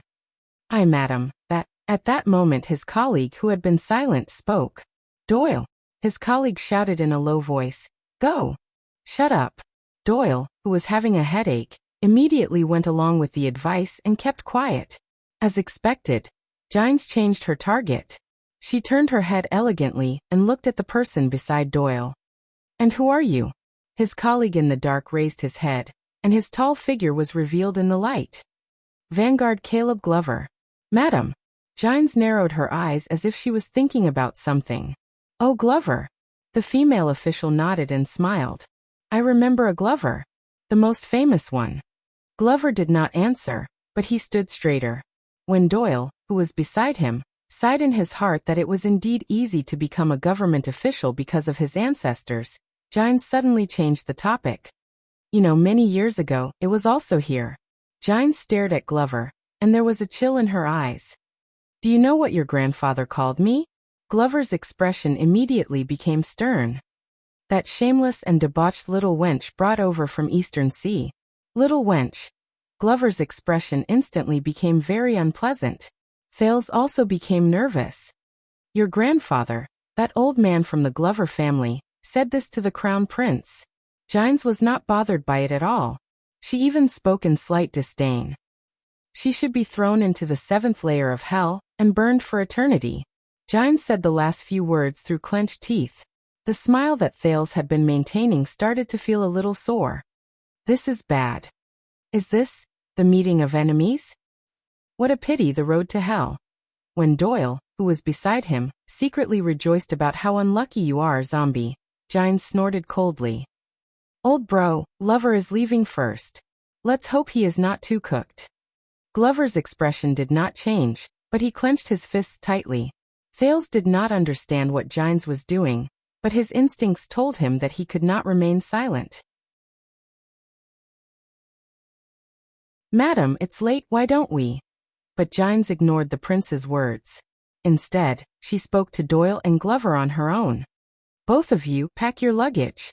You don't have to be on duty in Mindy's hall anymore. Thales was shocked. All right, madam, we will immediately. Doyle quickly nodded in agreement. He only reacted to what she said when he said it. Huh. Glover furrowed his eyebrows tightly. Gines' expression changed and she said sternly, Yes, because you have neglected your master and disrespected the royal family. You have been banished from the Duke's personal guards. Now. The air was silent for a moment. Doyle's expression changed back and forth.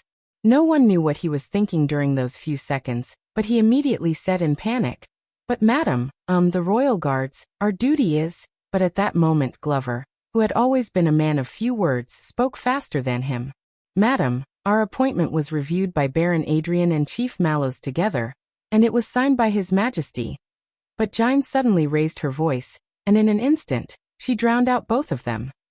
So Danny Doyle, Caleb Glover, you are not willing to leave on your own. At that moment, Gines' gaze was sharp and fierce, and there was an unbearable chill in it.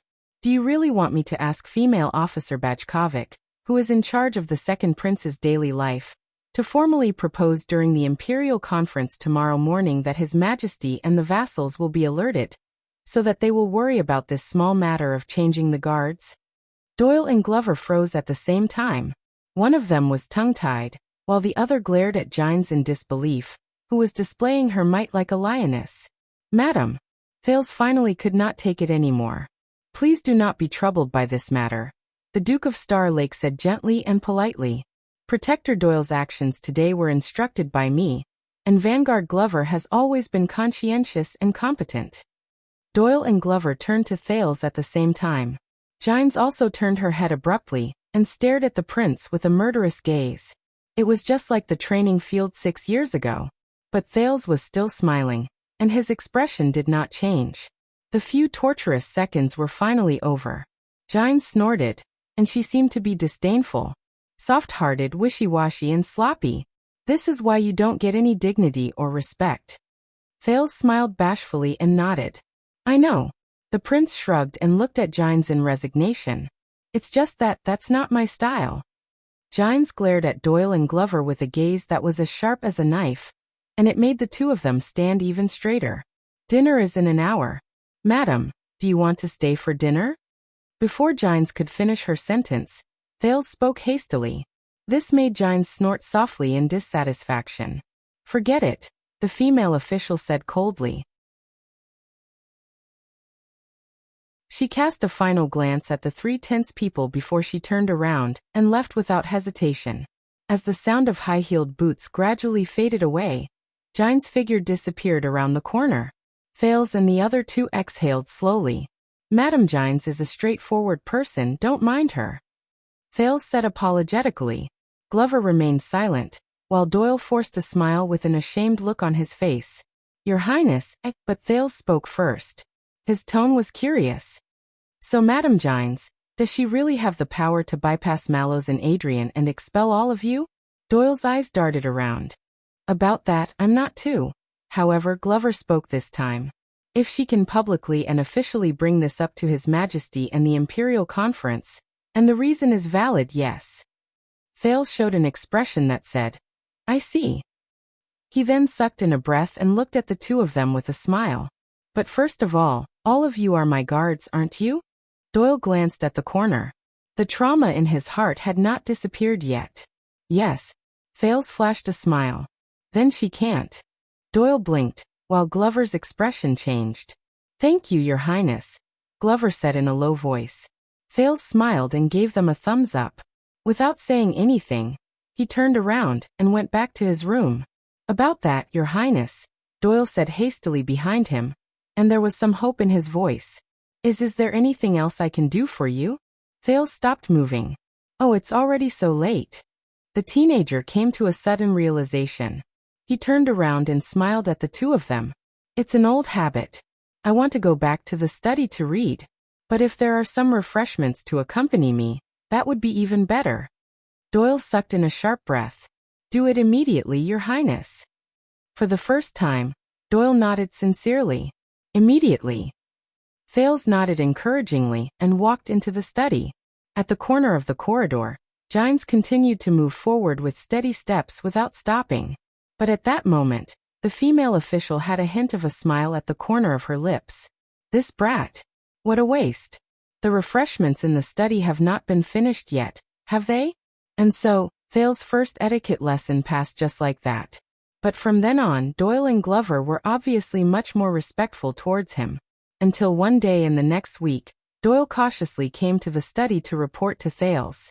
The two priestesses carefully selected by Sunset Temple had arrived at Mindy's Hall. They were waiting to be taught by the Duke. As the ruling tradition of the Empire and Constellation, every king of Constellation must be familiar with theology class.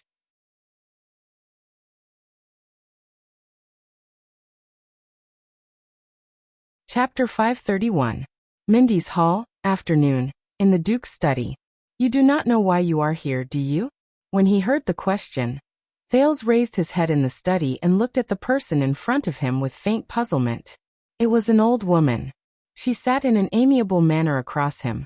She had a weathered face, but she gave off an elegant air.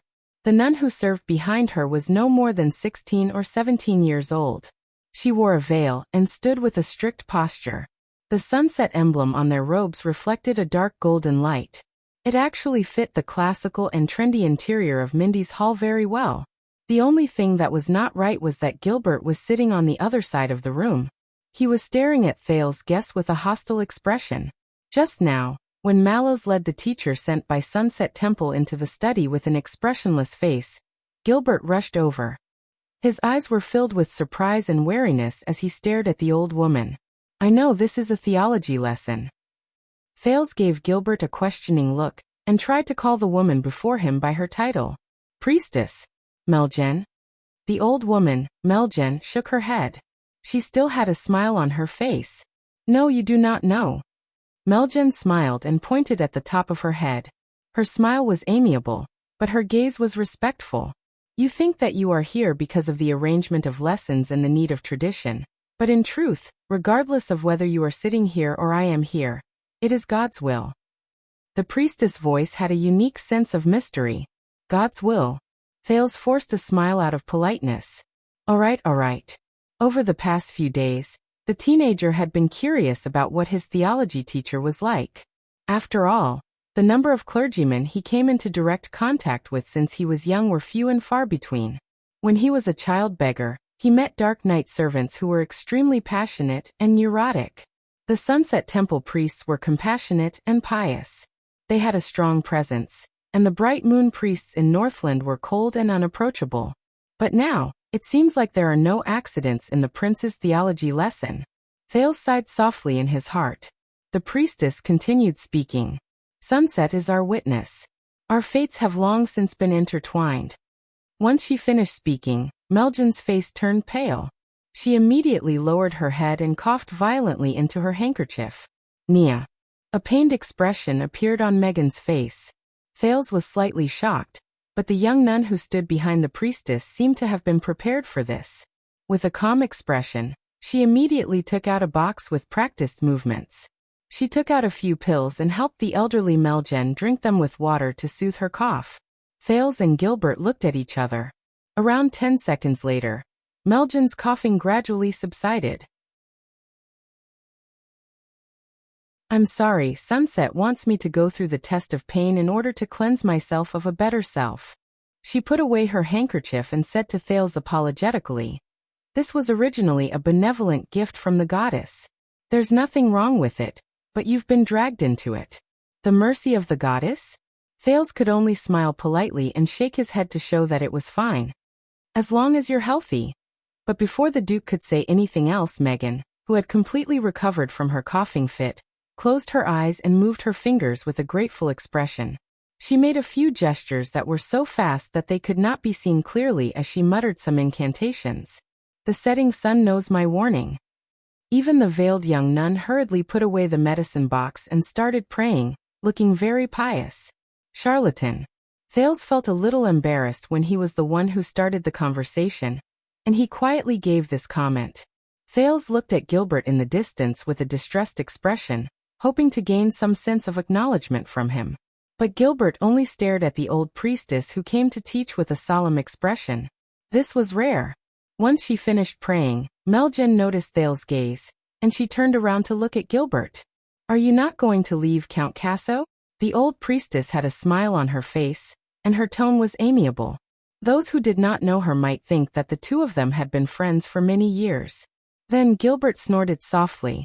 Count Casso's reply was not very polite. According to the previous correspondence with the church, the prince's teacher should be Vicar General Stylianides of the missionary department. The prince's teacher should be Archdeacon Stylianides of the mission department. He is a friend of mine for many years. He is knowledgeable and sincere in his faith. He is very suitable to answer the questions of students. Meljen understood what he meant when she heard him, and she was not offended. But I am the one who came? Gilbert narrowed his eyes. Based on what I know, in Sunset Temple, the priest department and the missionary department do not belong to each other. The head priestess leads the former, receives the oracle, listens to it, and listens to it. The archbishop leads the latter, deals with secular affairs, and manages the church. Gilbert's tone was rather rude, and it made Thales frown. Since when did the holy head priestess Lycia become interested in the secular affairs of the missionary department, such as teaching nobles? Does Archbishop Zenon of your church know about this? The priest department and missionary department do not belong to each other? Thales suddenly realized that as a servant of God, Sunset Temple was not as simple as it seemed. However, Meljen continued to smile. She uttered a few words softly. His Majesty knows. At that moment, Gilbert and Thales' expressions changed at the same time. Priestess Meljen maintained a smile that no one knew was polite or sincere. She moved her fingers and made a praying gesture again. Sunsetsville has always been mysterious. It may seem unexpected at first glance, but if you think about it carefully, there must be a reason behind it. I hope that you do not mind, Count. The nun behind her quickly followed the prayer gesture to be in sync with the priestess. Gilbert's lips twitched, as if he was not used to being humiliated like this. The former Foreign Affairs Minister pursed his lips for a few seconds before he said resentfully, I will seek confirmation from Renaissance Palace. I will seek confirmation from Renaissance Palace. Maybe I will also give some advice. Priestess Meljen flashed a smile that said welcome or please go ahead. Thales frowned as well. Gilbert snorted, but he did not show any intention of leaving. Then, I believe that the tolerant sunset goddess will definitely not mind me temporarily listening to His Highness lessons and sharing the grace of God. Priestess Liv Meljen? Priestess Meljen only curled her lips. She did not comment. She only paused for a moment before she ignored Gilbert. Instead, she faced Thales, who was behind the study table. So, Thales, about God, the old priestess said gently. How much do you understand? At that moment, Thales shuddered in his memory. A pleasant voice that he had not heard for a long time rose in his mind, and it brought him back to the past. When you think of gods, what is the first thing you think of? Thales was dazed for a moment. It's His Highness Prince Thales. Gilbert dragged Thales back to reality with a hostile and dissatisfied protest. Count Casso said to Priestess Melgen in displeasure, "Please use honorifics." Megan, on the other hand, smiled and said, "Of course." But the priestess' eyes were fixed on Thales, waiting for his reply. Regarding God, the teenager gulped and made sure that he was not in some chess room in Dragoncloud City. Then he said resentfully, "Well, a long, long time ago, there was a man called a god called Bright God." Megan's expression did not change as she quietly waited for him to continue. Thales tried hard to recall the general knowledge he had learned in the past 6 years, whether it was from Little Rascal's relish nagging or the boring ancient text in the Ming-Shan Edict. The supreme bright God created the world. With a bang, heaven and earth were separated. The sun and hell's river faced each other from afar. In the gap between them, all living beings gradually formed. But as his attention was distracted by his memories, the prince's tone became more and more casual. Then Bright God got off work. He rested. The earliest gods began to take over. I think I remember that there are bright moon, dark night, mountains, shepherd of the seas, desert god, harvest, cold wind. Thales scratched his head. Of course, the one with the greatest background is still Holy Sun Errol. It is said that he is the sun itself, and he can be considered the bright god's son. Gilbert coughed loudly in the room. It's fine. Unexpectedly, Priestess Megan only spoke gently to excuse herself. She did not seem to be offended. A bit of hearsay and humorous jokes will not affect our reverence towards the gods. Thales, who had stopped talking for a moment, raised his eyebrows. He secretly gave Gilbert a mischievous look.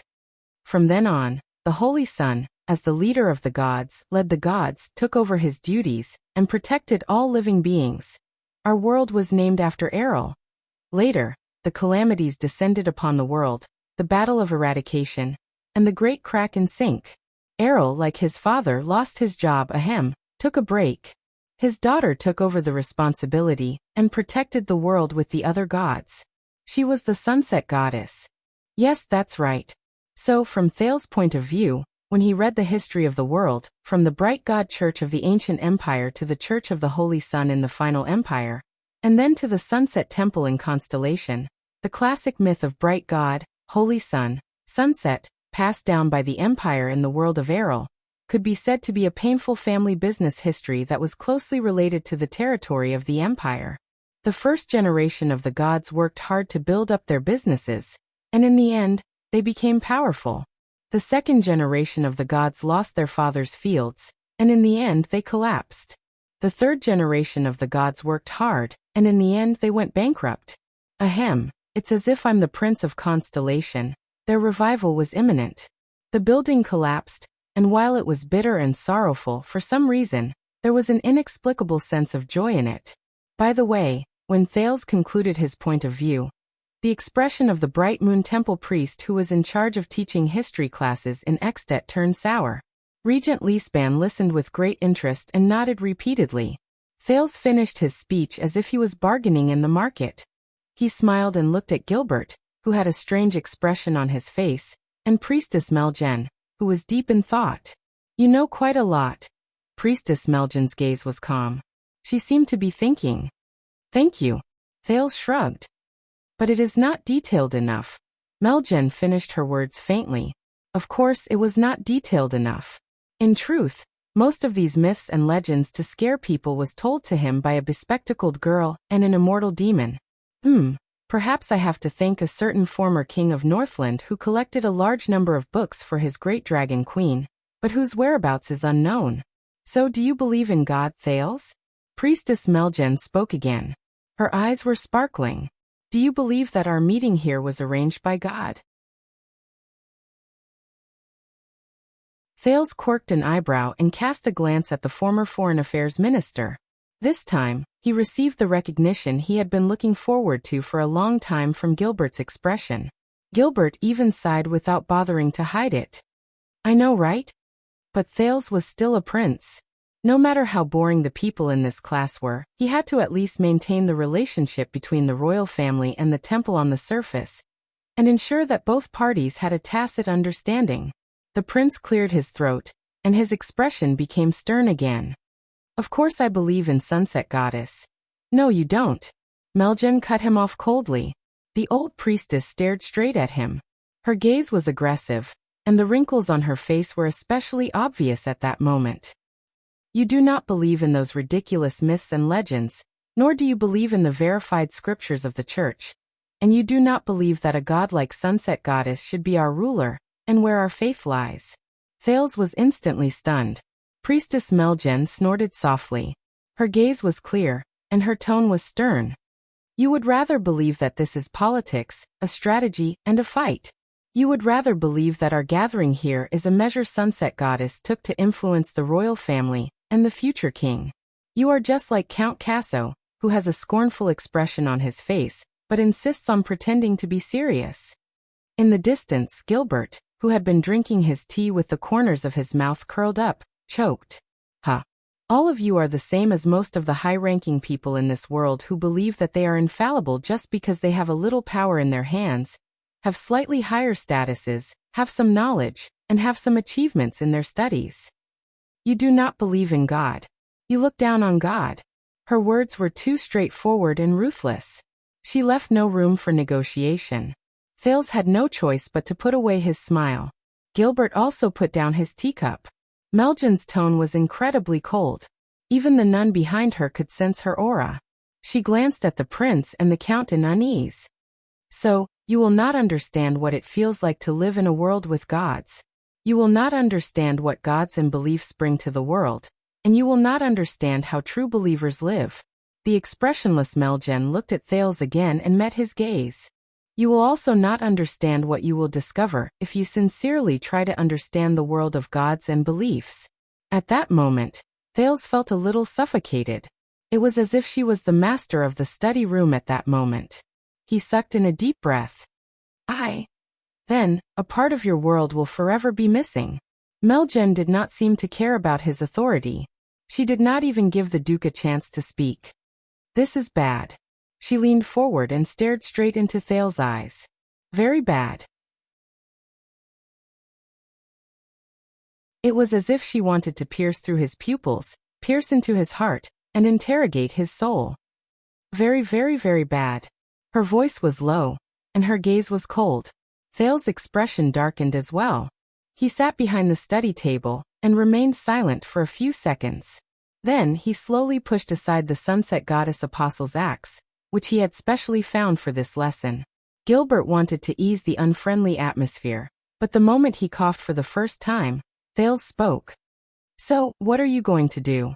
The young Duke of Star Lake stared straight into the Sunset Priestess's intimidating eyes without avoiding her gaze.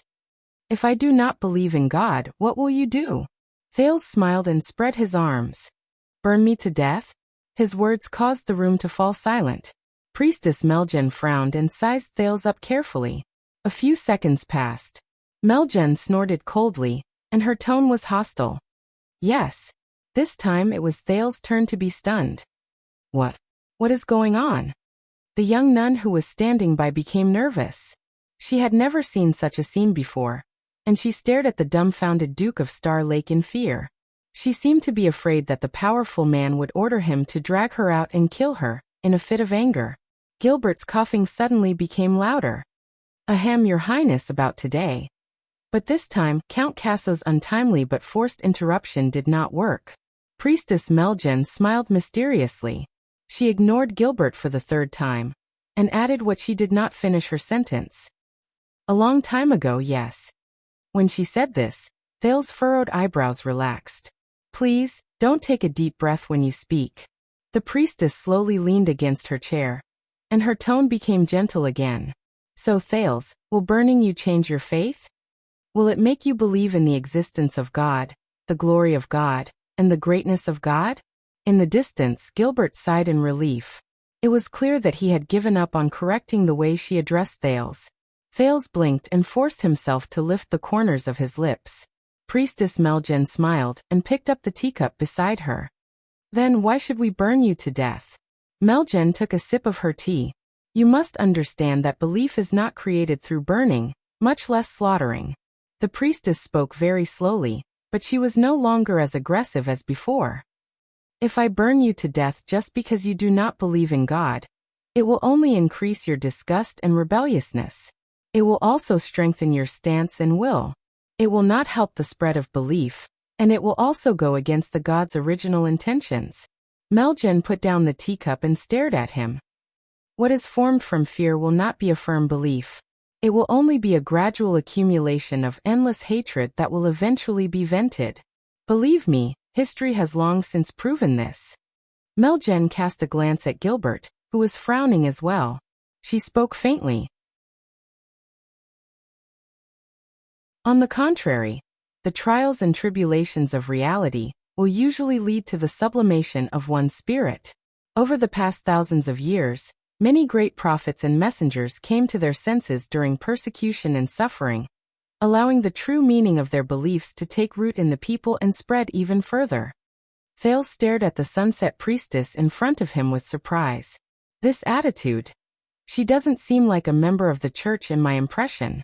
Meljen turned her head around and smiled faintly. So, Your Highness. This was the first time she used a respectful title, coupled with her softer words and friendlier tone. Thales noticed that no matter what, the stereotype he had towards the priestess was gradually disappearing. Meljen said solemnly, "Only evil gods, demons, and arrogant mortals are passionate about promoting bloodshed and violence. They enjoy slaughter and destruction.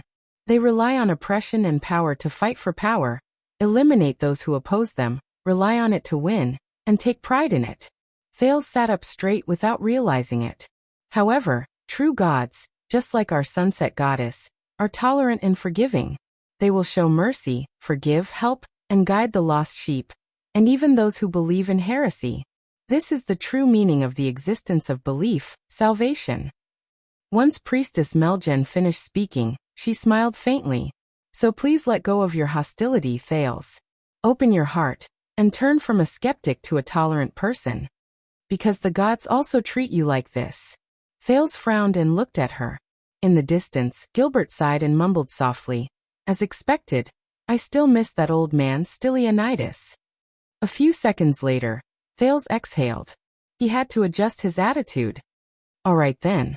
It was strange. The way they spoke was clearly very different, but for some reason, Thales remembered the scene when he faced the old crow. "So, are you going to teach me how to believe in the goddess, Priestess Liv Meljen?" the Duke asked with a stern expression. Meljen smiled and took another sip from her teacup. When she put down the teacup, her tone became profound and mysterious again. Hundreds of years ago, there was a young man who met with misfortune. His family business declined, and his future was cut off. Thales was stunned. He was astonished by the fact that she had started telling him a story. When he was at the end of his rope, he received a revelation from God. Meljen's expression was blank, as if she was in the story at that moment. So the young man followed God's will, faced the setting sun, and headed west. This is the story of an unfortunate young man who met a revelation from God and saved the world. Thales cast a glance at Gilbert, and he noticed that the latter's expression changed slightly. Meljen's tone became gloomy. Day approached, but the young man continued to head west. The path ahead of him became darker and more dangerous. His vision became more confused and chaotic. Finally, when the sun set, in the deep darkness where there was no light and no moon, he was exhausted and dazed. He lost his consciousness and hope, and in a daze, he stepped into the middle of the cold Shepherd's River. But the priestess immediately changed the topic. And when the merciless river was about to overflow his head, Meljen's words became serious. It was as if he had received an order. At that moment, the clouds in the dark night dispersed, and light returned to the vast world. The turn of events that was like a traditional drama attracted Thales' attention. He listened to the story with great interest. At that moment, the stars in the sky lit up for him, and the endless stars shone once more. Priestess Meljen's expression became dignified and solemn, as if God was right in front of her. Just like when God Ming created the world. Just like when the Holy Sun split the sky. Just like when all things were reborn after the end. Meljen's eyes seemed to shine brilliantly. She woke up the unfortunate, but fortunate young man from despair and sorrow. Thales coughed softly. Creating the world, splitting the sky, and all that. When the sun set, the sky turned dark, and the stars came out. Thales mumbled softly. I thought that this was just common sense and not a miracle? Meljen paused for a moment and looked at the Duke, who could not help but interrupt the story. But the priestess only twitched the corners of her lips before she continued the story. Hence, on that miraculous day, the young man stood under the stars in the sky, and he sensed God's will. He understood his mission, and he swore a solemn oath.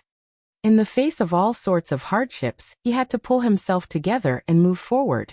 And what he wanted to revive was not just the family business that had fallen into disrepair, and had fallen into disrepair for a long time. Meljen stared straight into Thales' eyes. What the young man wanted to revive was the glory of the Holy Sun, which was the glory of the Holy Sun, to save lives and beliefs during the apocalypse that was filled with calamities, to chase away coldness and despair. He wanted to use the brightest light and the most scorching heat to turn into thousands of stars and scatter them in the night sky to illuminate the world forever. The gods fell, and the calamities filled the world. Thales looked up when he felt that something was off. So, you are telling me that before that, there were no stars in the world, and it was dark at night. But Meljen ignored him. From then on, the young man believed in sunset and made it the national religion. He built temples and spread his faith. Wait. National religion? Thales' expression changed. He had his elbows on the table, but he had to straighten his back. Could it be?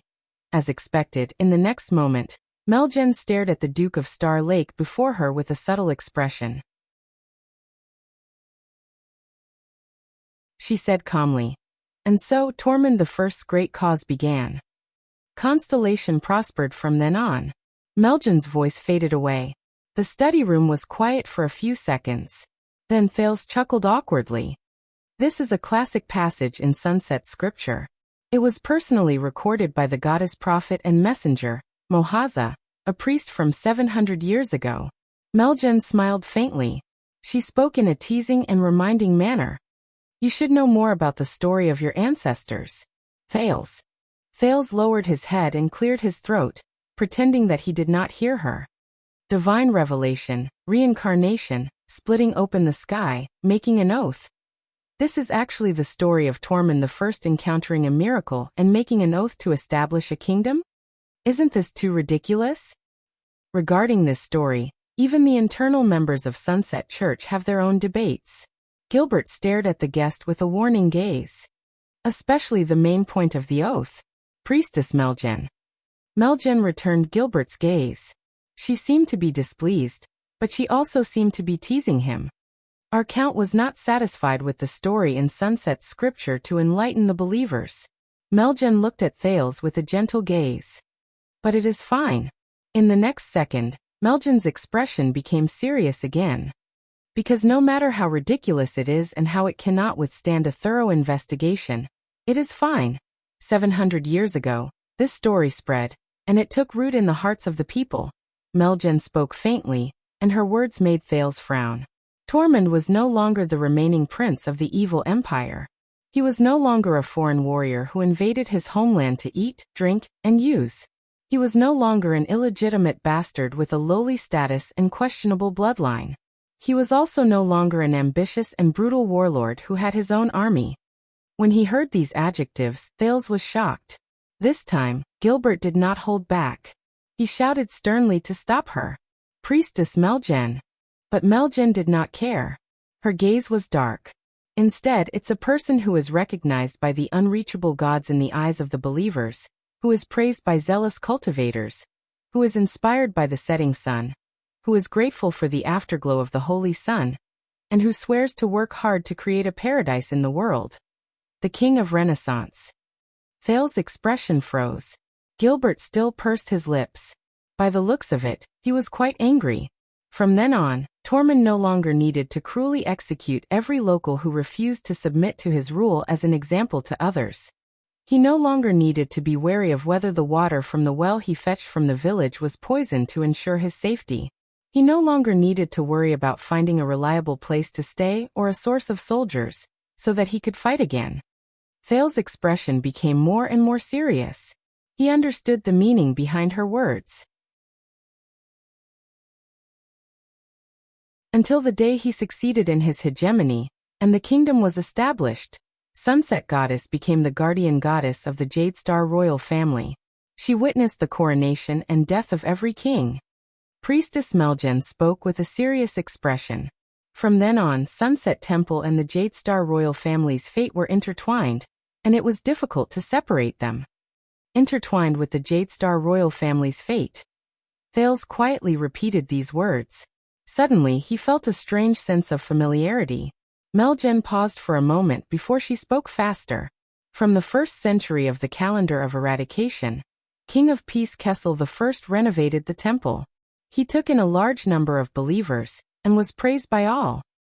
Blade Tormund II appointed Bishop Longdong as the prime minister. He obeyed the will of the heavens, spread his faith, and enjoyed the credit of expanding his territory. Benevolent King Sumer I was a devout believer. He practiced what he preached, and in the end, he moved the goddess. He received the miracle of rain, and he resolved the drought that lasted for years. Six-fingered Horus I swore an oath under the Sunset Temple statue. He received God's protection, and the people were united to fight against the heretics who came from the other side of the ocean. Jackal Sumer III made a declaration. He proclaimed the national religion, and he established his faith. Virtuous King Mindes III promoted theology. He sealed the scriptures and taught it to the cultivators. Every time Meljen spoke of an example, Thales' thoughts would jump, and he was forced to search for the knowledge that matched what she said in his history lessons. But at the same time, he could not help but notice that as the priestess spoke, Gilbert's eyebrows gradually furrowed, and his coughing became more intense. For the sake of the kingdom, Thales, if our hearts are not united, it will be even more difficult for our strength to be united. Let me ask you, if your people's beliefs, what they respect, and what they care about are not the same, you will not fit in with their world. Then, how will you rule the kingdom when you sit on the throne in the future? Her words caused Thales' expression to gradually turn solemn. He suddenly realized that the theology that the other party was talking about, and the theology that he understood were far from the same kind of thing. And the truth behind these stories is that we have always lived in a world with gods. Regardless of whether you acknowledge their miracles and understand their might. They might seem to be so high that we cannot reach them, but they have never left our world, and they have deeply affected our lives. Meljen's expression darkened. They are sometimes mysterious, but sometimes obvious. They seem to have traces of them, but we cannot figure them out. Priestess Meljen straightened her priest robe and said softly, "Their words are as powerful as 1,000,000 soldiers. This is the power of faith." Thales was silent. He did not speak for a long time. But a few seconds later, Meljen's tone became lively again.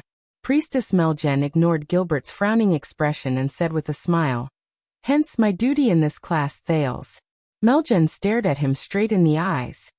"Thales, my duty in this class is not to encourage you to believe in something, not to point out where the true God is, and not to teach you how to memorize the rules of the scriptures. Instead, during the process of discussing this question with you, I am to help you discover the relationship between yourself and God, and to help you understand the distance between yourself and God." Meljen stared at him. "To help you better understand yourself. Regardless of whether you are immortal right now, or if you will rule the kingdom in the future." Thales frowned slightly. "Understand? Myself?" What she said at that moment made him remember the indescribable and incredibly mysterious powerful mystic in the critical realm. From his view of God to understanding himself. Is this a coincidence? Meljen smiled and said, "Because what we are going to explore today is not just a subject about God. It is also a subject about people." A thought appeared in Thales' mind. "So theology," he asked with great interest, "is a subject about people? Is it a subject about people?" Meljen smiled and did not answer him directly. "And you might as well let go of your hostility. Just let the poor Count Casso over there guard them." Gilbert coughed a few times in an unnatural manner again. A few seconds passed. Thales raised his head with a faintly discernible heaviness and smiled awkwardly. Then, "All right." Meljen smiled. All right, I have to admit at least one thing. Thales said quietly in his heart. She really knows how to talk. Even Gilbert did not have the right to interrupt. At the very least, Thales no longer dared to underestimate the elderly priestess in front of him. He no longer dared to look down on this theology class that sounded like a lot of nonsense, but actually had a profound meaning hidden between the lines. But he still underestimated her ability. And for our first class, Thales, let us talk about a problem that has been troubling you for a few years. A problem that has been troubling us for thousands of years. Troubling me for a few years, and troubling all of you for thousands of years? The Duke of Star Lake raised his head in puzzlement. In the next second, Liv Meljen, the sunset priestess who rarely used honorifics to address him, spoke with her usual expression. She casually uttered a word. I'm sorry. Magic. The prince's expression suddenly changed.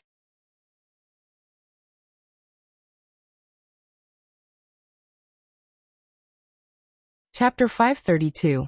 I don't. Thales had to use the overturned teacup to hide his surprise. Then, the young veiled nun beside Meljen came forward enthusiastically and skillfully to help him clean up the mess on the table in a very inconsiderate manner. I don't understand. But this time, Meljen did not say a word. She quietly observed the prince behind the study table. This is that boy. The boy who is related to the kingdom's future.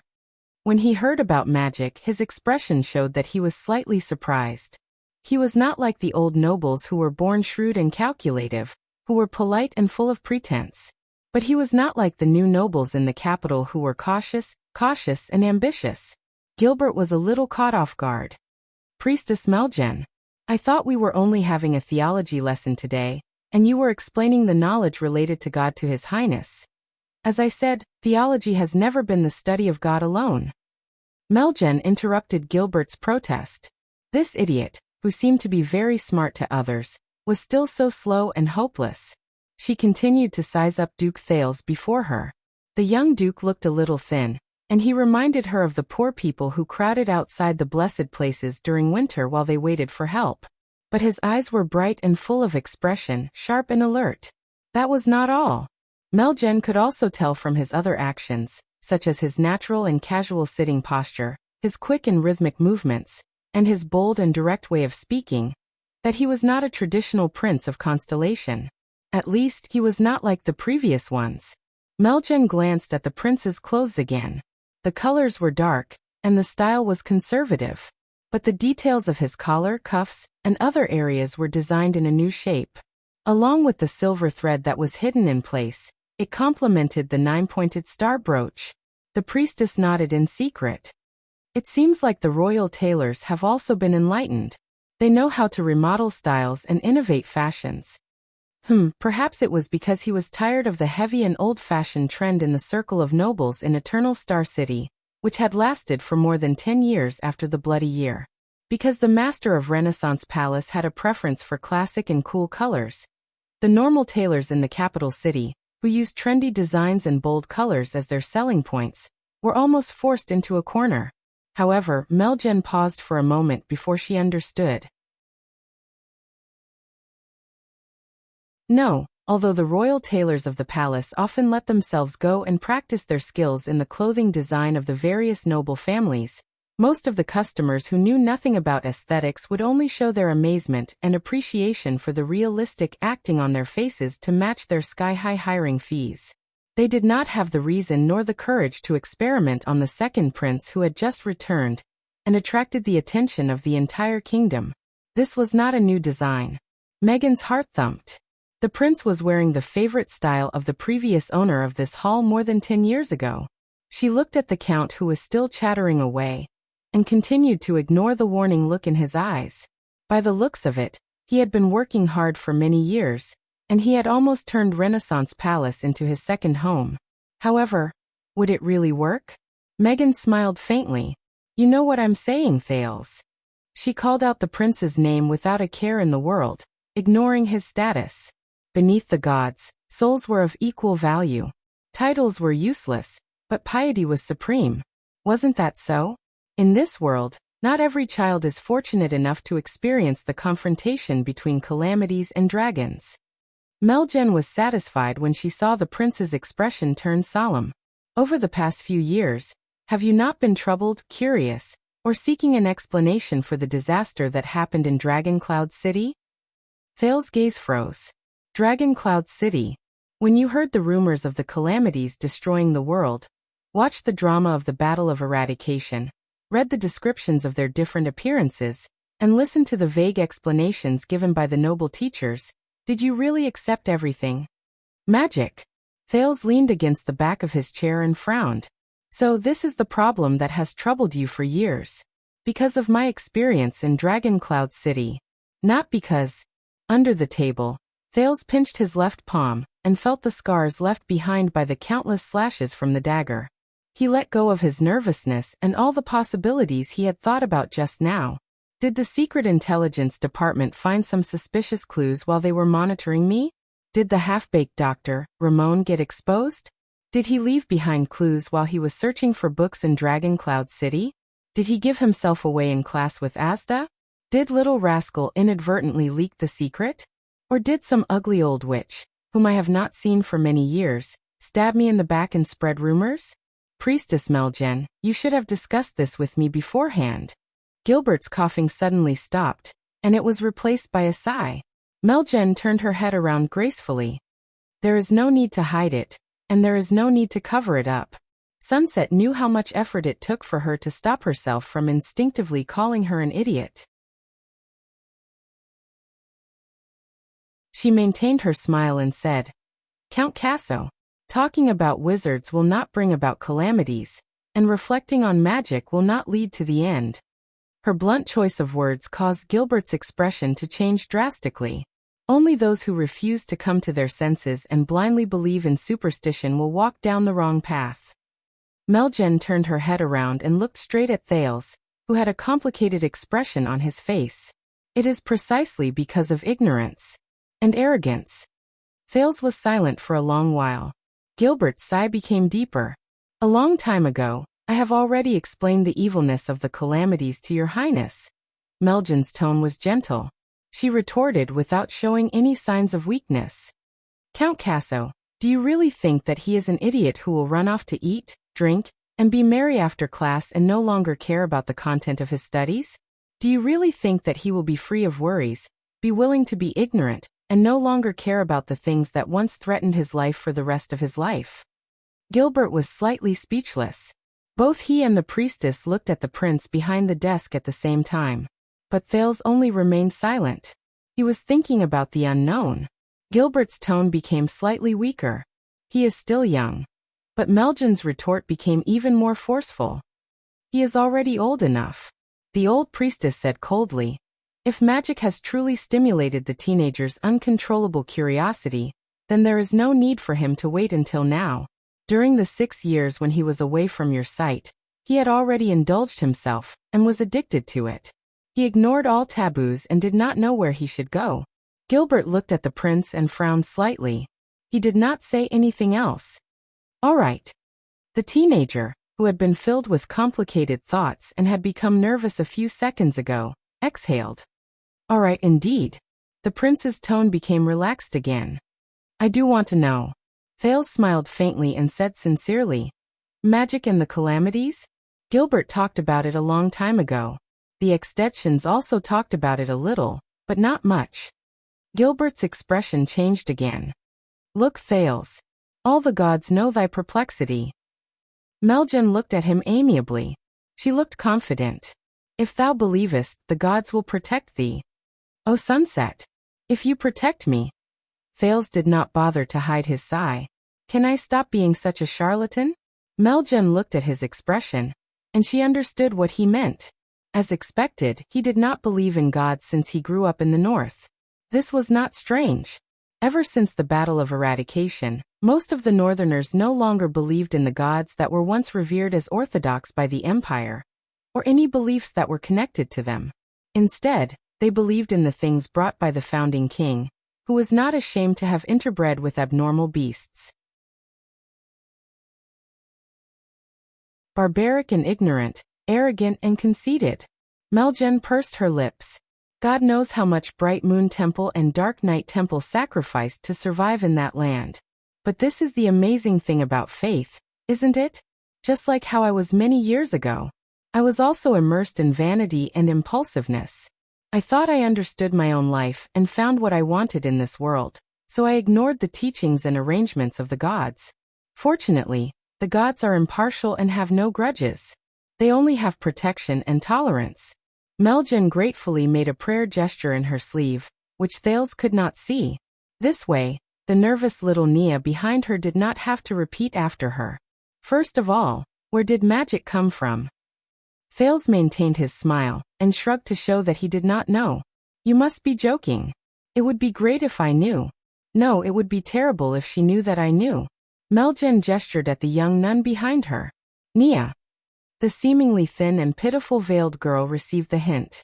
She laboriously but carefully took out a large square box that shone with a metallic luster from the luggage they brought, and placed it on Thales' study table.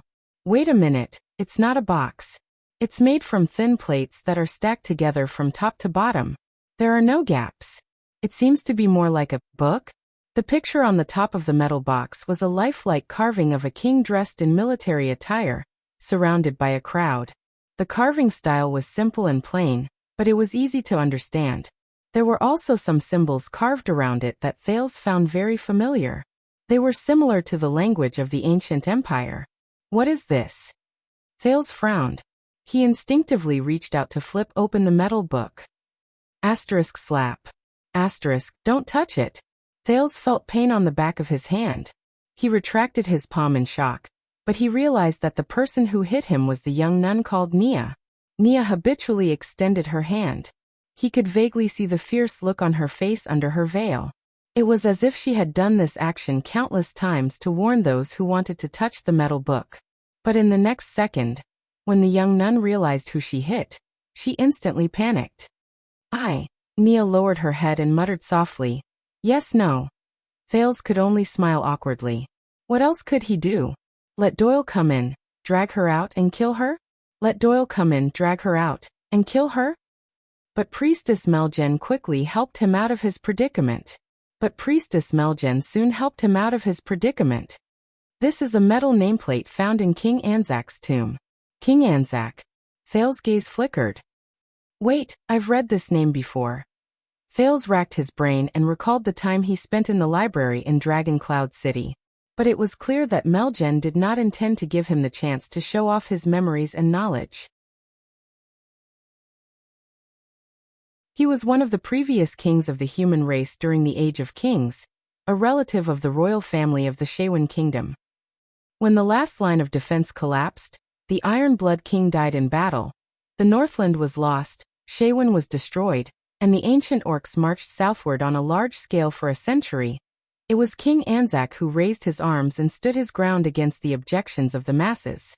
He united the kings of the humans who were fleeing in panic, formed a joint conference, defended the city, and waited for the opportunity to counterattack. He remembered the initiator of the joint conference of kings, and the symbolic figure of the era of multiple kings. But when he looked at the metal nameplate on the table, a strange expression appeared on his face. King Anzac, you raided his tomb? Priestess Meljen's expression immediately froze. Not us. There was a hint of displeasure in her tone. Thales coughed and said angrily, Of course not. All of you are just kind, naive, and innocent buyers and collectors, right? And this is... Thales shifted his attention back to the metal nameplate in front of him. He watched as Nia skillfully flipped open the first few pages, and a few images flashed past. The city walls collapsed, the sentry posts were destroyed, and countless people were beheaded. A huge figure came over with human heads and weapons in his hands. He approached a group of soldiers who had nowhere else to run to.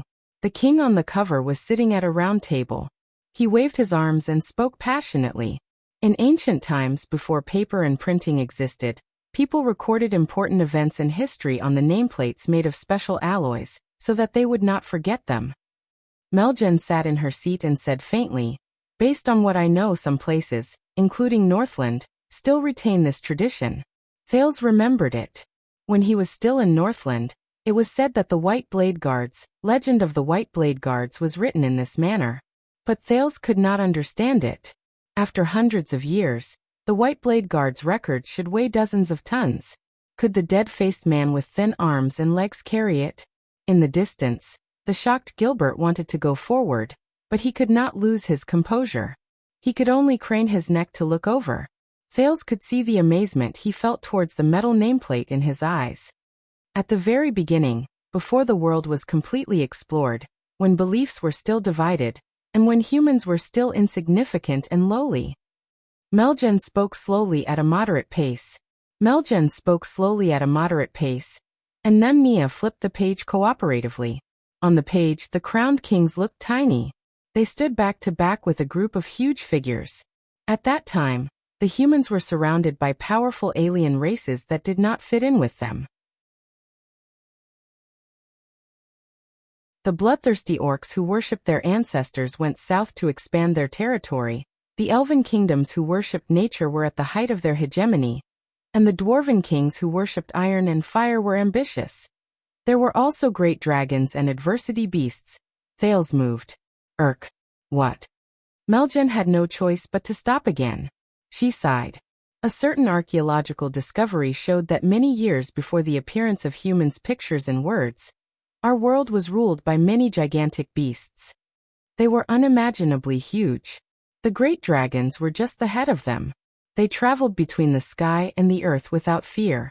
They ruled over the mountains and the oceans. They used the world as their hunting grounds, and the living creatures as their slaves. They did whatever they wanted to the insignificant insects, and they displayed boundless might. It was only then that Thales understood. Nia flipped to another page. A man with a crown stood at the top of the city wall. Many figures stood beside him. Some of them held weapons, some were dressed in long robes, and some leaned on their staffs. Among human beings, there is such a group of strategists. With their experience and wisdom, they give advice dutifully in the tents of the tribes, in the palaces of the nobles, and in the towers of the cities, trying to fight for a chance of respite for human beings. They were no different from Count Casso over there. In the distance, Gilbert's expression became a little darker. At that time, the dangerous environment practically forced the humans, who had the lowest status and were the weakest, to a dead end. Nia flipped to the next page. The engraving on this page attracted Thales' attention. In the boundless sky, an indistinct figure appeared in the picture of the sun. It looked down sternly and extended its arm to the king and his strategists, until the gods looked down and pitied the weak. Melgen's words became more profound.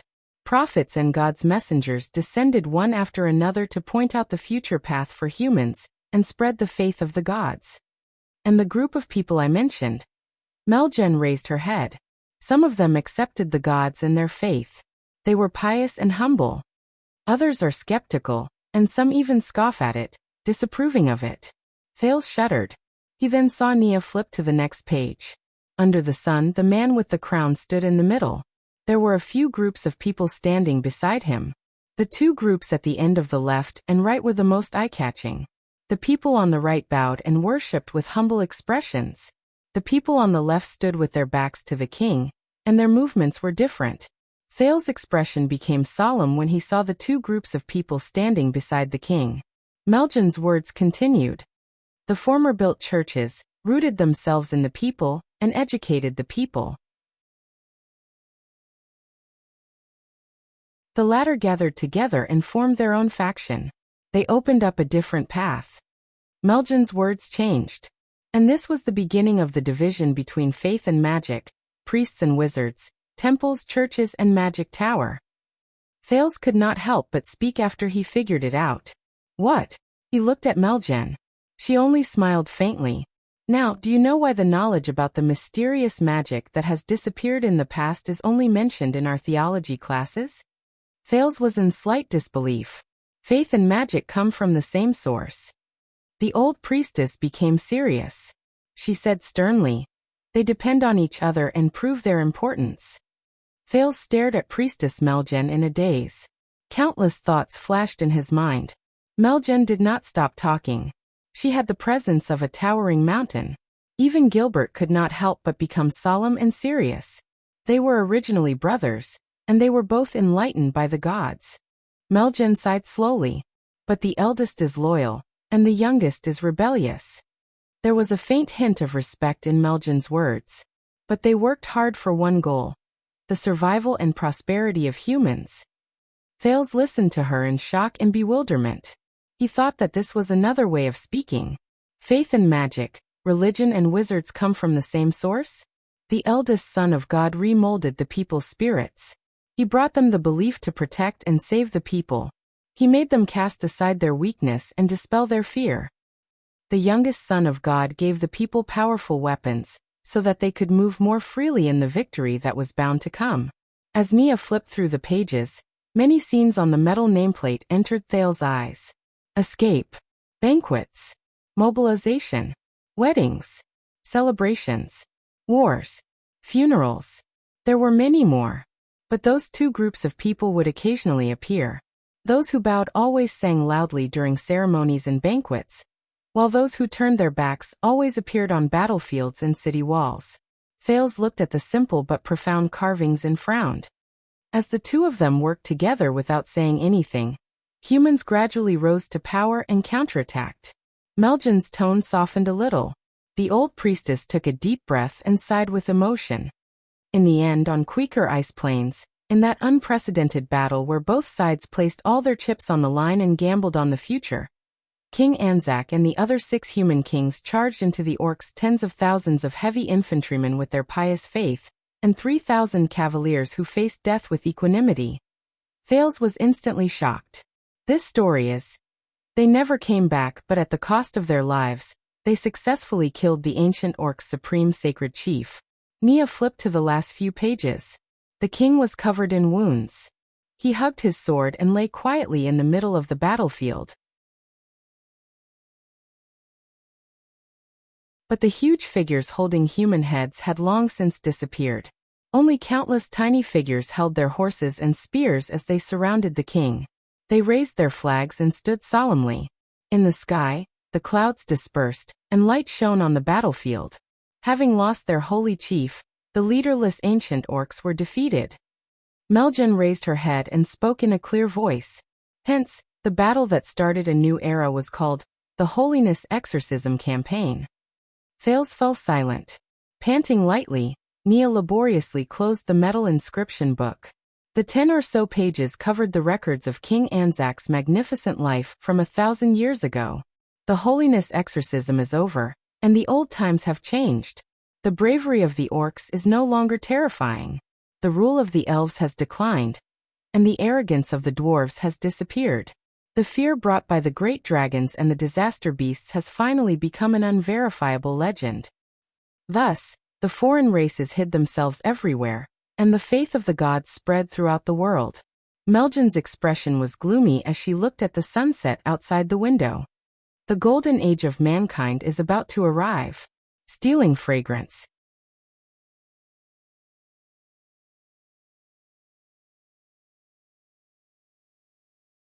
Chapter 533. Nia closed the metal nameplate and dragged it back into the luggage laboriously again. In a short period of silence, Thales thought about the story on Anzac's nameplate, or rather, the story Meljan told him through the nameplate. The old priestess averted her gaze from the setting sun outside the window and waited quietly for Thales. She seemed to have expected this silence. Faith and magic came from the same source. The Holiness Exorcism Campaign resulted in the rise of humans. Thales repeated the story. What flashed in his mind was his first meeting with Asda.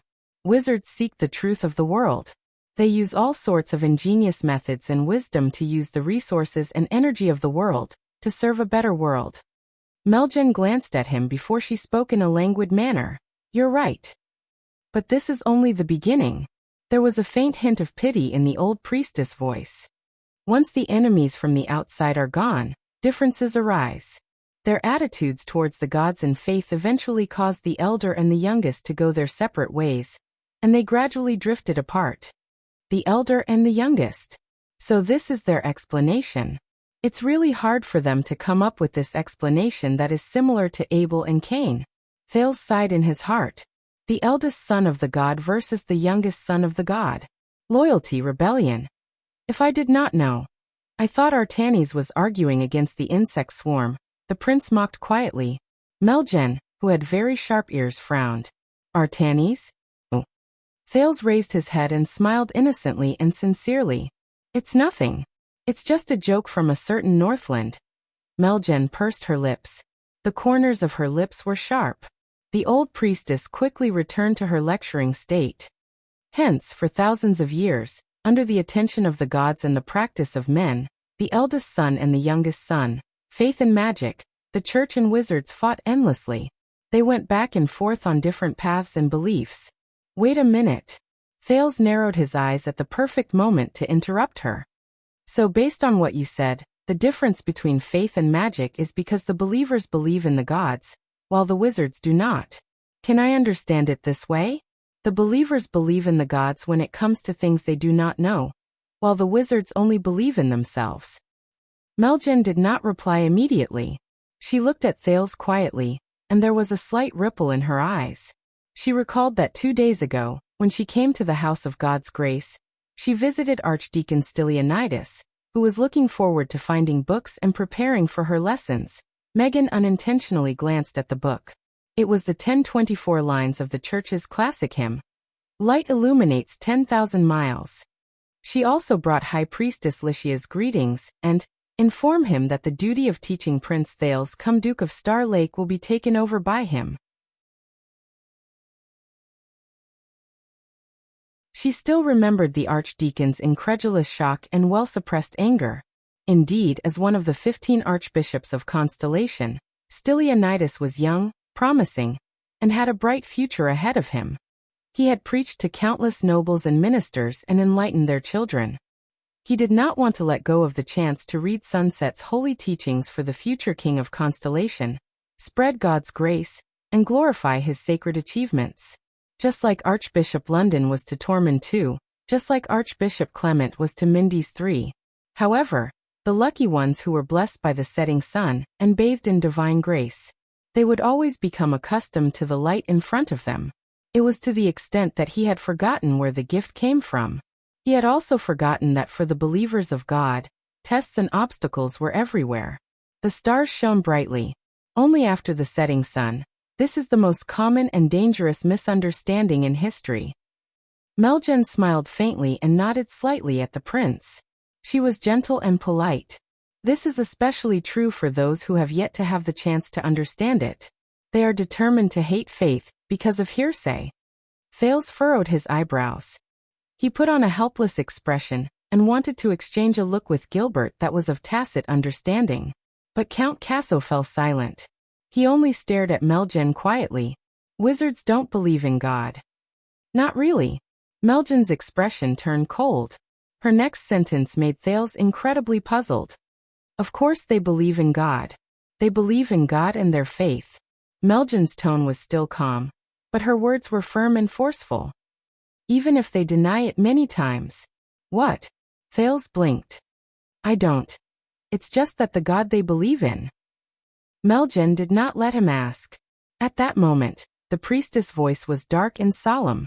It is an existence without form, without name, without form, without substance, but in their eyes, its power and status is greater than everything else. She said softly, they call it magic. Thales' eyebrows twitched. Meljen clasped her hands together. Her posture was proper, but her aura was imposing. But they will occasionally use the excuse that they seek knowledge, call it rationality, pretend to believe in the truth, pretend to pursue progress, use sophistry to elevate themselves, and worship that they are supreme and unique. After she said a series of words that made Thales fall into deep thought, she remained expressionless. Does it sound familiar? Before Thales could think deeply about this sentence, Priestess Meljen's eyes lit up. But no matter how glib their tongues are, they cannot hide an indisputable fact. In the next second, her words were incredibly certain. Because magic itself is their God, their faith, their supreme principle. And it is also what their church teaches in their teachings. Thales could sense the power in her words. To a certain extent, its place in their hearts is no different from how our God is in our hearts. In fact, it might even surpass it. This unfamiliar god possesses a domineering, cruel, indifferent, and merciless power that far surpasses all the existences that have been worshipped and revered since ancient times. Meljan's tone gradually turned cold. The law is strict, and the hegemony is supreme. Those who doubt it will find it difficult to question it, and those who go against it will not be tolerated. Thales was puzzled. Are you saying that they worship the concept and principle of magic itself as a god? Meljan only snorted softly. She did not answer him directly. As for the millions of believers who were once infected and brainwashed by it, regardless of whether they are wizards or not, and whether they have the ability to control magic, they are even worse. They believe that they are the orthodox religion and denounce those who do not believe in it. They are even more fanatical than the believers of all gods and demons. They are many times more hypocritical, but they do not know it. Fanatical, hypocritical, but they do not know it. Thales was dumbfounded. But at that moment he suddenly remembered a long time ago, when he was still on his way to Dragon Cloud City from Black Sand region. His future was uncertain, and he was anxious. At that time, the strange doctor, Ramon, who was very interested in magic, explained it to him like this. Magic is a meaning, an attitude, a belief, and a principle of life. Thales still remembered Ramon's expression at that moment, and his tone that was close to madness. This is a wizard. This is a wizard. This is the most important, brilliant, and precious chapter in the history of mankind's rise to power that has been forgotten by everyone. The priestess' words gradually became filled with praise and criticism. They are clearly cultists, but they call themselves non-believers. They clearly have their own standpoint, but they pretend to be neutral. They clearly have countless biased opinions, but they pretend to be objective. They are clearly incompetent and powerless, but they insist on believing that they are fake gods in human form who are above the world. They play with the world and enjoy the admiration of the people. At the same time, they also say in a smug manner that this is the noble attitude of pursuing the truth and researching magic. Meljan's expression tensed up. It was obvious that she was uncomfortable, but she still insisted on finishing her words. So, wizards do not only believe in their own gods, but they are also the worst and most fanatical believers. They are the servants and slaves of God who do not need to pray and repent, receive baptism, listen to the voice, perform holy tasks, or perform holy rites. They can obtain motivation from their gods, and are filled with energy to the point of self-orgasm. The old priestess coughed softly. Naya quickly handed her a teacup, and massaged her back gently. Servants and slaves of God who are filled with energy to the point of self-orgasm. After listening to the long string of words, Thales took a deep breath and tried hard to chase away the aloof man in blue who automatically took his place in his mind. Wow. Asda. Looks like. While he was a little surprised, Thales could not help but think in a slightly gloating manner. You have met your match. So, you want to tell me that magic as a religion is wrong, and wizards as believers are bad, and that there are countless bad consequences? Once Meljan was done resting, Thales organized his thoughts and tried hard to direct the topic of conversation towards something he was curious about. And this is why we must resist and ban magic.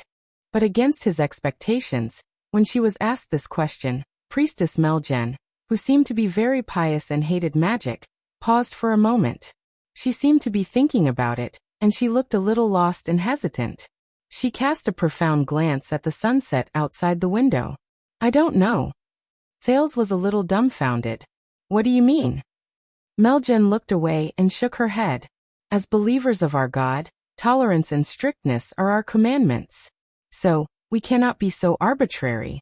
We cannot make a judgment and say that magic itself is wrong just because we see that the consequences are not harmonious. When he heard her answer, Thales was a little shocked. The old priestess rubbed her arms.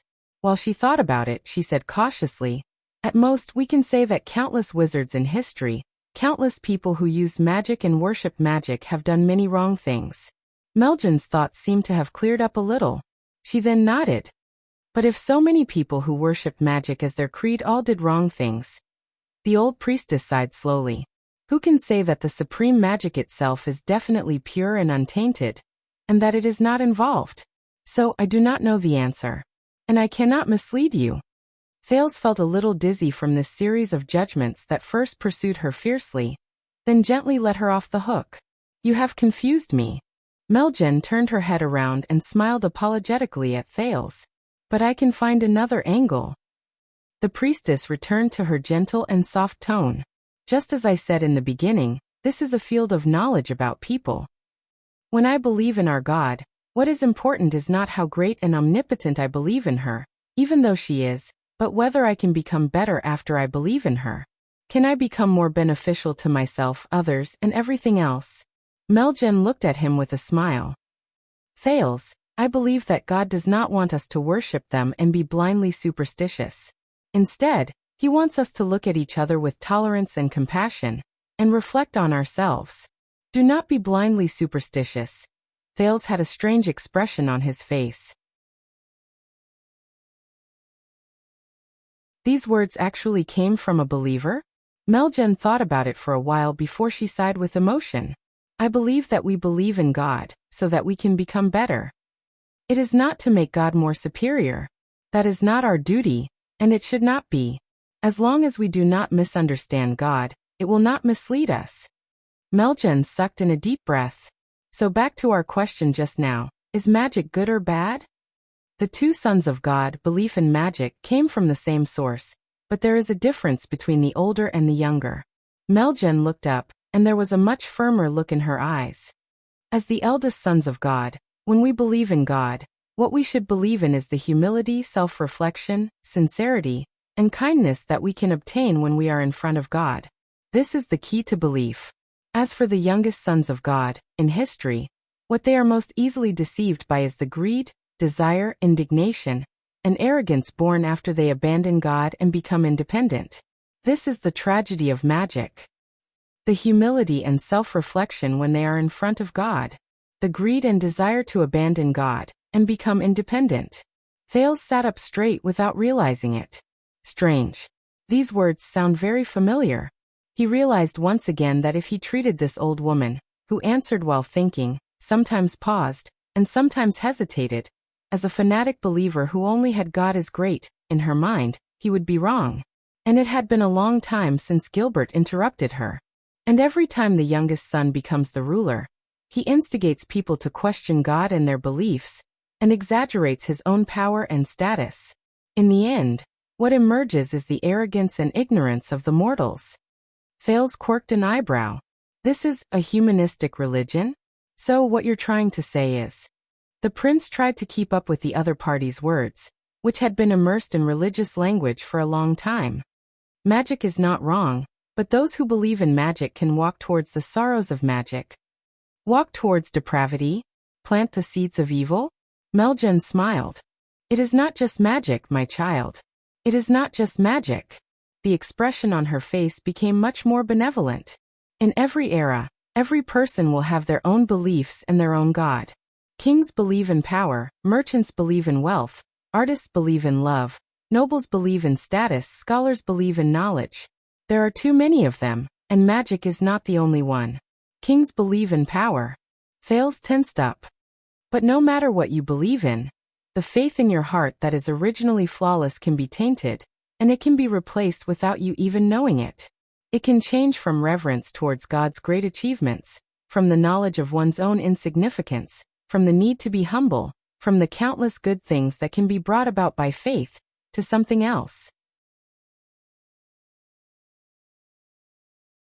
Meljen said solemnly, so no, it is not magic that brought about the path of the youngest, but the path of the youngest corrupts the people who believe in magic. Thales pondered. Such as? Meljen was silent for a while before she began to think. Her expression changed gradually. Sometimes it was sentimental, and sometimes it was sad. For example, every time the greed in people's eyes to demand things from the outside world is boundless, and it far exceeds the share they deserve in this world. When this greed is enough to make them ignore pain, the price they have to pay, their lives and happiness, and when they raise their hands, they tear apart their own souls to chase after the ultimate and perfect self. The ultimate and perfect self. Thales felt as if something had touched his nerves. In reality, Meljen continued speaking. Every time, the people in the world no longer revere them, no longer glorify their beliefs, no longer admit their limits, no longer believe that there are things that they cannot reach, things that they do not know, and laws that cannot be defied. Thales suddenly remembered the first time he met Asda in the chess room on the night his fate changed. Stand above the heavens, surpass the gods, and look down on all life. The priestess words began to mix with the voice in his head, but they were incredibly clear. Every time, the people in the world no longer humbly face their own weakness and ignorance. Instead, they use it as an excuse to justify their insatiable greed. The prison of bones and the entrance to Black Prison flashed before Thales' eyes. The strange emblem that looked like a deep eye flashed in front of his eyes, along with the row of words under it. Leads to omniscience. Meljen's sigh traveled into his ears slowly. Every time, the people in the world pursue power and omnipotence at all costs. They think that this is the only beautiful and correct choice. Thales lowered his head and frowned. The strange Dr. Ramon's passionate words appeared in his memories. Magic is the sum of all knowledge, discoveries, and truths. With the advancement of magic, humans can become more perfect, greater, more improved, and closer to the truth. Meljen's sigh brought Thales back to reality. Every time, the people in the world believe in something or someone, and they will do whatever it takes to reach the extreme. Then, we know that the path of the youngest should be taken. The people are not far from falling and suffering the consequences of their own actions. Meljen was silent for a while.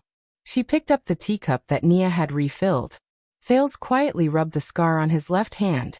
He did not say a word. After a while, Meljen, who had finished drinking, said slowly, 2,000 years ago, the unified belief in the supreme bright God created the endless glory of the ancient empire. 1,000 years ago, the belief in the Holy Sun rose to power, and it witnessed the revival of the final empire. When she said this, yearning and respect could not help but flash in the priestess' eyes. But then her expression became gloomy. However, when the utilitarian creed of magic overshadowed the noble persistence of belief, Bright God Church collapsed on its own, and it foretold the decline and division of the ancient empire. And the wizards' insane and bottomless pursuit of power brought about the greatest crisis since ancient times. It lasted until the Battle of Eradication, when they suffered the consequences of their own actions and brought about their own destruction, marking the end of the final empire. When she said this, Meljen raised her head and looked straight at Thales. Her gaze was stern. And you, child, you have long since seen the power, terror, cruelty, and madness of those monsters. In the distance, Gilbert wanted to say something, but did not. Thales sucked in a deep breath. He felt that his thoughts were in a mess. Calamities. Meljen observed him and nodded slowly. Calamities. And that is just one of the consequences of their actions, even though it is the worst. Even though he had obtained the answer countless times from the hints given by Ramon, Asda, and the ancient books, when the authoritative church in this world told him so openly, Thales realized that he still could not get used to it. The young duke remembered the night of dragon's blood, and the scent of blood that had once faded seemed to return to his nose again. It made him feel nauseous. Remember, this is the path of the youngest. It is born of arrogance, and after experiencing countless things, it will finally lead to regret. It is the favorite of demons, the darling of evil, the cradle of calamities, and the starting point of misfortune. Meljen's tone suddenly became tense. And Thales, you have to be even more vigilant. The prince was slightly shocked. Me? Meljen said sternly. Because the path of the youngest has countless forms of harm. It will take on many forms, change names, and change forms. It will appear in various eras, and it will linger on like a shadow. Those who seize power will talk about survival. Those who pursue benefits will talk about prosperity. Those who indulge in lust will sing about freedom. Those who seek status will use dignity as an excuse, and those who seek knowledge will use curiosity. Those who are blinded by a single leaf will bring about their own destruction. This is definitely not just an example of magic. Meljen paused for a moment. Thales sucked in a deep breath and tried hard to clear his chaotic feelings. He seized logic. But, based on what you said, Madam Priestess, Could it be that your belief in your God will not become a victim of the path of the youngest? Meljan's expression changed slightly. Thales observed the man's reaction. For example, the people of the current era believe in the sunset goddess, so much so that they blindly believe in her, and are fanatical about her. They will suppress those who oppose them at all costs, and they will go to extremes. Furthermore, your statement right now and your resolute answer have fallen into the trap of the path of the youngest, haven't they? The old priestess was silent, but against his expectations, Thales saw Meljan's expression turn a little gloomy, even though he thought that she was going to avoid the main point and use clever words to defend herself. Of course. Beside the priestess, Nia listened very seriously. Thales did not doubt that if she was given a pen, she would immediately start taking notes. It would be detailed and comprehensive, and she might even have her thoughts on the important points. Meljan sighed softly. Even though I do not want to mention it, yes, you are right. Thales frowned. During the years when our ancestors fought against magic, wizards, and the path of the youngest, Bright God Church, which spread far and wide, once recruited the temple guards to punish heretics. The generous and selfless Church of the Holy Sun also set up a court to correct bad habits and correct beliefs. Meljan's expression was solemn, and her gaze was wary. Fanatical believers do not care about bottom lines. They only care about their stance when they reject others. They suppress the remaining voices and believe that they are the only one in the world. The methods they use are also incredibly sinister, and they do everything they can. They are useless when spreading their religion, and their efforts are futile. They also make countless enemies, and their infamy spreads far and wide. In the end, they lose themselves and their sins are grave. Meljan raised her head solemnly, as if the thing that pressed down on her shoulders was not the priestess robe, but a heavy history. That is the ugliest and most unbearable page in the history of belief and the church. Thales frowned and looked at her. To revere certain things and certain paths excessively, to infinitely elevate their high statuses, to cast aside respect and bottom lines, to look down on other paths and choices, and to ignore the will and meaning of others is precisely the disaster of the path of the youngest. In history, many of my brothers and sisters, who were supposed to be the eldest son of God's believers, gradually lost their original hearts and forgot their duty. In the end, they sadly walked down the same path. They were conceited, arrogant, ignorant, and unaware of their own selves. Meljan sighed softly, and it was clear that she felt pity and sorrowful. They did not pass the test, and they walked down the path that they should have tried their best to reject. When she said this, Meljan began to pray again, and it shocked Nia, who was listening attentively by the side. She also prayed in a flurry. Gods are perfect by nature, so perfect that they can even tolerate imperfections such as their believers. Gods have limitless power, the priestess continued. But it does not mean that those who believe in them also have limitless power and supreme authority. They act on behalf of the heavens and speak for God. Meljan's voice echoed in the room, and it made everyone think deeply. So, when we reflect on the disaster brought about by magic, we must also be careful. We must reflect, and ask questions.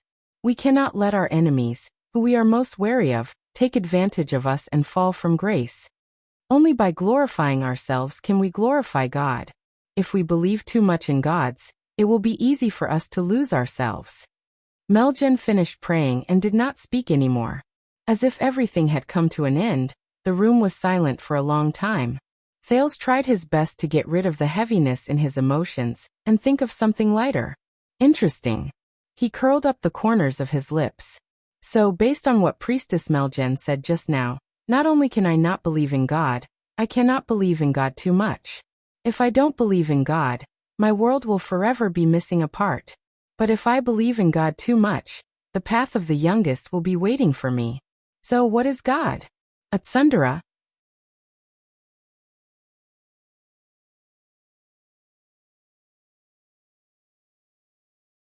Chapter 534. Believing too much in the gods is also a sin. This saying. Thales sucked in a deep breath and asked this teasing and irreverent joke in an appropriate manner. Priestess Meljan, does your goddess agree? However, Meljen laughed. Her tone was relaxed. An excellent teacher will not like a student who respects him above all, thinks his life is his, borrows his power, and hopes that he will save them without realizing it or improving at all. Meljen cast a glance at Gilbert in a manner that was neither light nor heavy. Gilbert, who was already numb, could not even be bothered to change his expression anymore. Meljen spoke earnestly and earnestly. Those who believe in the gods should be humble. This humility also includes how you should view the gods and beliefs. A thought appeared in Thales's mind. How strange. That familiar feeling from before is here again. Then magic and wizards. Thales tried hard to recall his original intentions. He also tried hard to steer the topic back to what he was interested in. What is the status of these things that have disappeared from history for a long time in your eyes? Victims? The culprit? The puppets of the path of the youngest, or the soil and cradle? What is it that leads to the prohibition and taboo against magic? Meljen thought about it for a moment. In history, in the eyes of some of our traditional and conservative brothers, magic is the culprit. It deserves to be condemned by the people, and it deserves to die. Thales nodded as if he had expected it. But Meljen turned her head and smiled. But in my opinion, perhaps that is not the case. Thales was curious again. Even though they are rebellious and disrespectful to our gods, and even though their arrogance brings about evil consequences, many wizards, even if they are unfortunate practitioners of the path of the youngest, are still respectable warriors and pioneers. Their existence is also of great significance. Meljen nodded slowly and smiled. Their confidence, arrogance, and reluctance to investigate did not just affect themselves. I believe that the appearance of magic is the intention and gift of the gods. Thales was stunned for a moment. He glared at her and blew at the hair on his forehead. Beside him, Nia almost laughed, but the clever little nun managed to turn it into a cough in time. More importantly, they also affected us, the firstborn of God. Meljen did not care about the prince's expression. She looked around the main study room in Mindy's hall and sighed. Look at the name of our class, theology. But you know what? A long time ago, any church had no theology. In the eyes of many brothers and sisters at that time, God was omnipotent, and all they had to do was carry it out. What was the point of studying theology? Thales suddenly realized something. It was only when the mages gained power and magic ruled the world that countless problems from the Three Towers, which could be considered a few organizations among the mages, began to threaten our existence. How did the gods receive faith? What is God? Why does God exist? Megan's words were very calm, but Thales took a deep breath. 3 pagodas. True enough. Meljen spoke with great interest. Their suspicions and refutations force us to not only focus on practice and action, but also to focus on belief and spirit. We have to delve deeper into the range of theories and exploration to improve ourselves. Thales smiled and nodded at Meljen. He understood. That familiar feeling just now was not a coincidence. Humility, reflection, vigilance. That was the familiarity that Asda felt when he was lecturing. At the same time, Meljen's words today showed Sunset Temple's ideology and views. That was definitely not the result of a religion, a church, or some believers shutting themselves off and working hard for thousands of years. Instead, it was the result and product of countless capable people who were motivated and worked hard for thousands of years while facing the challenges from the mages. Thales bit his lower lip gently. It was just as the old crow said, just like how Extet and Constellation influenced each other and shaped each other during their long confrontations. Magic. Over thousands of years, they were also one of the heroes who shaped faith, the church, and the temple into their current state while they fought and stood against each other. But that was not all. Meljen continued to speak. This is just an example. It is precisely because the path of the youngest is not only born from magic, but also from the church. Hence, every time magic and mages flourish, and every time faith and the temple decline, it will prompt the knowledgeable people in the church to start reflecting. It will prompt them to let go of their prejudices and stubbornness, cast aside their conservative ways and form, and truly listen to the oracle with devotion. Priestess Meljen looked straight at Thales. Reflect on yourself. Reform the church. Seize opportunities. Meljen spoke in a profound manner. Just like the sacred priestess Jade from 1,000 years ago. After she was ravaged and raped by the army, she hung herself in the dilapidated church. She saw Holy Sun Errol's mysterious message and asked her to stop the steed of Kessel VI, who was later known as the Emperor of Poison, at the risk of being beheaded. Just like the prophet Mahathir from 700 years ago, when he was dying on the battlefield after the calamity wreaked havoc, he heard Sunset Goddess's decree and extended a helping hand to find his fated king of Renaissance. When he heard this, Thales noticed that Gilbert's expression had turned sour again while he was listening by the side. So, even when magic was prevalent, the mages controlled the court, monopolized knowledge, and looked down on the rest, even when the path of the youngest was the most respected, and it was powerful and domineering. Meljen's expression was rather touched. The believers of God still held fast to their faith. They cleaned up the dilapidated churches and temples. Also that the humans, who were so confident and arrogant that they became blind and impulsive, had one more choice.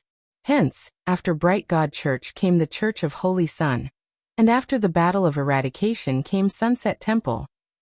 Thales did not pay attention to the old priestess expression. Instead, he shifted his gaze to nun Nia. The prince curled his lips and flashed her a bright smile. The young nun noticed the prince's smile. She shuddered slightly and instinctively turned around to avoid it, revealing her red ears. But that was enough. Thales' gaze moved past Nia and landed on the luggage on the ground, which was revealed after she turned around. It was an ancient metal nameplate that belonged to King Anzac's tomb. Thales curled up the corners of his lips. He did not care about the fact that it made Nia even more flustered. Over the past thousands of years, the kingdom's secret intelligence department was not the only one who kept traces of magic and wizards after the World Cleansing Project. It also included their greatest enemy. So Thales, what is magic? Thales was momentarily lost in his thoughts and did not pay attention to it. But fortunately, the kind Meljen did not ask him to answer. Magic is a mirror. It brings disaster through the path of the youngest. It makes us realize its absurdity and the wrong path we might take. It forces us to face our own weaknesses, discover our better selves, and return to the path of the eldest.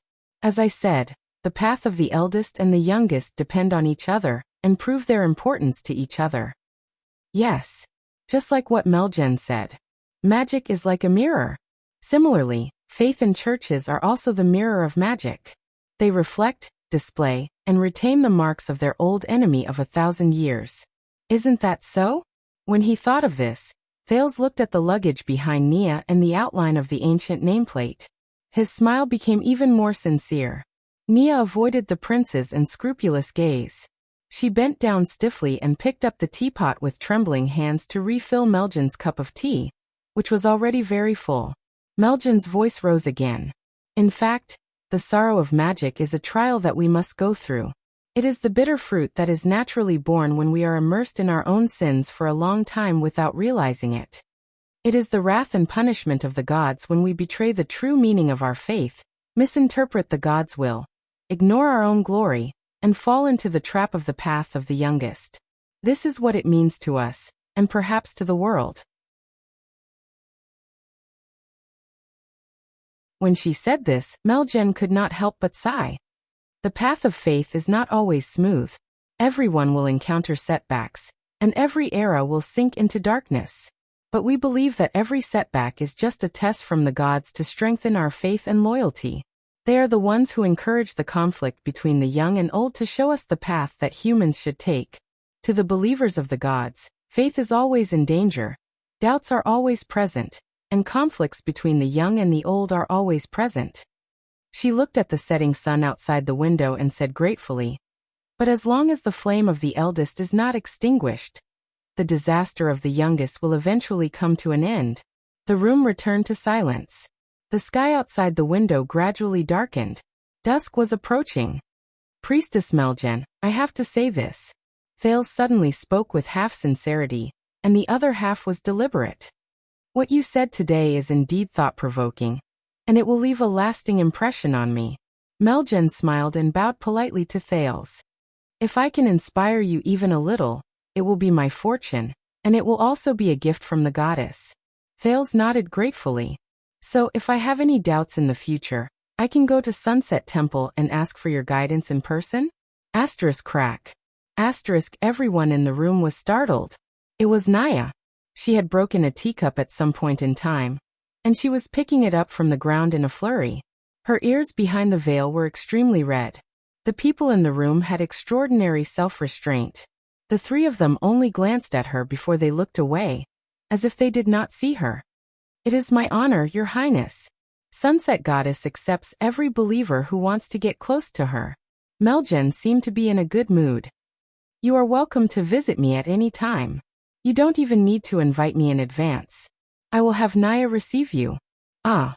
The three of them looked away again. Naya had pricked her finger when she was picking up the shards on the carpet.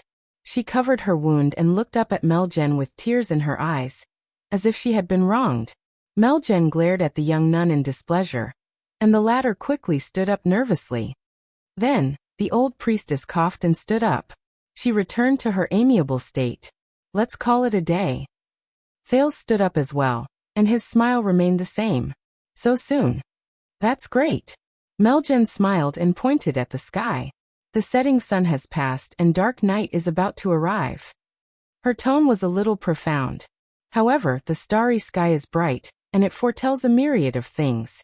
It cannot be imagined. Thales blinked. Is this a prophecy? The kind that flatters me? Besides the prophets and messengers of God, no one can make a prophecy. Meljen smiled softly. But even if it is a prophecy, it is just a prophecy. Thales did not understand the logic behind her rambling, so he decided to just continue smiling. Besides, Madame Gines told me to give you more time to rest. This caused Thales to be slightly moved. You know Madame Gines? I know many people, Meljen said with a myriad of emotions in her voice, and I have also seen many things. However, the things that God knows and has seen will only be more. However, they only remain silent and protect the living. Thales could only smile politely again. God protects the living? The teenager pinched the scar at the center of his left palm. It was a scar that was left behind many times due to using mystic energy, and it was difficult to get rid of it. All right, if there really is a God, Thales thought in a mocking manner, then it definitely doesn't know me. After he watched Meljen and Naya leave into the distance, Gilbert slowly walked over. He stared at the shattered teacup on the ground and sighed slowly. It seems like the honorable priestess Meljen had a great harvest today. Gilbert's choice of words was polite, and his tone was appropriate. But it sounds a little sour? Thales smiled faintly. Take a guess. If I had said earlier that I wanted to visit them frequently in the temple, would she have ended her lessons earlier? Thales quirked an eyebrow. If that is the case, Gilbert looked at Thales with a thought-provoking gaze. Did you understand her lessons? Thales shrugged, raised his right hand, and rubbed the gap between his thumb and index finger. A little. Gilbert's eyes lit up. That's good. Gilbert nodded in understanding, and the sour tone in his voice finally lessened a little. The Foreign Affairs Minister cast a sideways glance at the door. Forgive me for taking my leave, Your Highness. He glared at the door, and did not even look at Thales. I still have to catch up and have a not-so-pleasant conversation with Priestess Meljen. Gilbert chased after his guest with a hostile expression. But Thales smiled. He sat down again, and thought about what he learned from today's lesson. Your Highness? Did you do anything to that young nun? Thales looked up and noticed that it was Doyle and not the usual servants who came in to help him light up the everlasting lamp at night. Mallows, the watchman, narrowed his eyes and crossed his arms, lectured him afterward. So you said that because the servants did not come, you were forced to help His Highness light up the lamp. And the servants did not come because you sent them to light up the lamp. Doyle, don't you think that there is something wrong with your explanation? Doyle said in puzzlement. I just noticed that when she left, she kept turning around to look at you. She looked very scared. Thales frowned. I didn't do anything. Doyle lit up a lamp. He seemed to be deep in thought, and his expression slowly changed. All right then. But that scary old lady. Thales looked up again. As the lamp was lit up, Doyle was seen mumbling. I was very close and could not help but listen. You know, the eldest and the youngest depend on each other. What she said made sense, didn't it? Thales stretched his arms and curled up the corners of his lips. Made sense? When he saw that the Duke's interest had been piqued, Doyle quickly turned around to talk to him. Yes. She was quite tolerant towards that nuisance of magic. She was neither hostile nor discriminating against it. She was very gentle, and she spoke much better than the old monk my family hired. He only knew how to nag about things like, ancient wizards are all believers of the devil, and they summoned calamities to destroy the world. Thales thought for a while before he snorted softly. Aside from her tone, I can't see any gentleness in her stance. Doyle was stunned. Huh. But she did not completely deny magic. She even reflected on the church's own mistakes, and said that magic and wizards are the driving force behind their improvement. As he listened to Doyle's words, Thales' expression changed several times. A few seconds later, when Doyle's voice slowly faded away, Thales spoke again. As expected, Gilbert was right. Thales sighed. Grammar lessons are really important. Doyle's smile froze. What? Thales leaned against the back of his chair and looked at the confused Doyle in front of him. He flashed a smile and said, according to Priestess Melgen, this is no longer a matter of whether magic is good or bad. As Thales spoke, he put on a contemplative expression. If the church and their beliefs are corrupted, it must be because they walked down the wrong path and fell into the path of the youngest. He thought about it. Similarly, if magic is beneficial, it must be because the person who uses magic has found the right path and followed the path of the eldest. Doyle rolled his eyes. Gentle. Thales repeated and snorted softly in a thought-provoking manner. Truth be told, I cannot find a more unyielding attitude than this. Doyle first tried his best to understand what Thales meant. Then he put on an enlightened expression that said, oh, I see. That's right. Priestess Melgen is neither hostile nor discriminating against magic. Thales did not notice Doyle's expression. Instead he said absent-mindedly, on the contrary, she wants to use the name of the gods to dominate magic. Thales looked out the window with a profound gaze. It was dusk, and the sun was about to disappear from the horizon. And what leads to the prohibition and taboo of magic? Thales recalled the question he had asked twice since the beginning of the lesson. Melgen did not answer. Is it because she's old and her memory is bad? Or is it a coincidence? Doyle blinked in bewilderment. He did not know how to flatter Thales next. But Thales ignored him. He only snorted softly and packed up the Sunset Goddess Apostle's axe that he had found for the lesson but never used. It seems like the self-cultivation of the church believers is not that simple. And I have reason to believe that if some people listen to these words, they will definitely not be happy. What the F***CK? What the F***CK? Thales' muttering suddenly turned into loud cries of surprise. This made the people around him wary. Doyle was also shocked. Your Highness. Glover and Jonvald rushed into the study room with wary expressions. Are you all right? Doyle even ran to the prince in a few steps. He glared at Thales and pressed his hand on his sword as if he was loyal. What happened? Thales took a deep breath and calmed his emotions, but his face was livid. His eyes were wide open. I'm fine. Thales raised his head. His sitting posture was very unnatural. You may leave. He finished his sentence with a gloomy expression. Glover and Jonvald breathed a sigh of relief. They scanned the study, then checked the windows and bookshelves, including the ridiculously large eternal oil clock. Only then did they prepare to leave warily. Are you sure? But Doyle's attention was on Thales. He looked nervous. Your Highness, you don't look too good. Is there anything I can do for you? Thales sucked in another breath. Yes, Thales said through gritted teeth, his face full of pain.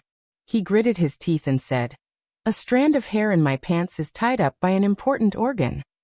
It hurts. Thales glared at him and hissed in a suppressed voice, you're right. Can you help me? The room was quiet for a second. Of course, no problem. Doyle, who was in a hurry to claim credit, did not pay attention to what the prince said. He also did not notice the gloomy atmosphere around the prince. He walked forward with a proud expression, but he was suddenly dragged back by Glover. Glover stuttered for a few seconds before he said hesitantly, "Then we will not disturb you." Even Zombie's unchanging expression was a little awkward at that moment. "We will leave. Give His Highness some personal space." Thales smiled stiffly and waved his hand stiffly. Doyle only reacted then. He smiled embarrassedly while equally awkward. He could not help but glance at Thales' body under the study table. "Oh, okay. Then be careful when you deal with it yourself. If there is a need, we can." Before the reluctant Doyle could finish speaking, Glover and Jonvald each grabbed him by the arms, lifted his feet off the ground, and carried him out of the study while facing Thales. A few seconds later, Thales watched as the door was closed. He heard Doyle's struggling voice gradually weaken. He was certain that there was no one in the study. Then he relaxed his tense shoulders. The gloomy atmosphere around the prince gradually dissipated. The Duke of Star Lake sighed, but he still looked like he was in pain. He lowered his head and reached his hand under the study table. He reached between his legs, which were tightly clamped together, but he did not want to caress a certain part. Instead, he pulled out a book. Thales looked displeased. He stared at the sunset goddess Apostle's axe in a daze and snorted softly from time to time. A few seconds later, the teenage prince flipped it open with a gloomy expression. Then he took out a damned luxurious, brand new sky blue, and made of Rylan hard paper from one of the pages, an invitation.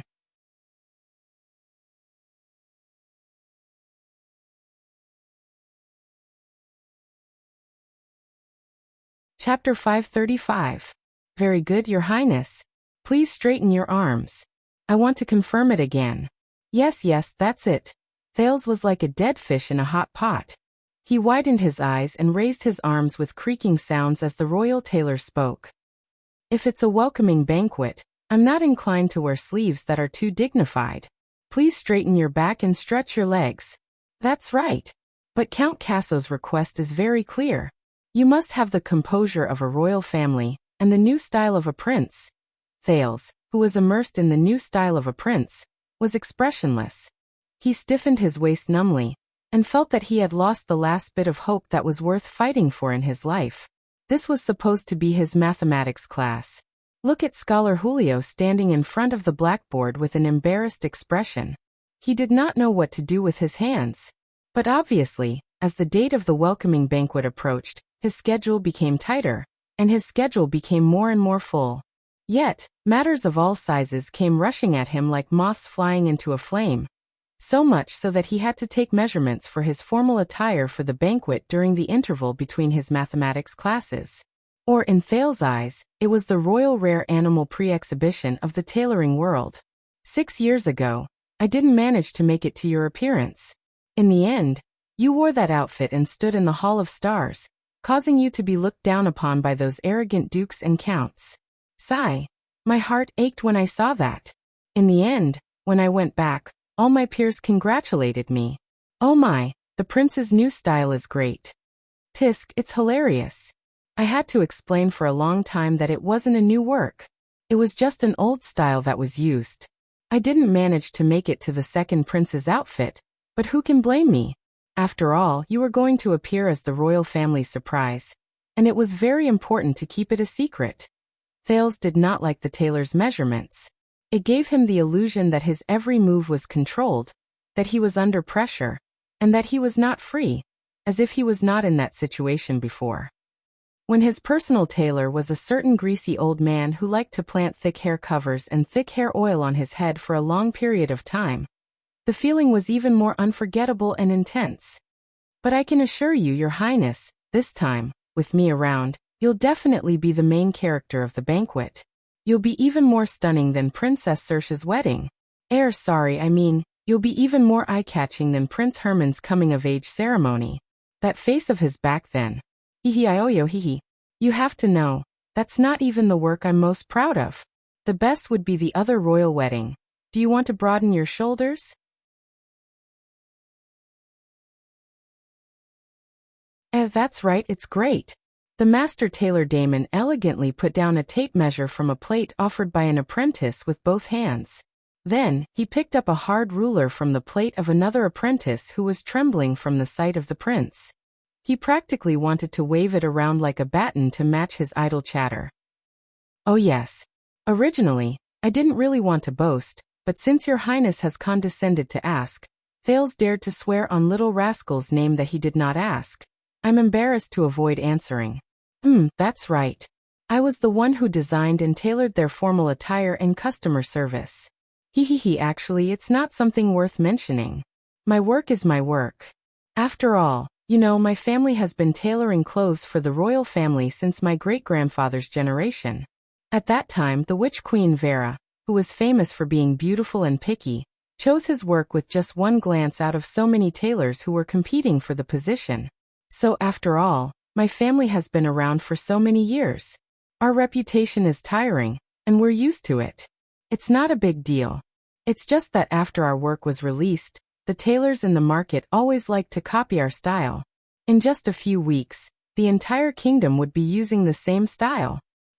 Sometimes, they would even copy one of our mistakes and treat it as a classic. What a joke. I'm not saying that we will make mistakes, Your Highness. It's just that I think there's a need to be humble. After all, after so many years, the Damon family is still the royal tailor. We're the highest judge in the fashion design competition in the capital city. We rely on being humble and low profile, making progress with an open mind, and being conscientious.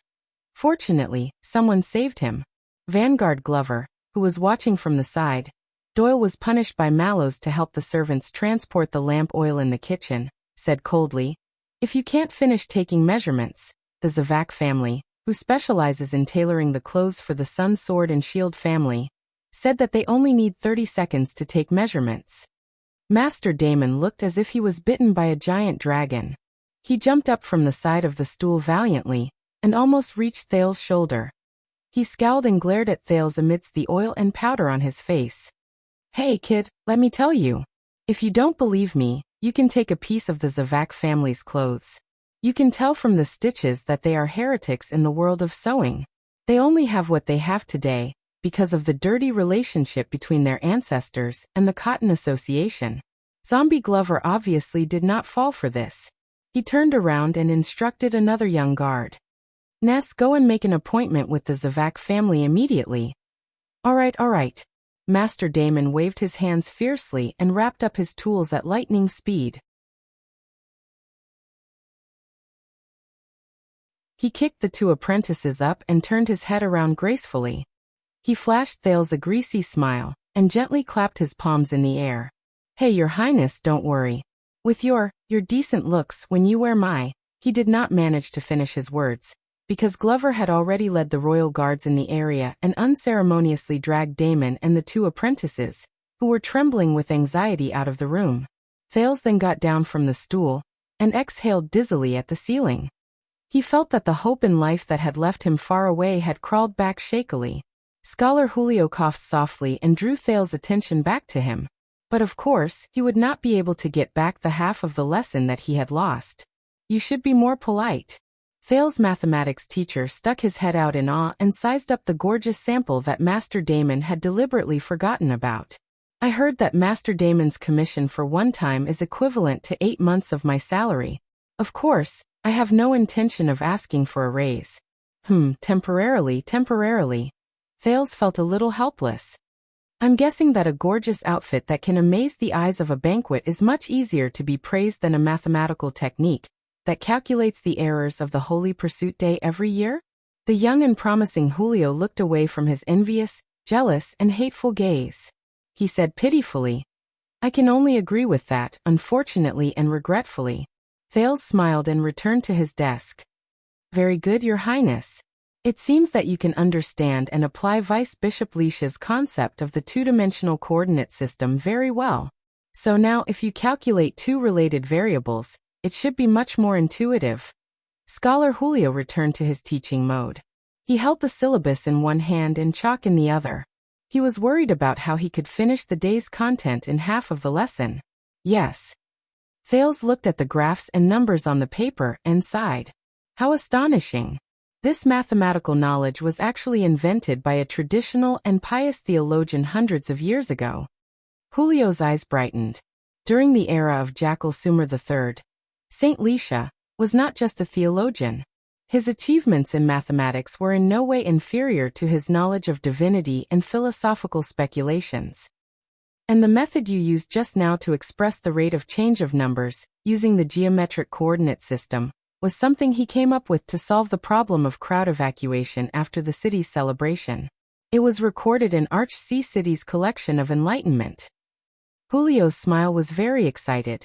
At the same time he introduced Saint Lisha, he was happy that the prince was actually interested in this unpopular knowledge that many nobles scoffed at. I see. Thales could not help but sigh when he thought about the theology lesson a few days ago. Sunset Church, a religion that regards God as the supreme being, actually has such a talent. How interesting. Julio nodded, but his expression immediately froze. He seemed to be hesitating about something. Your Highness, this might be a little presumptuous, but I know that you have begun your theology lesson. Thales raised his eyebrows. You know? Scholar Julio shrugged and lowered his voice. I think that you should, build a good relationship with the church.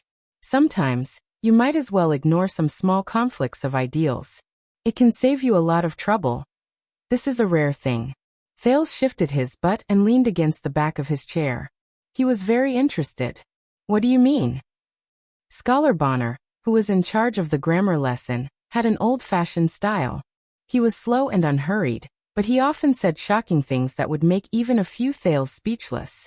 Your Highness, why you're in such a hurry after class? Are you going to a date? Gilbert, on the other hand, took up the responsibility of a political lesson in the history lesson. It was supposed to be a cramming lesson on royal pretentiousness, but he was always unable to compete with the foreign affairs minister's personal thoughts on key historical events. The lesson would be long gone, causing the progress of the lesson to be seriously delayed.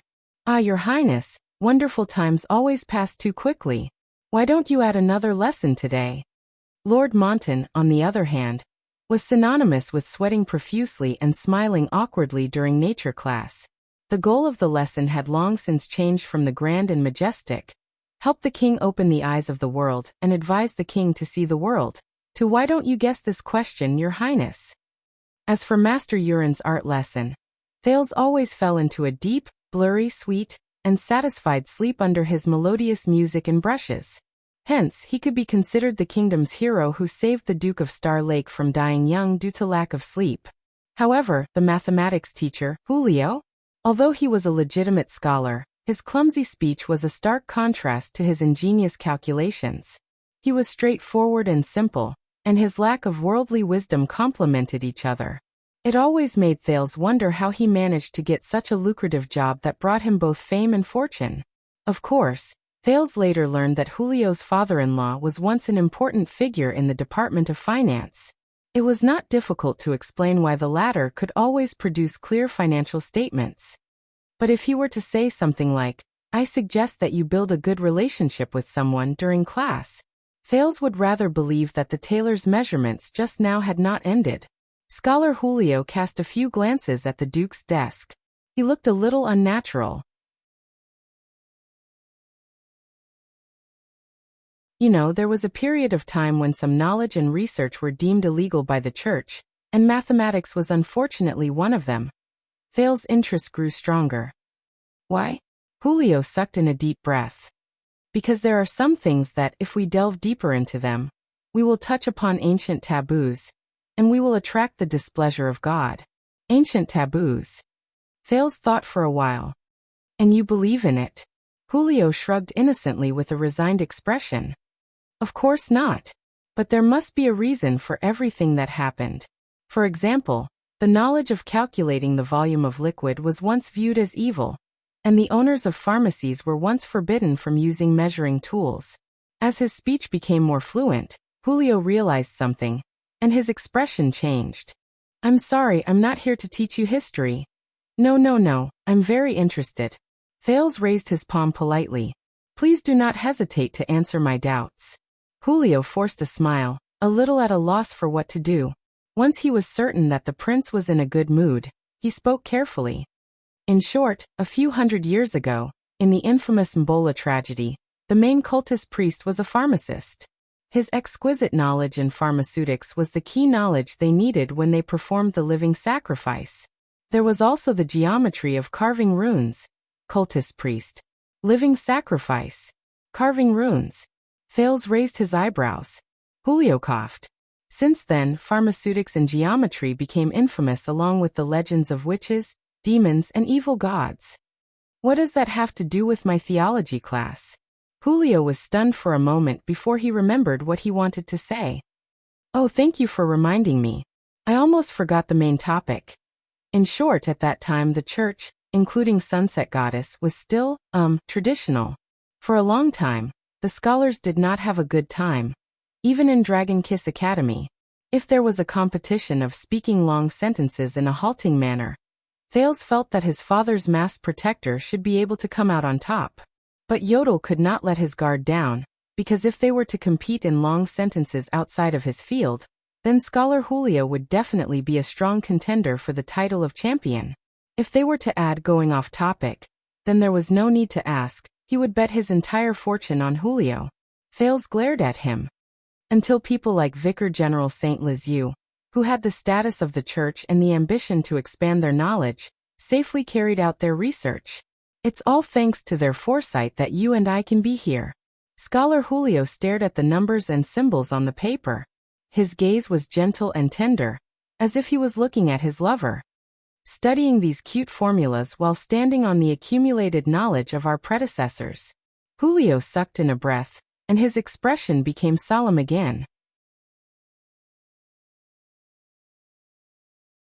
So, Your Highness, there is no harm in being on good terms with the church, especially when they are at the peak of their power, even if it is not to your liking. This way, a lot of difficulties will be easily solved. Thales stared at Julio with an unprecedented and thought-provoking gaze. What about you? Julio's eyes brightened. He raised his finger and waved it at Thales, as if he was presenting a treasure. Then he pulled out a brass disciplinary chain from his chest.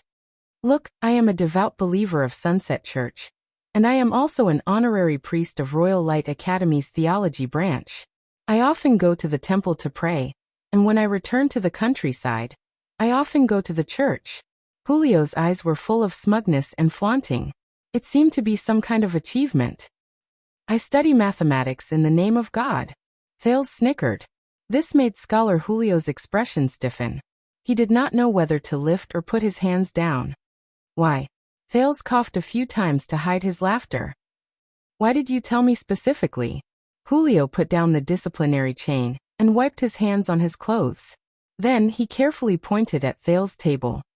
You have been holding that book for a few days. You almost made a handprint on the cover. Thales looked down. Pressed under his draft paper was the Sunset Apostles' Acts. The Duke of Star Lake was stunned. A few seconds later, Thales pressed his head and sighed in resignation. How could he make such a low-level mistake? Was it because he was under too much pressure after returning to Constellation? If he were in Northland and in Heroic Spirit Palace, Thales would definitely be cautious enough to change a new book every day, so that he would not be easily discovered. Well, he could not say that. After all, Nicholas's intelligence was not to be underestimated. You are a smart child, Your Highness. Julio was a little worried. I mean, not many people can understand so many complicated mathematical problems at your age. Not to mention that you just came back from the barbaric Northland. No offense. And people who have such thoughts are usually not satisfied with boring theological preaching and religious preaching.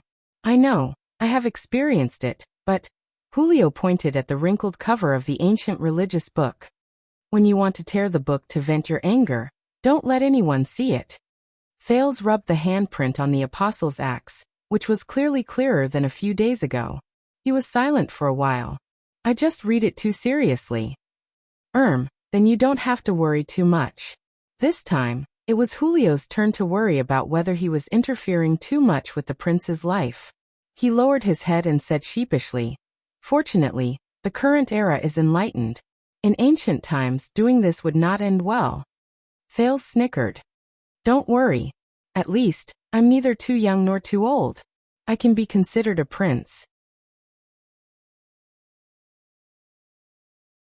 More than 400 years ago, alien star Herman was also the eldest son and heir of Ascension King, but he was still killed because of blasphemy. Scholar Julio's words came to an abrupt halt. Thales' smile froze. The room became quiet. A few seconds later, Julio realized what he had said. He stared at Thales in horror, then looked around in panic. Your Highness." Thales put on a stern face. "Scholar Julio, have we solved this problem?" "Oh, of course, Your Grace, Your Highness. Why don't we end the lesson?" Julio looked like he was about to cry. Thales was silent for a while before he raised his head and smiled. "All right." Julio heaved a long sigh of relief. He picked up his teaching materials and tools, and left in a fluster. He did not even remember that the disciplinary chain was still hanging outside his clothes. Your Grace, about what I said today, Count Casso." Thales sighed softly. "Gilbert won't know." "Thank you, Your Highness." Julio left while trembling. Julio's back trembled violently. "Thank you as well," Thales said softly. Perhaps he knew that he had said something he should not have. Scholar Julio, who was used to dragging class, was much more considerate than usual. He even ended class half an hour earlier. During the history lesson in the afternoon, before Gilbert rushed over to talk about the political gains and losses of the King of Blades, Thales had a rare moment of free time. Thales sat quietly in the study room. His gaze wandered over the cover of Sunset Apostles' Acts, but he could not get over Julio's words. "Glover, close the door. I want to take a nap." The zombie at the door did not have any extra reaction. He did not ask about Thales' well-being, nor did he make a fuss. He just nodded quietly and closed the door behind him. His voice came from outside the door, giving orders to the guards on duty. Based on this alone, Vanguard Glover was indeed much more competent than Doyle. Low-key and obedient. Silent and cold. Never doing anything unnecessary. Thales thought gloomily. He was probably the type that King Kessel trusted. For some reason, when he thought of this, his heart tightened. If he had to choose, Thales still felt that it would be easier to get along with people like Doyle. Why? Thales sighed. He sized up the empty study room, put away the secret apostle's axe, stood up, and walked to the bookshelf behind him. The Duke skillfully pried open the mechanism on one of the baffles and pulled open the bookshelf. He entered the secret room in the study room. "You're tuning in to the Lee May's Sword of Destiny YouTube channel. We're so grateful for your support, and don't forget to subscribe to join us on this incredible journey through captivating stories. Your generosity through donations truly makes a world of difference, as it's the primary source of revenue that allows me to expand and enhance this channel for you. Thank you from the bottom of my heart for being a part of this adventure."